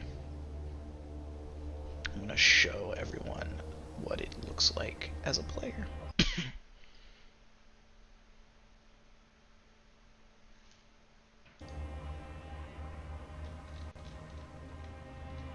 So this is what the players can see currently.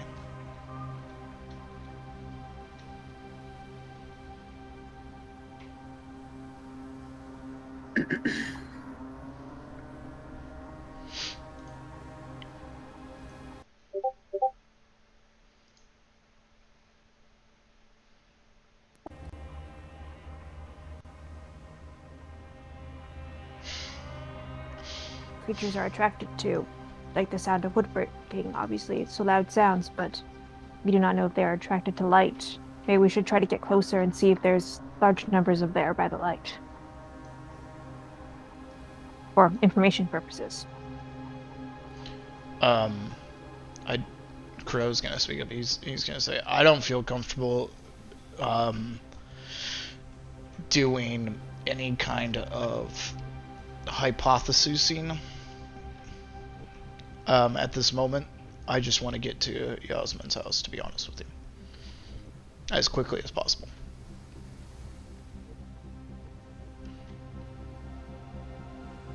Everyone else is being very quiet. Normally you are very opinionated. Yikes. I know next to nothing as to what we're actually dealing with. Now we're actually in the thick of it. This is the first time we have any gauge on this grand threat we've been gearing up to face. So I'm not...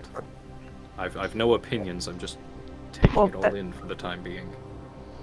But that is what we are discussing right now, whether we try to gather more information about this threat or whether we stay in the shadows. Safer. I mean, probably find stuff out without having to jeopardize ourselves, right? It's not like it's an either or. It's not they're mutually exclusive. At least I hope not. I'd rather try and stick to the shadows and learn stuff without having to get my ass beat for it, you know? If this individual truly is here in their home, then and they've survived, then surely they have more information than we do. And then it can be like a home base kind of situation. We can go on missions from the home base. Yeah, if they A regroup they spot. like us enough. Wait, Or a we're tower not- defense game. But we're not Yeah, going to like a stay tower there for defense long. Unless I'm misunderstanding something, we're checking in to make sure they're okay. But we're going to be leaving this town soon, right? To go back to the mountain? Hopefully, but in this weird place, if we find any sort of, connections that ensure our survival, probably for the best. But again, not planning to stay here. Crow will speak up. I'm also not going with you. I'm going to switch places with Scout. Provided that we can actually reach the ship since they left. Yeah, tap in, tap out action. What'd you Bro, say? I'm assuming that the paper you handed off designated a meeting point? No. It's a way I can contact him. And it also allows me to switch places with him. Oh, so we need to even meet up with the boat. No, yeah, you don't need to actually meet up. That's why I mentioned that sooner. It just gives you like a glare, like. I give him an intense look back. Oh, Do it. Face off. Fight me. No, I'm just kidding. Well, I am gonna make my way then. I think he understands how ride or die we all are. If he said fight me to kayaks, we would Yeah, 100%. It would never say that. It's not a Crow action. It's not in one of his dialogue options. He would narrow down Alright. his choices to die or kill the people who are supposed to fix this. Yeah.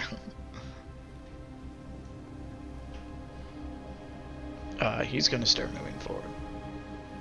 Yep. I guess I follow. Alright. We're avoiding the light, sounds like.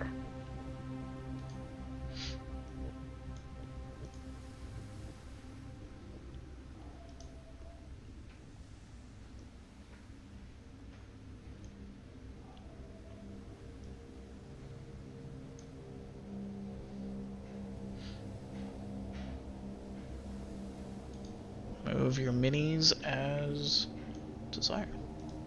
Oh.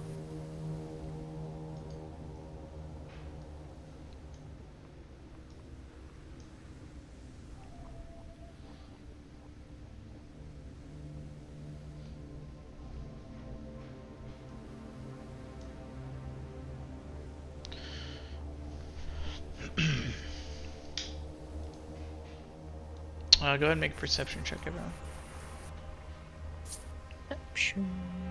See if you can hear anything.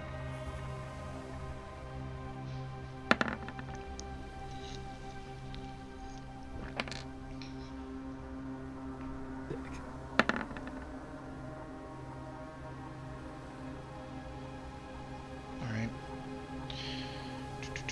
Jackie, Kayaks, and Metamio. As you guys listen, you just hear breeze over this direction. We hear and what? Breeze, like wind. Oh, okay. And you begin to hear rain coming from this direction.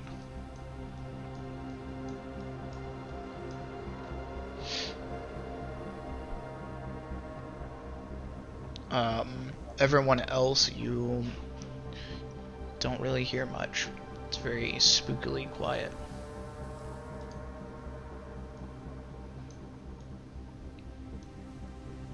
Where are you guys going? Crow was leading the way. Alright. Is the sound of the rain getting closer, or is it Seems just to be. like... Does anyone else hear the rain? What rain? I don't hear anything. I hear it. Sounds like it's raining over in that part of the city. We might get caught up in that soon. Bro, am I dumb? I No. can't hear anything. Maybe you should clean your ears. Hey, Maybe we Hear it could either. Something. oh, Is there any, like, awnings or anything? Yeah. As you guys are kind of looking around for awnings, There's like under here is kind of like an overhang. You hear water over here. But then the lights over here go out.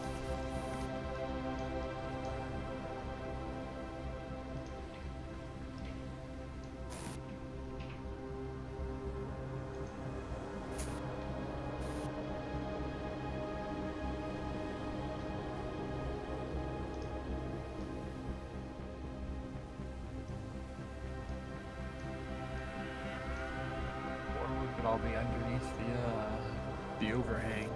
Alright. See a window. It's boarded up from the outside. Okay. I suppose perhaps this is not normal rain. I will also get under an awning. Okay. Crow I will also do that. 'Cause I'm starting to get freaked out. Eventually, you guys hear the rain.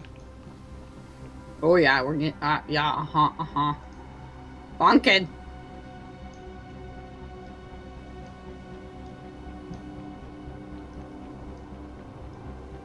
Illican?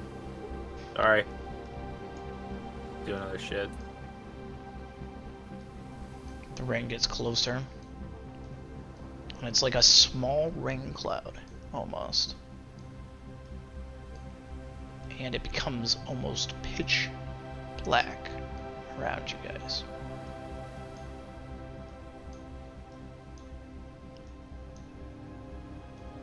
As the rain passes past you, it becomes even darker than before.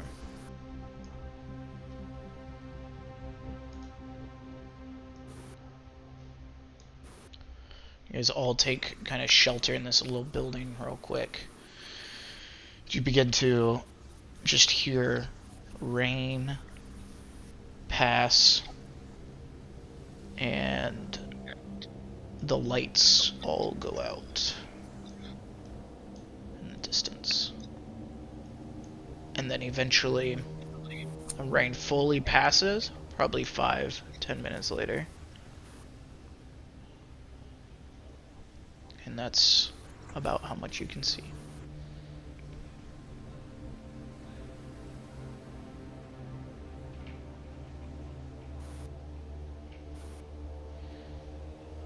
Did it when it was like passing like oh wait, so it's currently passing overhead or it's gone? Fully gone at this point. It was like a 10-minute rainstorm and then passes through. When it was passing overhead, did it sound like normal rain now that it was like up close and around Perception us? check. Or did it sound like ghost rain? Ghost rain! Whales. Anybody else that wants to may. Kayaks, it does not sound like normal rain. It indeed does sound like ghost rain, actually. It is not rain at all. The pitter-pattering is actually forms hitting the concrete, the bricks on the floor, and little tiny like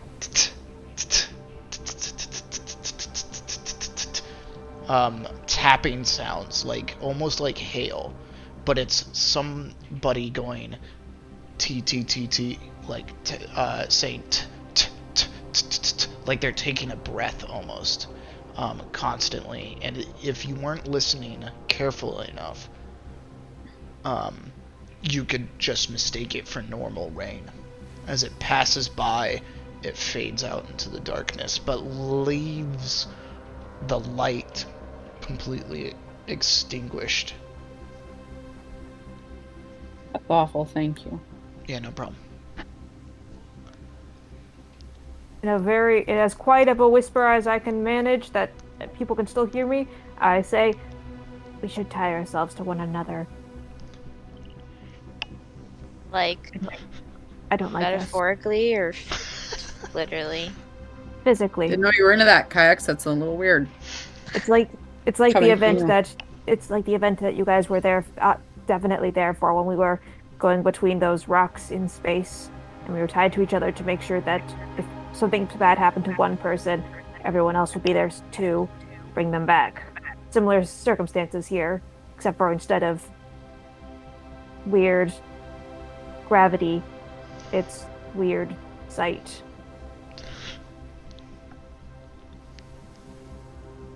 We'll bust out the rope again. Alright, busting out the rope. You guys tie each other? How much in between each other? We could probably keep this one a little bit shorter. Okay. Like maybe 10 feet in between each other. Perfect. Yeah. 10 feet. How close are you guys traveling together? You guys want to like travel as a group, basically? Yeah. Okay. We should, with the extremely limited visibility now, we should. Okay. I can group you guys, and if anybody wants to deviate, I will do that. You can.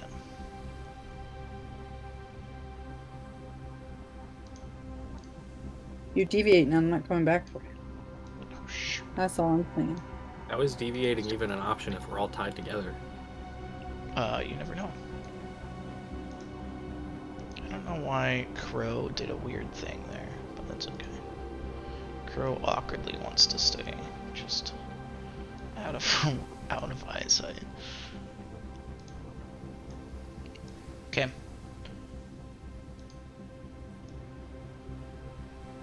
Alright. You guys begin to travel following Crow up north. Any direction that you guys just want to follow Crow? Any direction that you guys want to check out specifically? We want to get to that house. Alright. You guys begin to move your way towards the house, and you guys eventually sneak your way through. And I'm just gonna take all this, and I'm just gonna put you guys over here. Be able to shine a light here. You guys come upon, forget the map because I don't actually have a house map. As you guys begin to walk through and stealthing, obviously, through the narrow corridors and trying to stay off the main streets some, there's more light in the distance and then fades a little bit. Like these storm clouds are like moving and like wiping out the rest of the light. It takes you a good 20 minutes to travel, which would be like not that far, but with Crow, you guys get to travel at normal pace stealthing. And you guys eventually get to this walled off area with like silver, completely and utterly silver stone brick wall that shoots up to be 20 feet tall. And there's like towers on the left and towers on the right, and there is a gate that is made out of complete silver, that it has a gold and silver kind of bar, and emanating from this house on the inside is a white light that pierces just the edge of the wall, where it's kind of like a beacon in this gray, and especially in the darkness that you guys have been. And you see, actually, another perception check. DMs love their perception checks.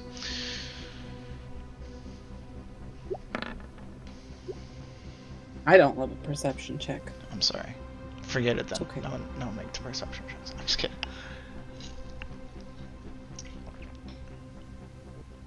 Ooh. all of you guys see, just at different scales. Illiken, you see 2 guards with a almost, I don't know how to best explain it. It's one of those giant crossbows that has like instead of a cannon, but it's a crossbow. What is that called? A ballista? Ballista, yes. Ballistas in these towers, and there's 2 individuals that are kind of scanning it, and they have these helmets on with white feathers that are stretched out. All of you, except for you, Bumpkin, have seen these soldiers before. These soldiers are the ones that were guarding the tree that Jackie, I believe, tried to like make one of them turn around. And they were guarding the Tree of Life in Israel. And there's these 2 soldiers looking, just kind of scanning the area. That's what you see, Illiken. Bonkin, you see a individual with a cart right outside the wall, and you see that he's talking at the door, and the door has like a little slit almost, and they're having a conversation. Jackie, you see that too. Pyrrha, Kayaks, and Madame Mio, you guys all see and can hear that conversation. They're talking about food trade and things of that nature. And you see the gates begin to open just a little bit. And on the inside of the gates are 2 big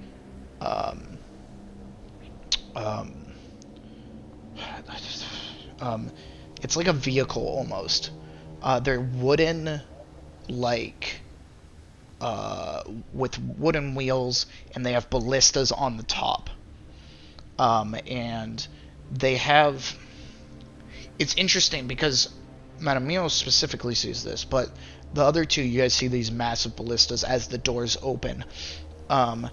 And there's like maybe 30 guards that come out and like start heading your direction, but then split off in different directions with those white feathered helmets.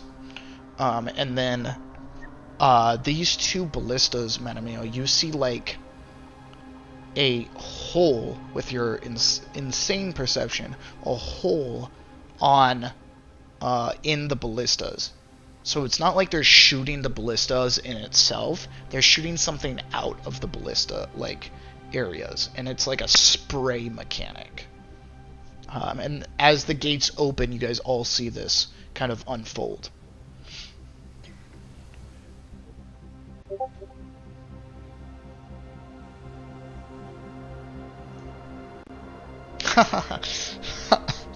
Yes. So, what are we doing about that?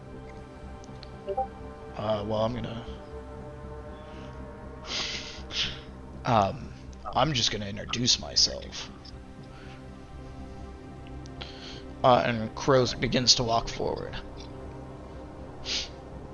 And he says, Jasmine has met us before, so that should count for something. And I'll go with him. okay. Hail, sons of David! And the ballistas immediately like, and the 2 roll up next to the gate, and the gate begins to like halfway open, and the guy in the cart like moves forward. The guards kind of turn, that were all spreading out, and they kind of turn. There's about 30 of those guards that were about to like go and like spread out basically amongst town. Now all like are turning towards Crow, and Crow reaches in his neck and he pulls out a medallion with MM on it, and it's like gold. And he shines it up and he walks forward. Well, good met, allies of David.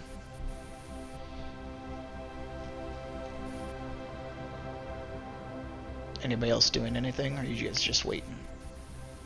I'm just waiting. Yeah, I'm just waiting to see how they receive him. Immediately the ballistas fire. No, I'm just kidding. That's why. And that's why. No. We don't know that guy. Yeah, weird, bro. He was kidnapping us. That's crazy. The ballistas relax, and the soldiers kind of come over to all of you, and they're wearing like full decked out silver at this point, and they have like silver spears and stuff like that, and they kind of come over and they're like, one of the guys that seems to be in charge comes from the wall as they kind of surround you, but in a protection form, if that makes sense. And one of a guy with golden feathers comes out, and he has a blade across his chest, and it is wrapped in silver. And another blade that comes out and like sticks right here. So like there's two blades that he could draw at one time, and a shield on his back.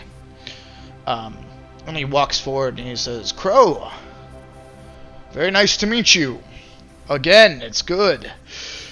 Who are these?" As he looks at you all, and Crow goes, "These are allies of mine. Saren, it's very good to see you, sir." And they kind of have a conversation, and Saren turns to all of you and he says, "Any ally of Crow's is an ally of ours. Please, come. I believe Yasmin told us about your adventures. You are all, are you guys gonna follow?" Yeah, As he they're welcoming us in. Now, yeah. Okay. He turns around and there's he begins to talk, and as he walks into the gate, this gate, like at first was like, oh, it's a big wall, but on the inside it's like deep.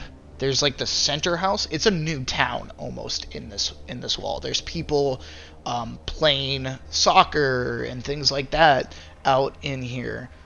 There's like people cutting wood, and like it's a whole new town almost. There's probably like maybe 15 buildings deep and they're like freshly made cabins almost. As Saren begins to talk to you all, and he says, "Oh, you must be the ones that are here to stop this mess. We got here as soon as we could, once Yasmin alerted the beacon. And, well, we lost half the town, and the other half we managed to save with a crystal." And he looks around kind of cautiously as he says that, and you guys are now being flanked by 4 other soldiers, and the gates close as the rest of the guards kind of spread out. We were about to actually do a day trip for more survivors. And he whispers... I say with a crystal. Oh, yes, the crystal. Yes, the crystal, Trent gave us a crystal from the town of Sorel, the city of Sorel, and it seems to repel the darkness in a big area. But unfortunately, we didn't apply it in time for half the city. We have kept the darkness at bay with different crystals throughout the island, but it is far from over. The unfortunate part is we can't quite kill these creatures because they're humanoid, and they've been possessed almost. It's quite strange. We're not totally sure, and we haven't heard from any other town besides wizards popping in and out to deliver messages. Just humanoids, not creatures like dogs and such. No. No dogs that we could think of. Those seem to be devoured almost. And he begins to walk forward as you guys are conversating, and there's this building, and outside this building are 3 more soldiers of the white feathered people, different kind of humanoids. One is an orc, one is a human, and then another is a half-orc individual. And they seem to be standing guard at this house. And as they kind of walk in, it's Yasmin's house, but it seems to be upgraded with defenses. They walk in to the... he leads you guys in, and it is bustling in here. There are soldiers kind of running from place to place. There's a... the homey house that you guys were in last time has now become like a station of war, almost, where there's like a map on the dinner table that wasn't there before. The hammer is no longer up there. The pictures on the wall have been replaced with like they've been removed, and there's a map on the wall with like different kinds of white pens that kind of stretch across the island of Luke's, and it kind of cuts off basically from this town, cutting it in a half circle to where your guys' castle is. And it kind of stretches that, and then there's a like shaded in part. Somebody like went over and highlighted almost over where all the darkness is, and some have like slipped through like certain cracks. Jackie, make a investigation check for me real quick. No. Kayak, same thing with you. A history, you said? No, investigation. No, actually, I changed my mind. I'm not paying any attention. Yeah, it happens. Oh. Jackie, you look at this map, and there's just so much going on with this map on the wall. It's pretty big. I'm It's pretty massive. I'm overwhelmed by kind of the entire, all of it. Yes, yeah. There's a lot going on in There's general. a lot going. Yeah. Kayaks, you see that your section, like where you're from, has been mapped out as completely dark. My mouth kind of... the frills on my neck kind of flare a little bit when I notice that. You also know that the castle that you have owned, that you guys barely have visited except for maybe once, Kayaks, that has a giant white pin in it. And there is like highlighting over it. Like it's hard to explain, but basically it's like the darkness is like fighting against where your guys' castle is. Ilk and Madamio and Pyrrha, you guys look at the map. Pyrrha, your home is way out of it. Like your house is way up north. It has no problem being up there. Illican, you see that Israel, part of like the wall has been shaded in, and it has a white crystal. So like maybe not even half, like 1/15 of the city of Israel has been taken.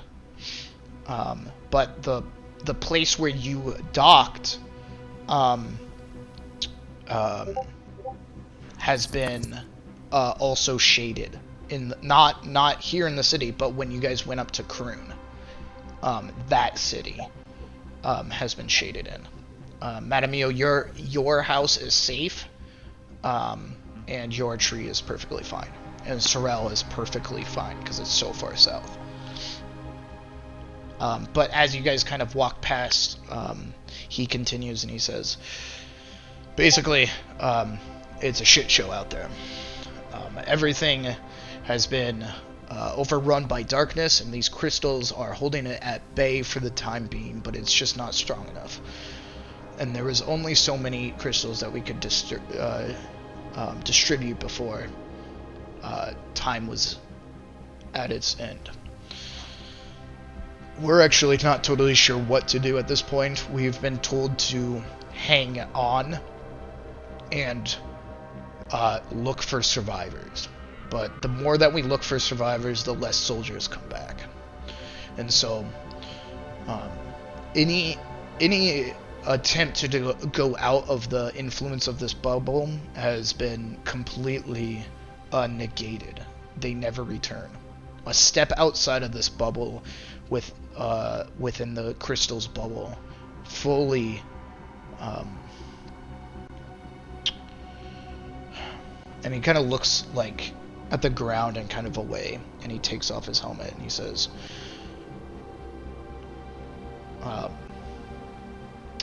Moon was brave enough to step out, but unfortunately, the second he did, he was completely consumed. I'm sorry, sir. And Crow slams his hand on the map. And he says, Star and Sun, where are they? And he says, they're on a scouting mission right now. They're trying to find as many survivors as can. They're leading a group. They're doing very well, but the loss of Moon has been devastating for them. Crow turns to you guys. And he says, well, these are the ones who are going to put an end to it. And he says, the general says, well, I don't know how you guys are going to do it, but whatever you're going to do, you should do it quick. And then you hear, a tea? Would anybody like some tea? And coming out of the kitchen, soldiers grab cups of tea as this giant platter, as Yasmin, with a giant hammer, 6-foot tall hammer behind her, comes out serving tea to everyone, and she says, oh! By the gods, it is so good to see you all! And she puts it down on the map, and a couple other soldiers take some tea, and she gives, like, Elikin, she comes up to you and gives you a big hug. And she goes from person to person, giving you guys a hug. She says, by the gods, I'm so glad you are here. They have been on a long journey. Would you guys like some rest? I would not say no. Bonkin grunts happily. Very well. The rooms, you can take the rooms in the cellar. I also would love to hear all about your adventure, but it sounds like you guys are here and then gone, correct? Yes. I got a schedule to stick to. Well, right this way. Tea for anyone? Quick question. I'm good. I sort of dazed off in the last few minutes. I just want to make sure that this was discussed. We have a crew behind on a ship, and they only have enough food for about 2 weeks. Would we be able to bring them here? The travel from the docks is, the general speaks to you. The travel from the docks is one of the most held ground, because that's how we got reinforcements here in the first place. We could, he thinks to himself and he says, we could send, if Crow doesn't mind, we could send him and Sun and Star to go and retrieve them to here, but a boat would also be very beneficial, as all of our boats were tanked by the darkness. Well, sounds like we have someone to watch our boat for us while we are away. That seems like it works out well. Yeah, we will take good care of your boat. And there is wood aboard that our crew can contribute to the people living here. Yes, we've started farming in the back half of the walls, which without daylight has been very difficult, but with some of the druids it helps. Alright, now you may show us the cellar. Yasmin says, "Perfect, no tea for you then?" No, thank you. Looks at each of you, and no one's gonna take the tea? I want tea. I'm Alright, Bunkin, you want tea? As you Yeah. drink the tea, you feel very rejuvenated, and all of your abilities come back. Anything that you have lost, like a rage or anything of that nature, is restored. And she says, "Alright, right this way." And she opens the cellar door, and she kind of starts talking to you all. At first,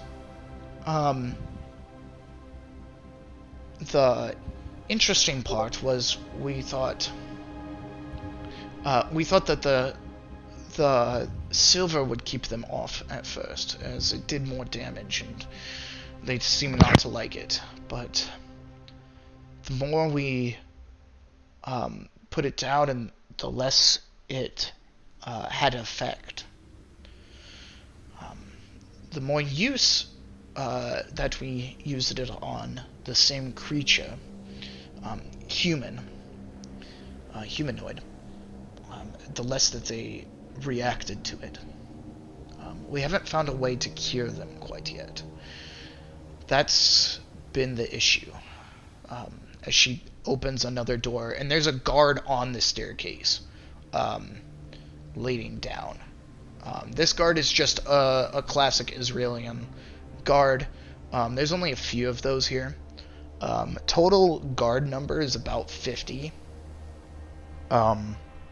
And she leads you downstairs to the cellar, and she walks through. There's 3 doors. Once you get down to, there's a door in forward, to the right, and to the left.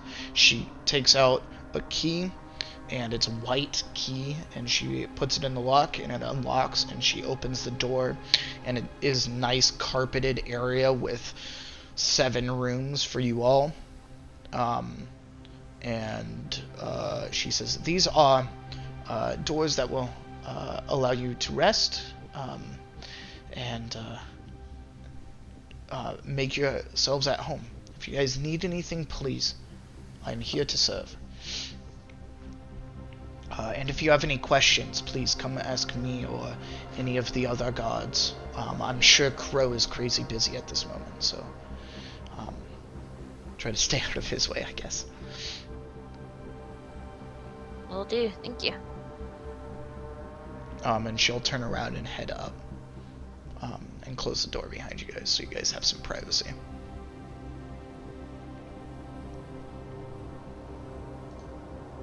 I put booze in my tea, and I was. Are they taking the boat?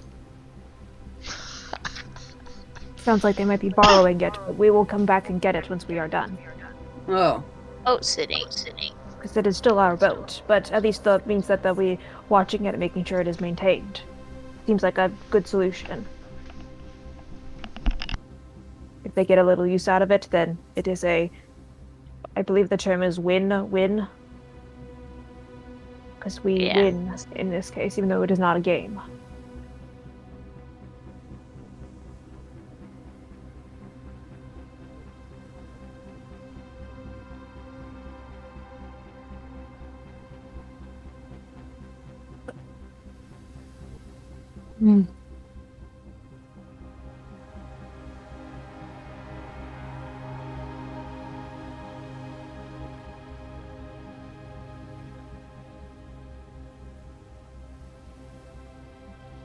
Well, does anyone know what time it is? Who has the watch?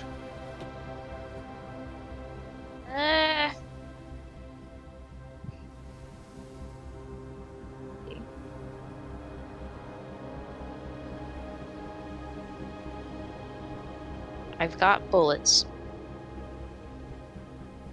How about that? I've got bullets. How about that? What would you guys like to do? You guys can get a long rest. You don't really know what time it is. You could ask that. Yeah, we're tired enough. I'll rest it. I'll rest at any time. Perfect. You guys go into your rooms. It's kind of like a hotel room, basically, down here.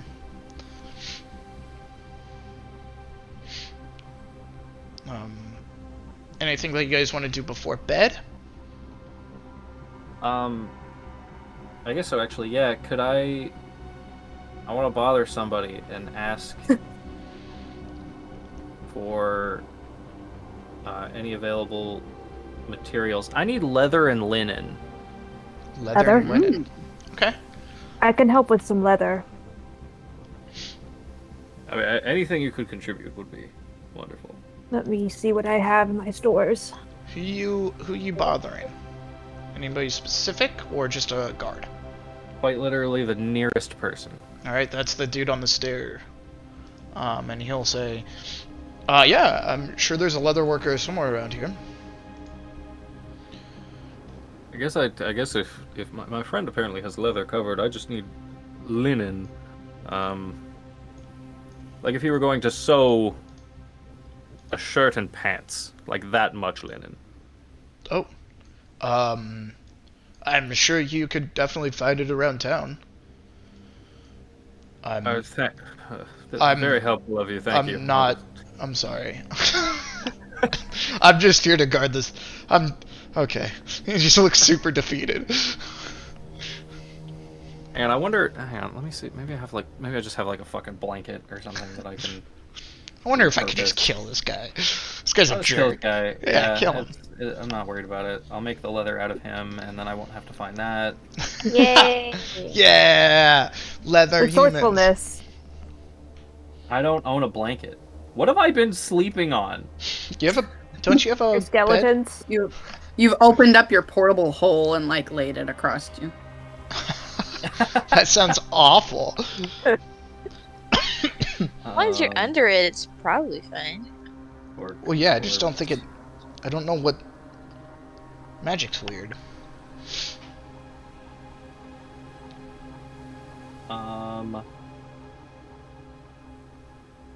Do they put do they put linen in leather armor, or is it a soft enough material they don't determine it needs the cushioning?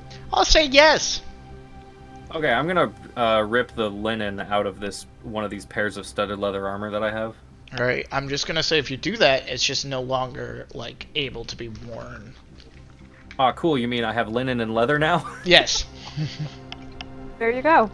Yeah, because I guess the stuff that I have is soft leather, not hardened boiled leather. Oh, I mean, that's fine. He's about to do... magic. I am gonna do magic. Fuck. I guess I do need to go out somewhere real quick, because silver's not the hardest material. Can I don't want to take up a ton of game time. Can I just find somebody who I could, like, buy some steel from, or iron or something? Yeah. I'd say a couple silver. Probably like 4 silver. It depends how much you need. I'll give him 5 gold. I don't give a shit. Alright, that guy is super grateful. When you get to the point in D&D where like you just have so much money, I stop caring. I just get somebody who's like, any amount under a gold, I just give them 5 gold. Like, I'm gonna keep that in mind. It's gonna be an NPC that's just gonna make a rich bank off of Illic and be like, yeah, it's like 2 silver, man. That's crazy. He's like 5 gold, and he's like, wow, it's only worth 1 gold. Let's go. I need 20 pounds of steel. Oh, you need specifically steel. Okay. Yeah, 5 gold would cover that. That would probably be preferable. Yeah. What did you have, Kayaks? Well, you mentioned hard, and so I was looking, and I still have scales from the White Dragon. Yeah, you did. That would be cool, but I feel like we could we could do something else with that. Yeah, I have no idea what you're trying to make, so just throw. I'm gonna come back down with all my materials. Hey, Bonkin! Bonkin is snoring on the floor. Bonkin, wake up! Bonkin wakes up. Bonkin, what's your favorite animal?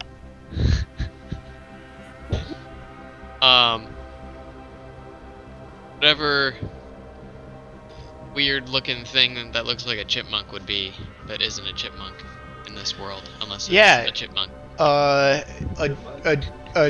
Chigagaga nah. And it's like the fattest cheeks and the smallest body. That's the one. Chiganaga. Alright. I have to write that. Alright, so a chipmunk.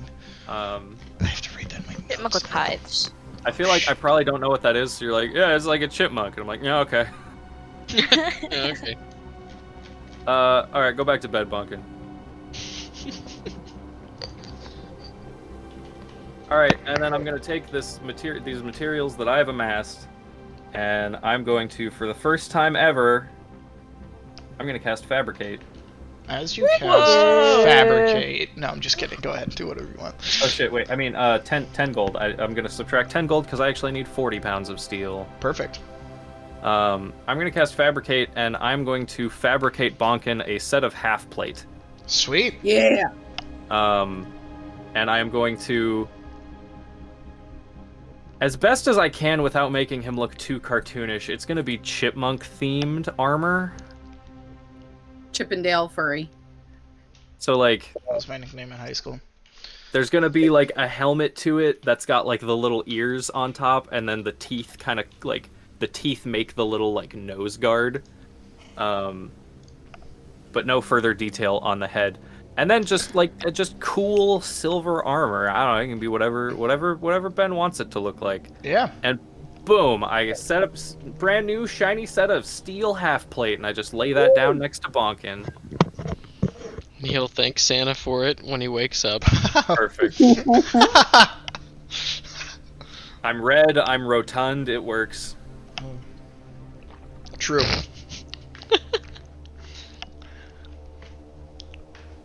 Alright. Anybody else want to do anything? Nah, sleep time. Okay. Everybody goes to bed. Yeah, I'm good to rest. You guys have really good sleep. Bonkin, you wake up well rested, and you roll over, and there's just like armor there. You're Sorry, like- there is also, because I'm going to cast it again, there is also a steel. I want to give him some variety. It's a Maul of Warning that you have, right? Yeah. Yes. All right, there's also going to be a silver great axe. Nice. Jeez.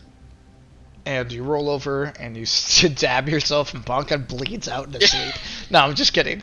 Yeah, you roll over, and those items are right next to you. Amazing. He's very thankful and grateful Nice. and feels a lot better. Cool. Thank you, Santa. Perfect. Oh, I'm going to make it even more Santa-y. Don't even look at your character sheet. I'm going to add it. Oh. Just says, Okay. boom, it's there. Sweet. Anybody else want to do anything for the day? So you guys kind of wake up. There's breakfast outside of your guys' doors, Oh, heck yeah. as Yasmin made plenty of food specifically for you guys, but also for all of the soldiers staying in her freaking house. After eating, I want to go find Yasmin. Okay. Yeah. She is interestingly not in the kitchen. As you kind of look around, she's actually training some of those guards that have the white feathers. And she's like taking out her warhammer, and like she's like, you got to get better at defending. Attacking is one thing, but defending is more important. And she goes up and she fakes swings and like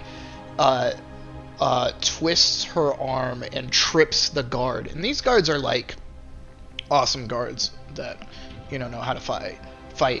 And the guard like trips, and all the guys make fun of her, make fun of him, and he's like, "You guys making fun of me? Come on, guys, shut up, gosh." And she's like, "Who's next?" And they all shut up very quickly, as you kind of approach. And she says, "Oh, Kayaks, are you next?" I'm curious. Yeah, sure. I'll get up there next to her, and I want to try to defend myself from her. Okay. You pull out your swords? I'll pull out I'll pull out my two normal swords. Okay. By normal, I mean the ones I normally use. And I guess I take the dodge action. I don't know. I don't really know a way to like parry. Whatever you want to do. Yeah, because she's trying to test them for defensively, so I want to take the dodge action. Awesome.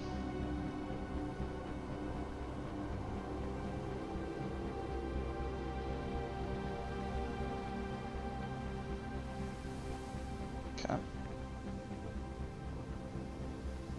And that gives her disadvantage, correct?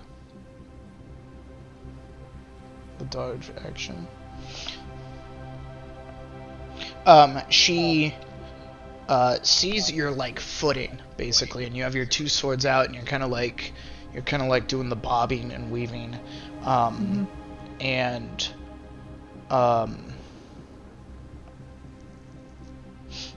she begins to talk to you, and she says, "Kayaks." As she like stands there, and she's like kind of just reading you. She's just looking up and down and reading you.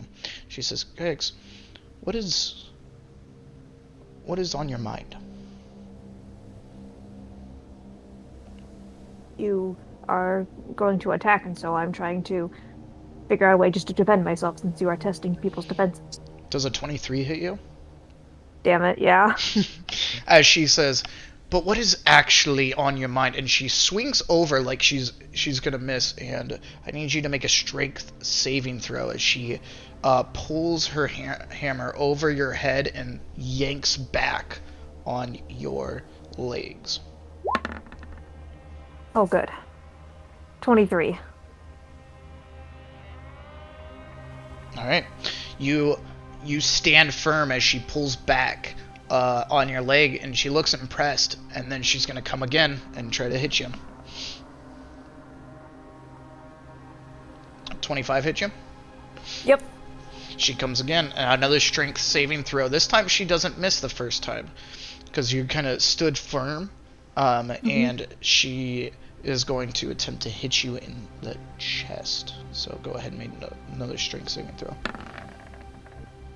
Ooh, natural 20. Very good. That was good because she rolled high. And you take the blow, but it doesn't hurt. Like she almost like absorbs like the hit. Like she's not trying to hurt you at all, right, but hit you. And then she pulls her hammer back, and she looks like she's gonna go for a third swing. She twists her hammer and she puts it down, and she says, "See, just like Kayaks. Now, every single one of you needs to make sure that you're firm and standing there like you won't budge. A lap, right now." And all of them are like, "What?" And then they kind of look around, and she's like, "Unless you are going to be next." And they're like, "Oh, no."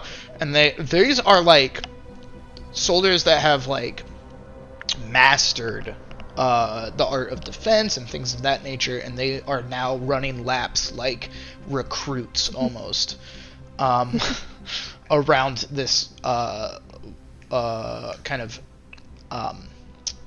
let's see, it's like a yard almost, but there's like plants off to the left and things of that nature, and they're kind of running around all the farmland, and they're just running. And she says, "I'm very impressed, Kayaks.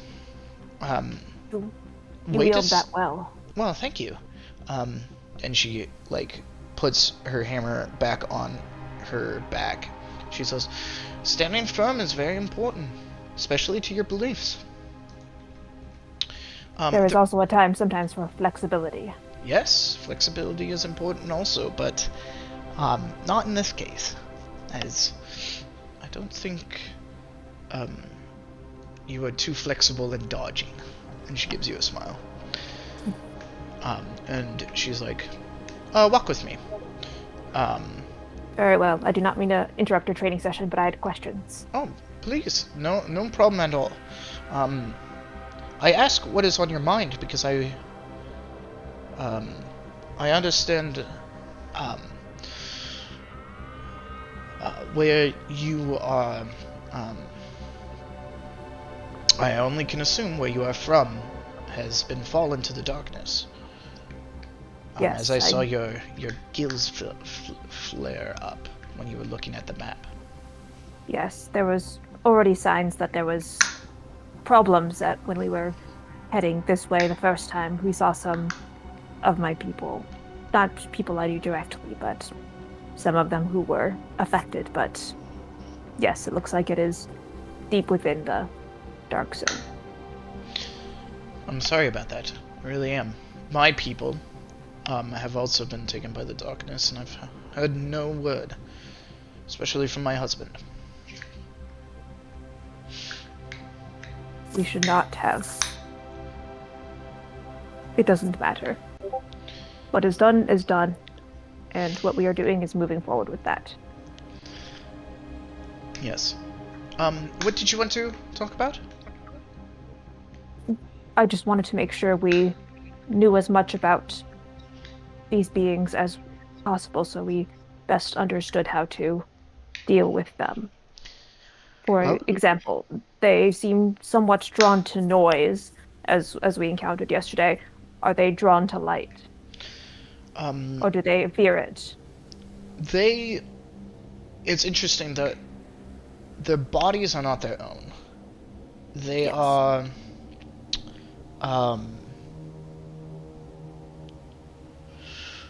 they have their mind, but their bodies are not their own. So as you would hear a sound, you would be drawn towards it, and you would go towards that way. And maybe you see light, you may be drawn towards it, or drawn towards the darkness more. It depends. The thing is, their bodies and their minds are separate. But the second their bodies and mind align, that is what they're doing. Even a glimpse of what they do, or to defend themselves, or to attack, maybe even to see an enemy or an ally. They could want to get closer and ask for help, but end up accidentally hitting and attacking. There's not really anything that we do to attract them necessarily, unless we are close enough to them that they would notice us, likely anyways. Exactly. It's kind of like a hunting reference. A creature stalking their prey or protecting their territory, almost. I understand. You keep talking about how their minds are their own and their bodies are not. Illiken was talking yesterday about the Shadowfell, and I did not understand much of it because much of it is strange to me. But from what it sounds like, there might possibly be some sort of entity that is controlling them. So it is not just an infection that is driven on by nothingness. It is a specific will that is doing this. Do you think that is accurate? She at the sound of like just mentioning Shadowfell and all that is new information to her. Oh. That is not something that she knows. And that is like, she's like, I did not realize that at all. Interesting. Well, we will definitely keep that in mind, and maybe that is a new tactic that we can use to create better defenses. I will briefly take the earring out of my ear and I will show it to her and say, when we were meeting up with the Chaos Wizard, he gave us these to protect ourselves from the influence, and when Illiken was trying to identify the magic used on them and all of its permutations, that's how he received the information about the Shadowfell. That is what these earrings protect against, the Shadowfell's influence, I suppose. Do you hand it to her? Yes. She takes it, and she takes her hammer off and spins it and touches her hammer. And she says, "All right, great one. What do you have to say?" And she touches her hammer, and the hammer begins to speak and says, "That seems correct, from the Shadowfell. Interesting. It seems to be not of magic that I have known." She says, "Thank you." She puts her hammer back on her back, and she says, I can't tell you any more about it, but it is made of unknown magic. If the Chaos Wizard gave it to you, I mean, I don't trust it, but if it allows you to step outside without being possessed, I mean, what else choices do you guys have?" And she hands it back to you. I will put it back in and say I'm not entirely certain trust is a good thing for that being, but I think they're interested in seeing where this goes, what we do. I agree. After all, our band itself, even though what it seems like right now, what we're doing is more like a good sort of thing. We are still a very chaotic bunch. I think he's curious to see what we'll do. That is true. You do all seem very chaotic, and I enjoy chaos. And not this kind of chaos, and she points up to the sky, but more of like fun chaos. Before you guys leave, come and see me, okay? I have something for you. Very well. I think the others are still finishing up their breakfasts, but I do not imagine that we will stay here much longer. Oh, well, thank you for your wisdom. Oh, no problem. Make sure the group comes and sees me. I have a gift, knowing that you guys have to make your way quickly to the mountain. Yes. Very well. Farewell. And hustle up, everyone! Come on now!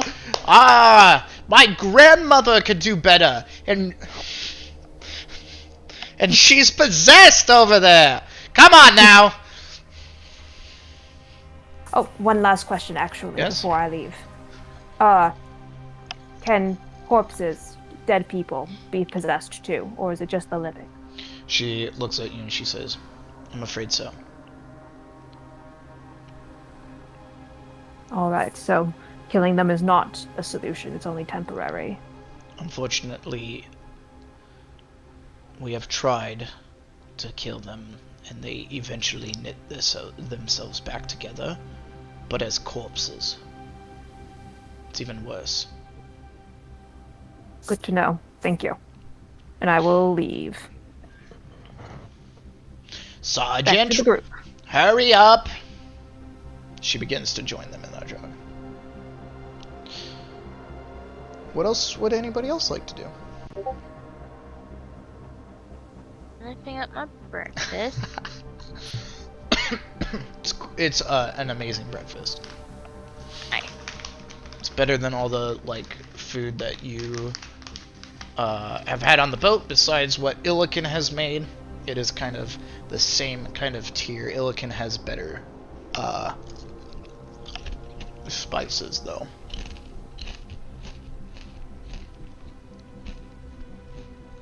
Does Bonkin come to breakfast all gussied up in his new armor? Yes. He's very happy. What does it look like, Bonkin? What does your new stuff, your armor look like? Anything that you want to add to it? If you're asking him, he describes to you that it is shiny, and that's about it. No, I'm asking Ben. Oh, if you're the asking random Ben, guard's not gonna ask. Okay, if you're asking Ben doesn't have the energy to sketch it out tonight, but That's we'll no sketch it out in the future, and I will send a picture to the chat. That's gonna be fun. Perfect. Perfect. No worries. What is everyone else gonna do? I don't really have anything in mind, so. Neither nothing. do I. I'm just ready to rumble. Cool. I make sure when it looks like our party is starting to like gear up and get ready to go, I will let them know Yasmin's request. Perfect. Crow goes out and actually switches place with Scout. Scout kind of appears amongst a couple of guards, and he is extremely confused.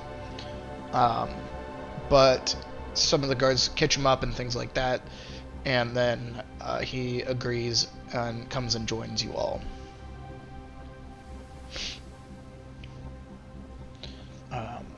Perfect. If you guys are ready to go, what do you guys do? How do you guys leave? Find Yasmin. All right, you guys find Yasmin. Yasmin. Find Yasmin. Sorry, that I was having a meow off of my cat. No problem. Yasmin is like, all right, you all ready to go? Yes. Yeah. Perfect. Send us on our way. Well, that's the fun part, isn't it, Pierre?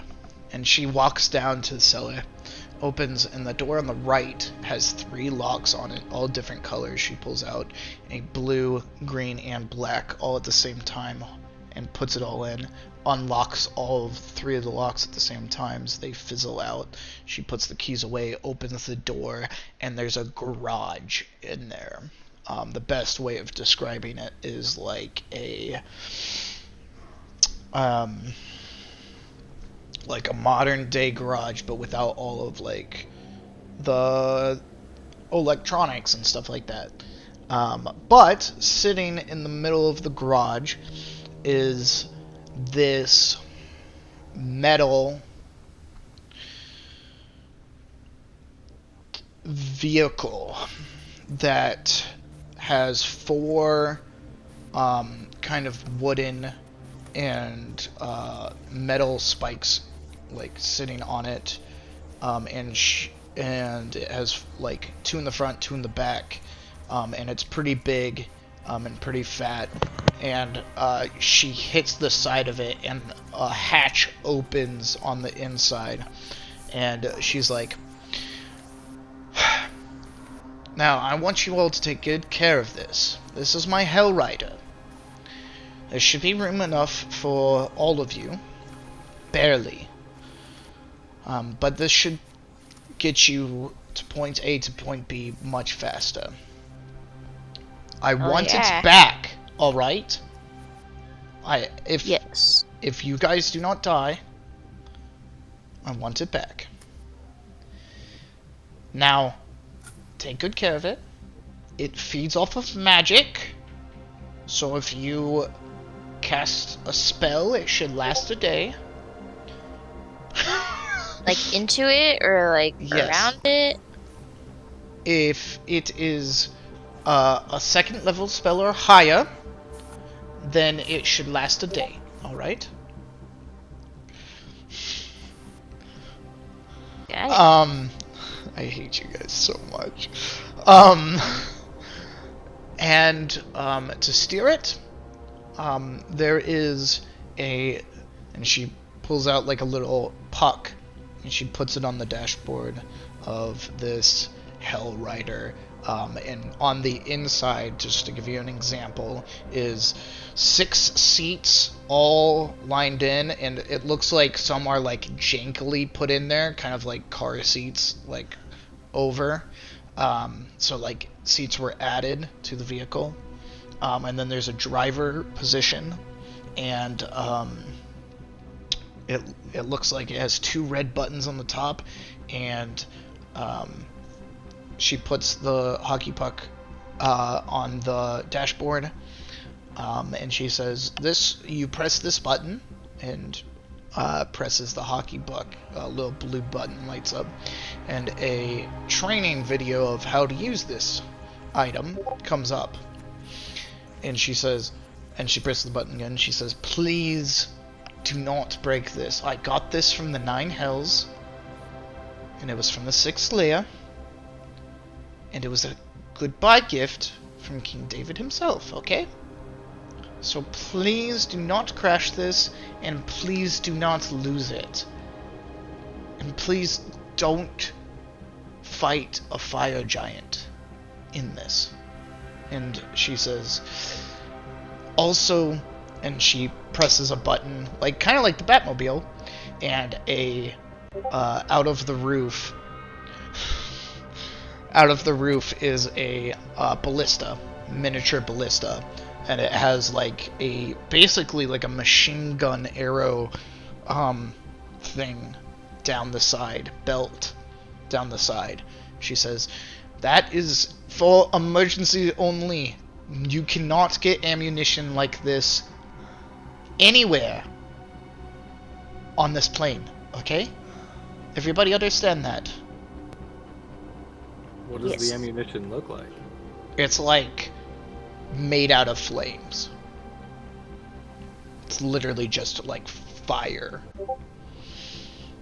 So it was called the Helldozer? Hellraiser? That's way cooler. Helldozer Hellrider? is much cooler.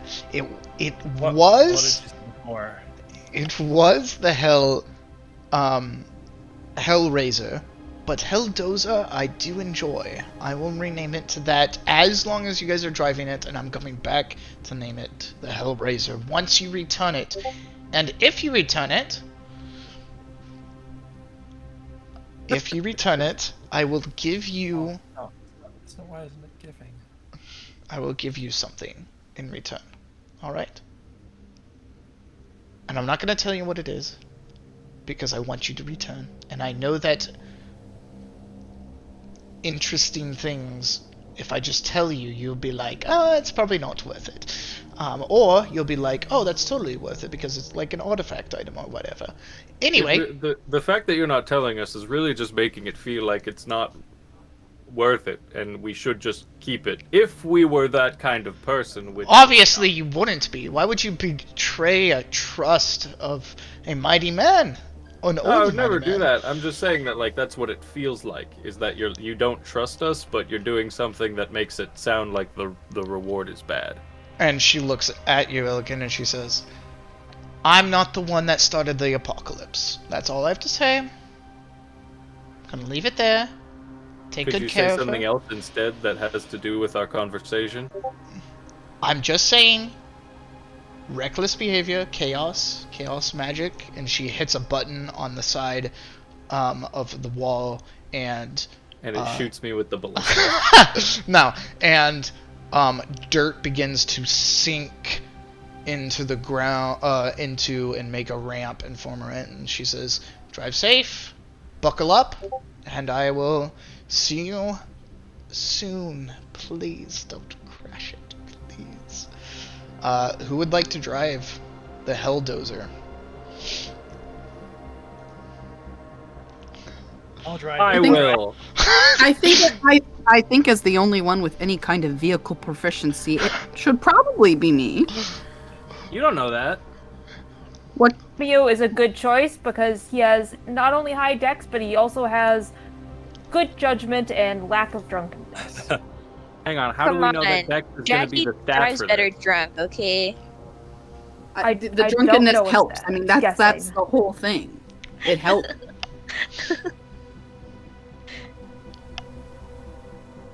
Fine. Anatomia should probably Anatomia, you could drive. It's fine. Wow. You guys Kira, also, even- you guys also can switch out drivers if you want to. That's true. Okay, Jackie's on second.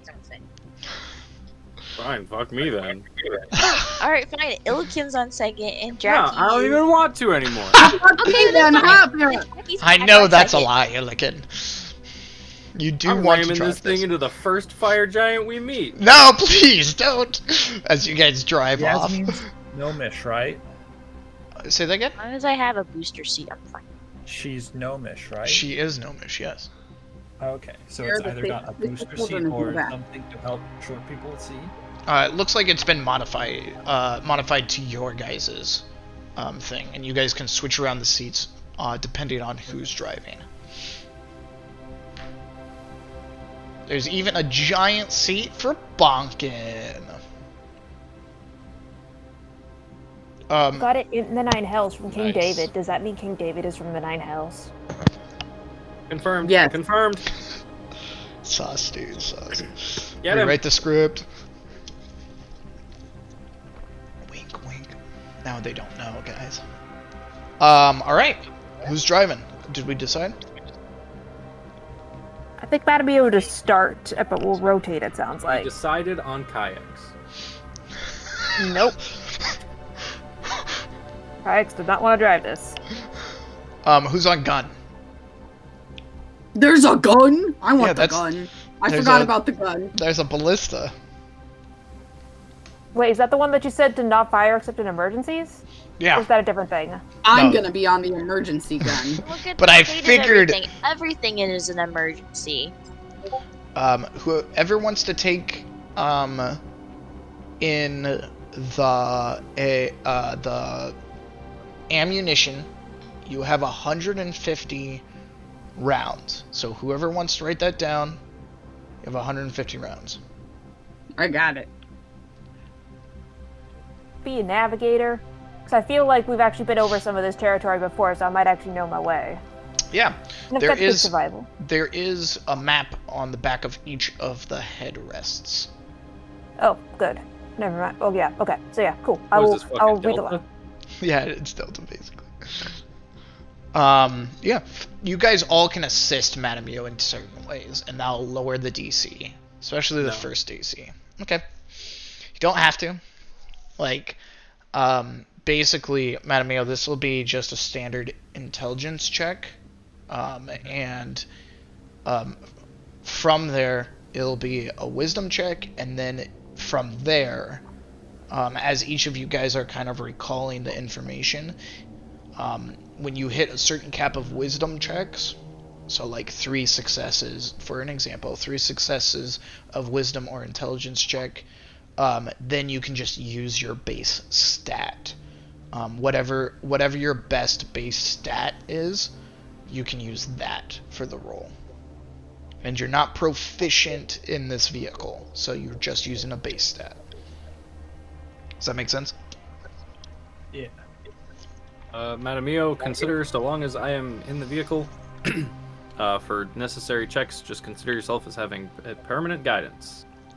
Ooh. Nice. Ba-ba-ba-ba. Ba-ba-ba-ba.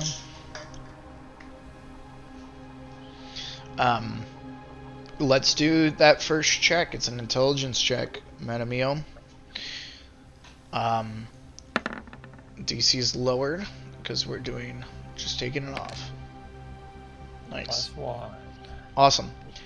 You begin to start it up, and it makes this amazingly cool sound of like screaming fire out the back. Almost like a dragon breath weapon spits out from the back, and it as you hit the ignition, music begins to play, and it goes da da da da da da dun dun da da dun da da dun, and the video pops up, and the music dies down a little bit, and basically you learn the basic steps of driving this vehicle, and you will basically have to now recall that information because the puck sinks into the dashboard. You take off this ramp outside the wall, and I'm guessing you guys gave Scout the earring, correct? I mean, that would be up to Crow. We don't, like... He didn't. Crow never had an earring. Why was he not wearing an earring?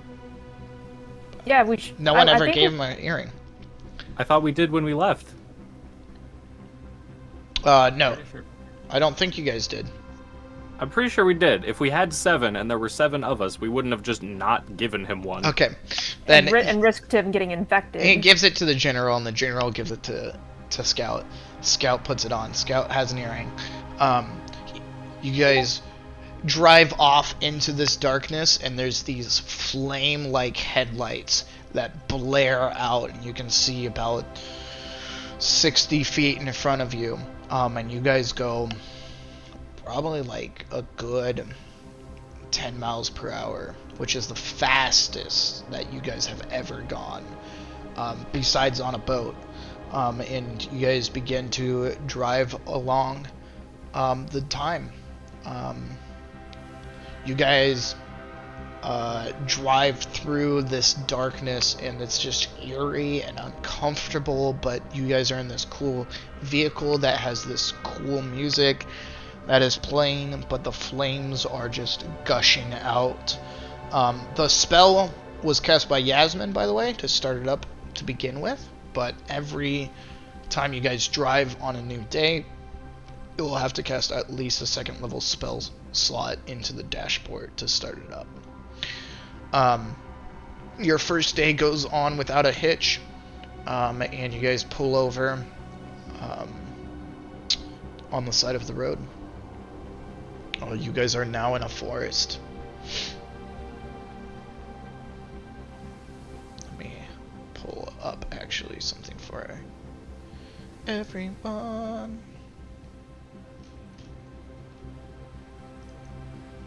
My screenshot isn't working, so I'm just gonna send this.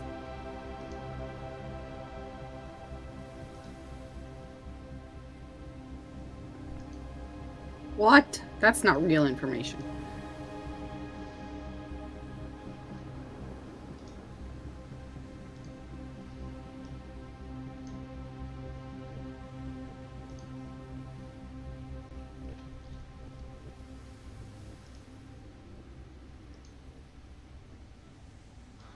Let's see if this works.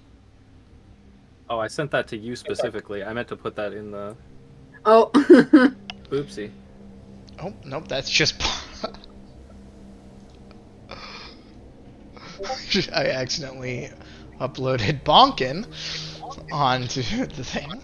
There you go. Just a massive, Yes. massive Just bomb. bonkin', just bonkin'. Just bunkin. Just bunkin. Just bunkin.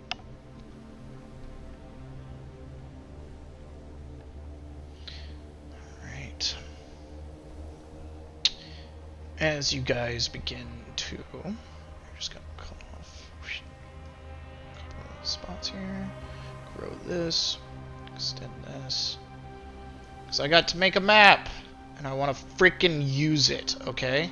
Oh yeah.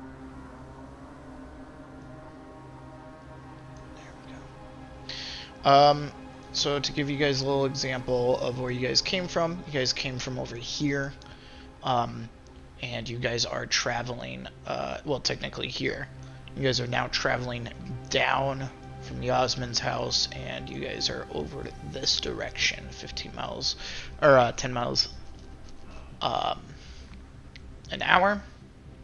The place that you guys all started out at was this town right here.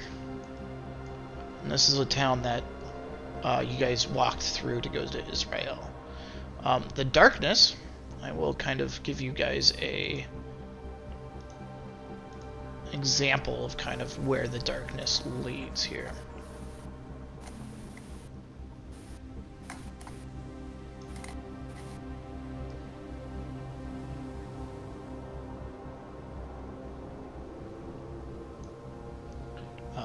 And then it actually pierces this.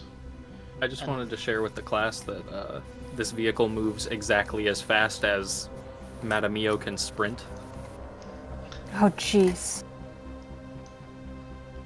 That is intense. And then it eventually consumes this over here. So just imagine Madamio sprinting across the country at full speed nonstop. And carrying all of you guys on the back. Horrifying.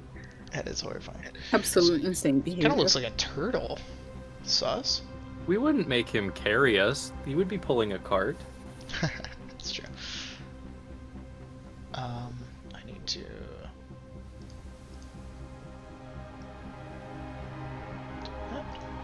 So that's kind of what it looks like, where the darkness has overreached. Some white. This is actually really cool that I can do this, by the way.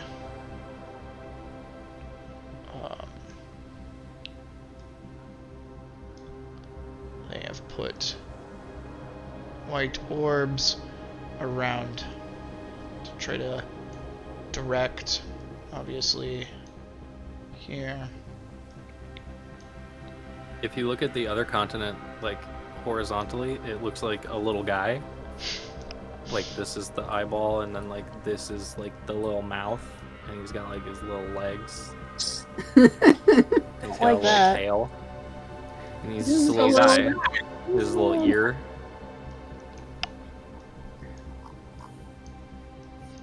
I like it the other way around, where the other two little pools are the eyes, and he's got a really big head and a smaller body. And he's like laying down, little creature. There he looks like a bug to me, like he's got like these mandibles. Oh, I thought those were like his. I imagined those as like front paws. I'm just gonna. Why are his delete paws coming out of his head? I'm just gonna delete it. Well, no, because I'm he's just gonna laying delete down my like a map. cat, so his head's on top of his paws that are stretched out. Just gonna delete it. Oh, I do like that. I don't know how to delete things still. I just wanna delete Yeah, that's what my my map. cat's kind of doing right now, so that's why I thought of that. Just gonna delete my map.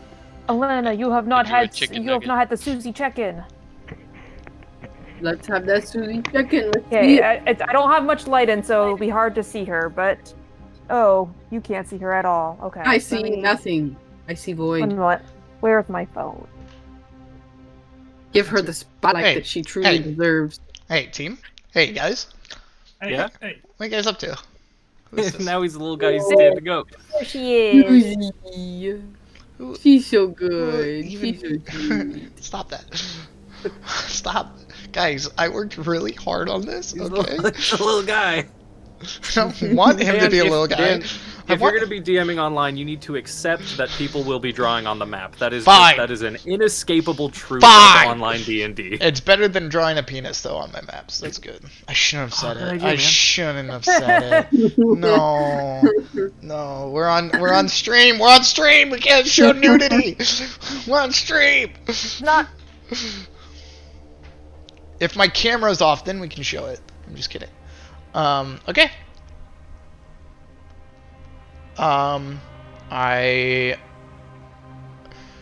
This is going to be an interesting thing. But what color do you guys want to be?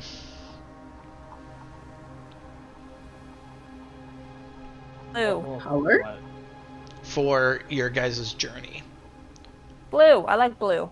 Okay, blue it is. Oof. You guys start, and this is kind of how much you guys get in the first day.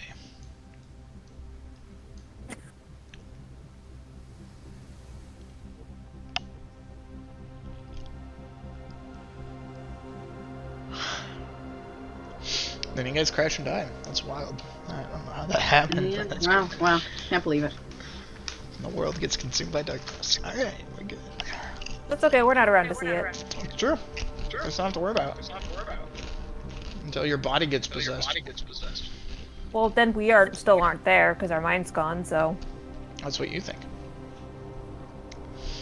Then you guys That is get what I to do a campaign where you guys are all a shell of a human and I'm sick that constantly. day. Constantly. Anyway. Awesome. Who's gonna take the next leg of the adventure?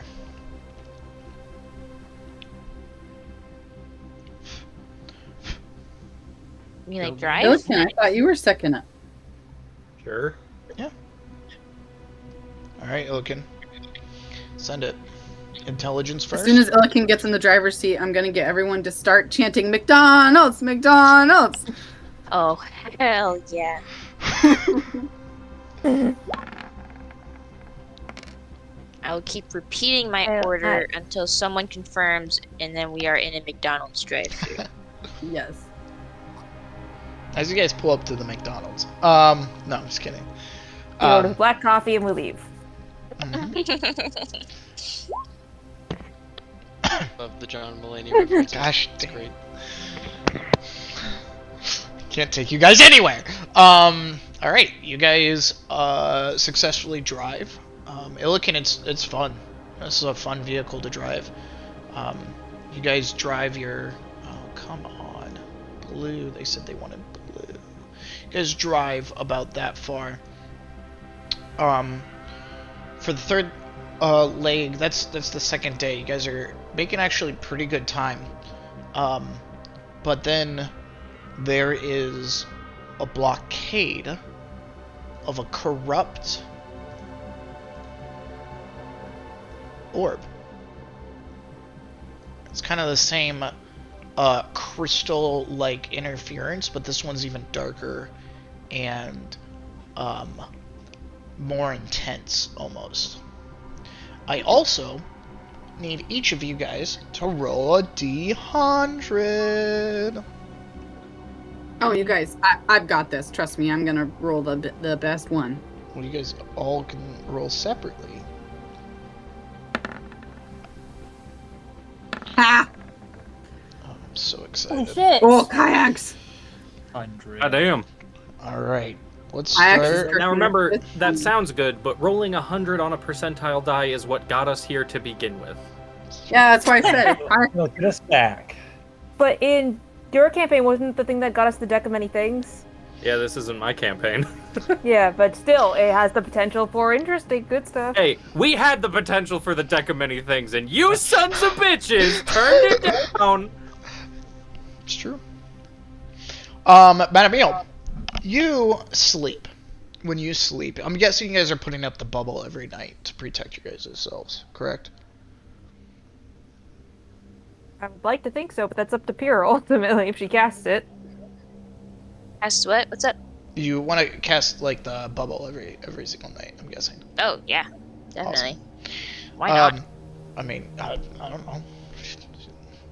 You guys want an adventure of corpses walking around or zombified people? I don't know. It's whatever you guys want. Madam Emil, every time you fall asleep, you, instead of dreaming, your your spirit becomes out of your body, and you kind of wander around past the bubble, and you kind of look around, and then you wander back and go back into your body. It's like your own spirit has wandered, but then comes back. Every night from now on, Madam Emil, that happens. Illiken! Yeah. 85.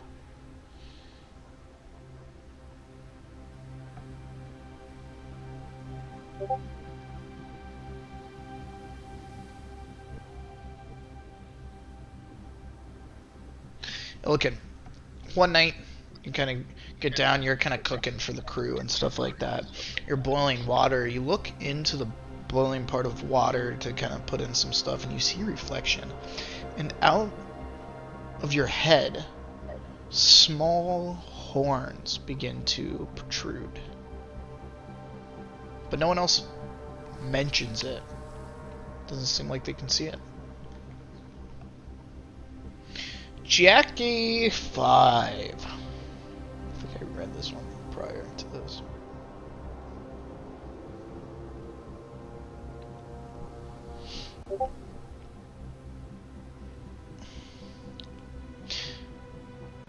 Jackie. Ah. Your body sometimes stops producing heat. So your internal temperature slowly drops down toward ambient. But you never so much you would never freeze. You're just cold. That's upsetting. Yes. This is only a slightly discomforting feeling. But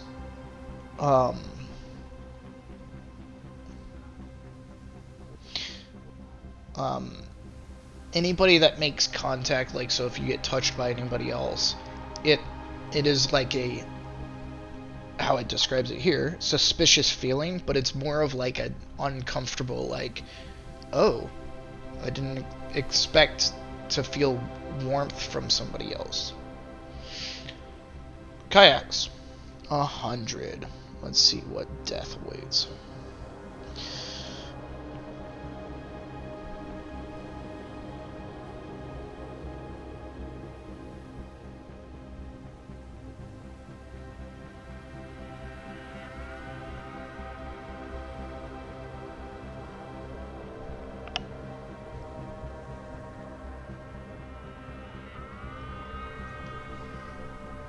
Kayaks. You... Oh boy. You're about to go to bed. Kayaks, you're on one of your watches. And you become ethereal for 1 minute during your watches. And it's like you can like now sense the Shadowfell in its full entirety. And it's an awful feeling.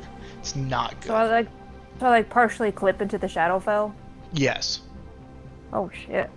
And you can like see things, like you can see a great distance, and you like see beings that weren't like that you couldn't see before, like a snake with one giant eye that twists and crawls through the air and then fades off into the darkness. A giant beast with giant horns that is 20 feet tall that kind of walks by and shambles past, but then after a minute you can't see anything and everything is normal. Bonkin! Yep.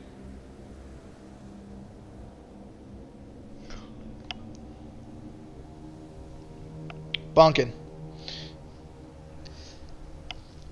Your skin turns pure white and is transparent. Ooh, no. And so you like kind of like stretch at one point and you can see like your veins and stuff. But you still have skin, it has no effect on you, but it just becomes transparent. Okay. Pyrrha! Hello.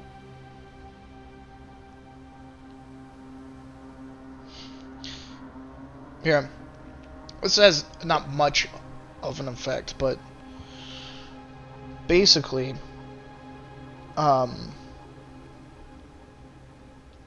this is a forever lasting effect, by the way. Not only if you guys solve this issue, but it is when the further, oops, my eye itches, sorry, the further on into the campaign. So you should write this down. When someone uses magic to detect undead, there's a 50% chance that you are targeted by the spell. Hold on. Need something to write with. Hold on. You're not undead, you're not anything like that, but basically there's a 50% chance when somebody casts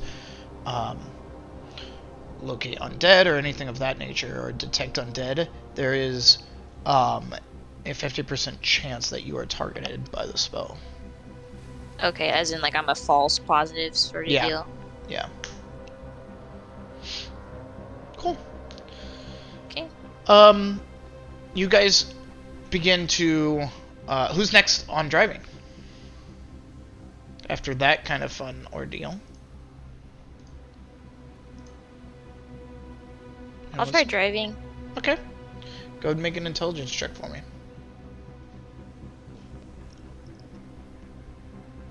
And you roll a d4 also. Okay. Intelligence check.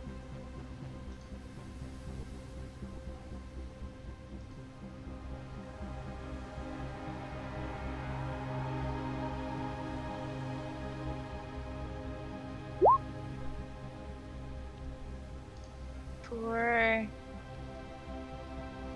Perfect. Yeah, you succeed.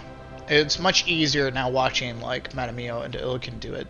But you steer around this black, more dense blackness. And as you guys kind of steer around it, it seems to be like a home base. Almost like a stationed area. To where like these creatures are kind of focused in on. There's still like scattering amongst a bunch of them, but that seems to be a home base, at least a area of one. Awesome. As you guys continue to drive along, it takes maybe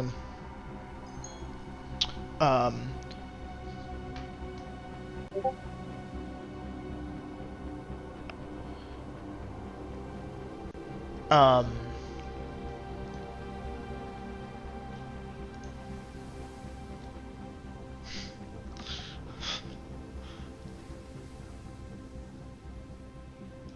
can't wait to read those memes. As you guys begin to drive along and get used to the vehicle in itself, it speeds up. And you guys make up time. And it takes about, as you guys kind of drive, it takes about, like, maybe 2-3 weeks just to get to the river. You guys get to the river from the place, and you guys drive there, and then you have to cross the river. There is a voice that activates in the car. Who would be driving? Who wants to drive? So wisdom check now. Someone else want to drive? I am not wise. Nope. Jackie, you gotta have decent wisdom, right? Moderate I- wise. I have moderate wisdom. My Sounds like wisdom you're is driving. You're driving. interesting. Great. I actually have pretty darn good wisdom, so I don't know why I said that. All right. I drive. With a D4. Wisdom. Roll what? What did I? Go ahead and roll a wisdom check. And then roll a D4. Oh, with that. sorry, I didn't mean to push it twice. That's okay. And then roll a D4 also. Perfect. Yeah. 25. You get to the river, and a voice activates and says, "Oh, you're not Yasmin. Who are you?" Who are you? I am the vehicle that you are currently driving. I see that you've run into an obstacle. Oh God, it's a smart car. It's a smart car. Smart car. Where's a child? Sorry, what? Do you want me to locate a child? No, there's a river. Do you have floaties? Oh, would you like to activate river mode? Activate floaty, yeah. And it goes, and a button appears, and it is like a river almost. It looks like a river. Do you press it? Oh, yeah. You press it, and the wheels on the outside, and as you guys, the cockpit is like completely see-through, by the way, made of like some kind of very nice glass, and the gunner seat is up, and there's like a bubble over it, kind of like the old World War II, like bombers basically. And you press that button, and the wheels on the outside turn into like the paddle situations as you drive into the river, and you guys make your way up the river against a current. The bridge is completely down, by the way, when you guys crossed by it. About another week and a half goes by, fighting a current, but eventually you guys get to this mountain.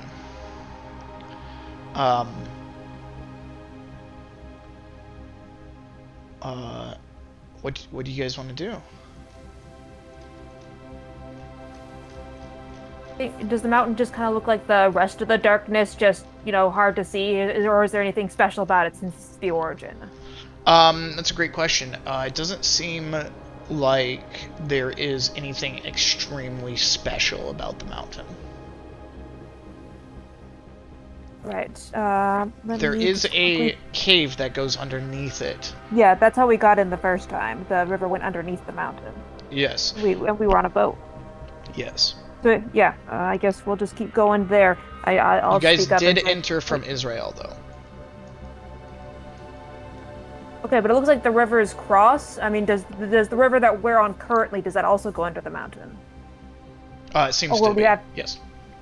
Okay, so there's got to be some point at which they cross unless they're at different elevations. Never know. Well, I guess if we were going down the other river, we would have seen if they had met at some point, so presumably they don't.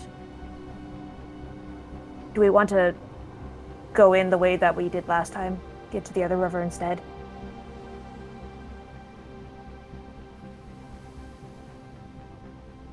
What did the wizard say? We just need to throw down the card in the mountain, right? Or does it have to be exactly on the spot where we were last time? He did say, They said it has to be the spot. exact spot. We should probably, before we go under the mountain, then we should drive to the other river then.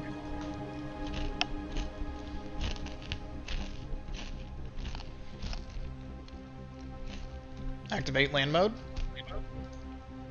Yes. Awesome. As you guys activate land mode and go this way, there seems to be a direct, what's the best way to say it? A gate over the river, and there's two of kayaks. You have seen these creatures before. Two massive horned 20-foot tall creatures that are standing out like this, and they have a giant crossbow, and they're just like scanning the area.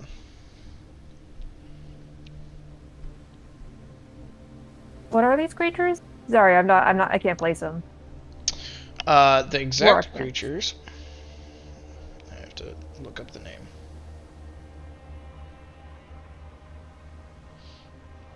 I know Atlanta knows these creatures. Creature. We fought one in Atlanta's campaign. Not fought, we ran away from one. Be the better way. Oh god. I remember these son of bitches. Mm-hmm. I'll put a photo in chat here in a second. I'm gonna look up the exact name.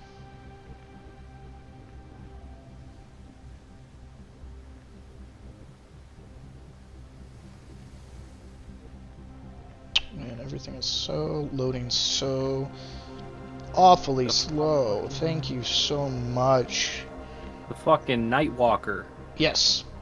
Oh. Yeah. No, we didn't end up fighting it. The first time we ran away from it. Yeah. God, I died in that fight.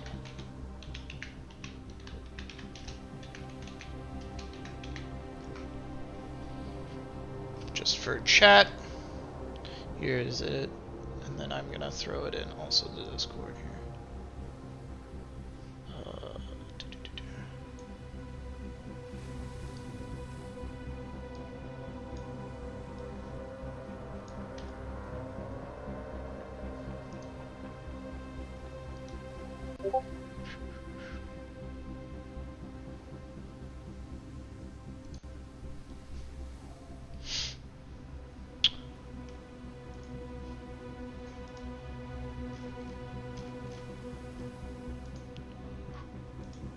And so they're guarding the way we came in the first time. Yes, it seems to be guarded.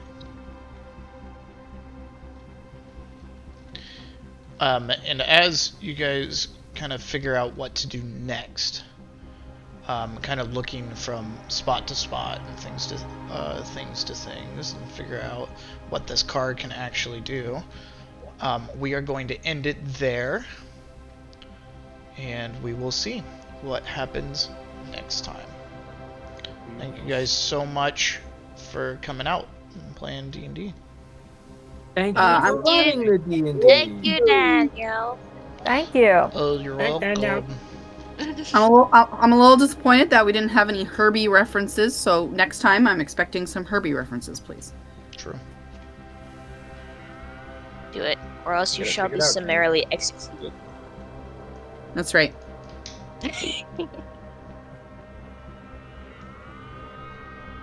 What's the look like? We're gonna keep this car.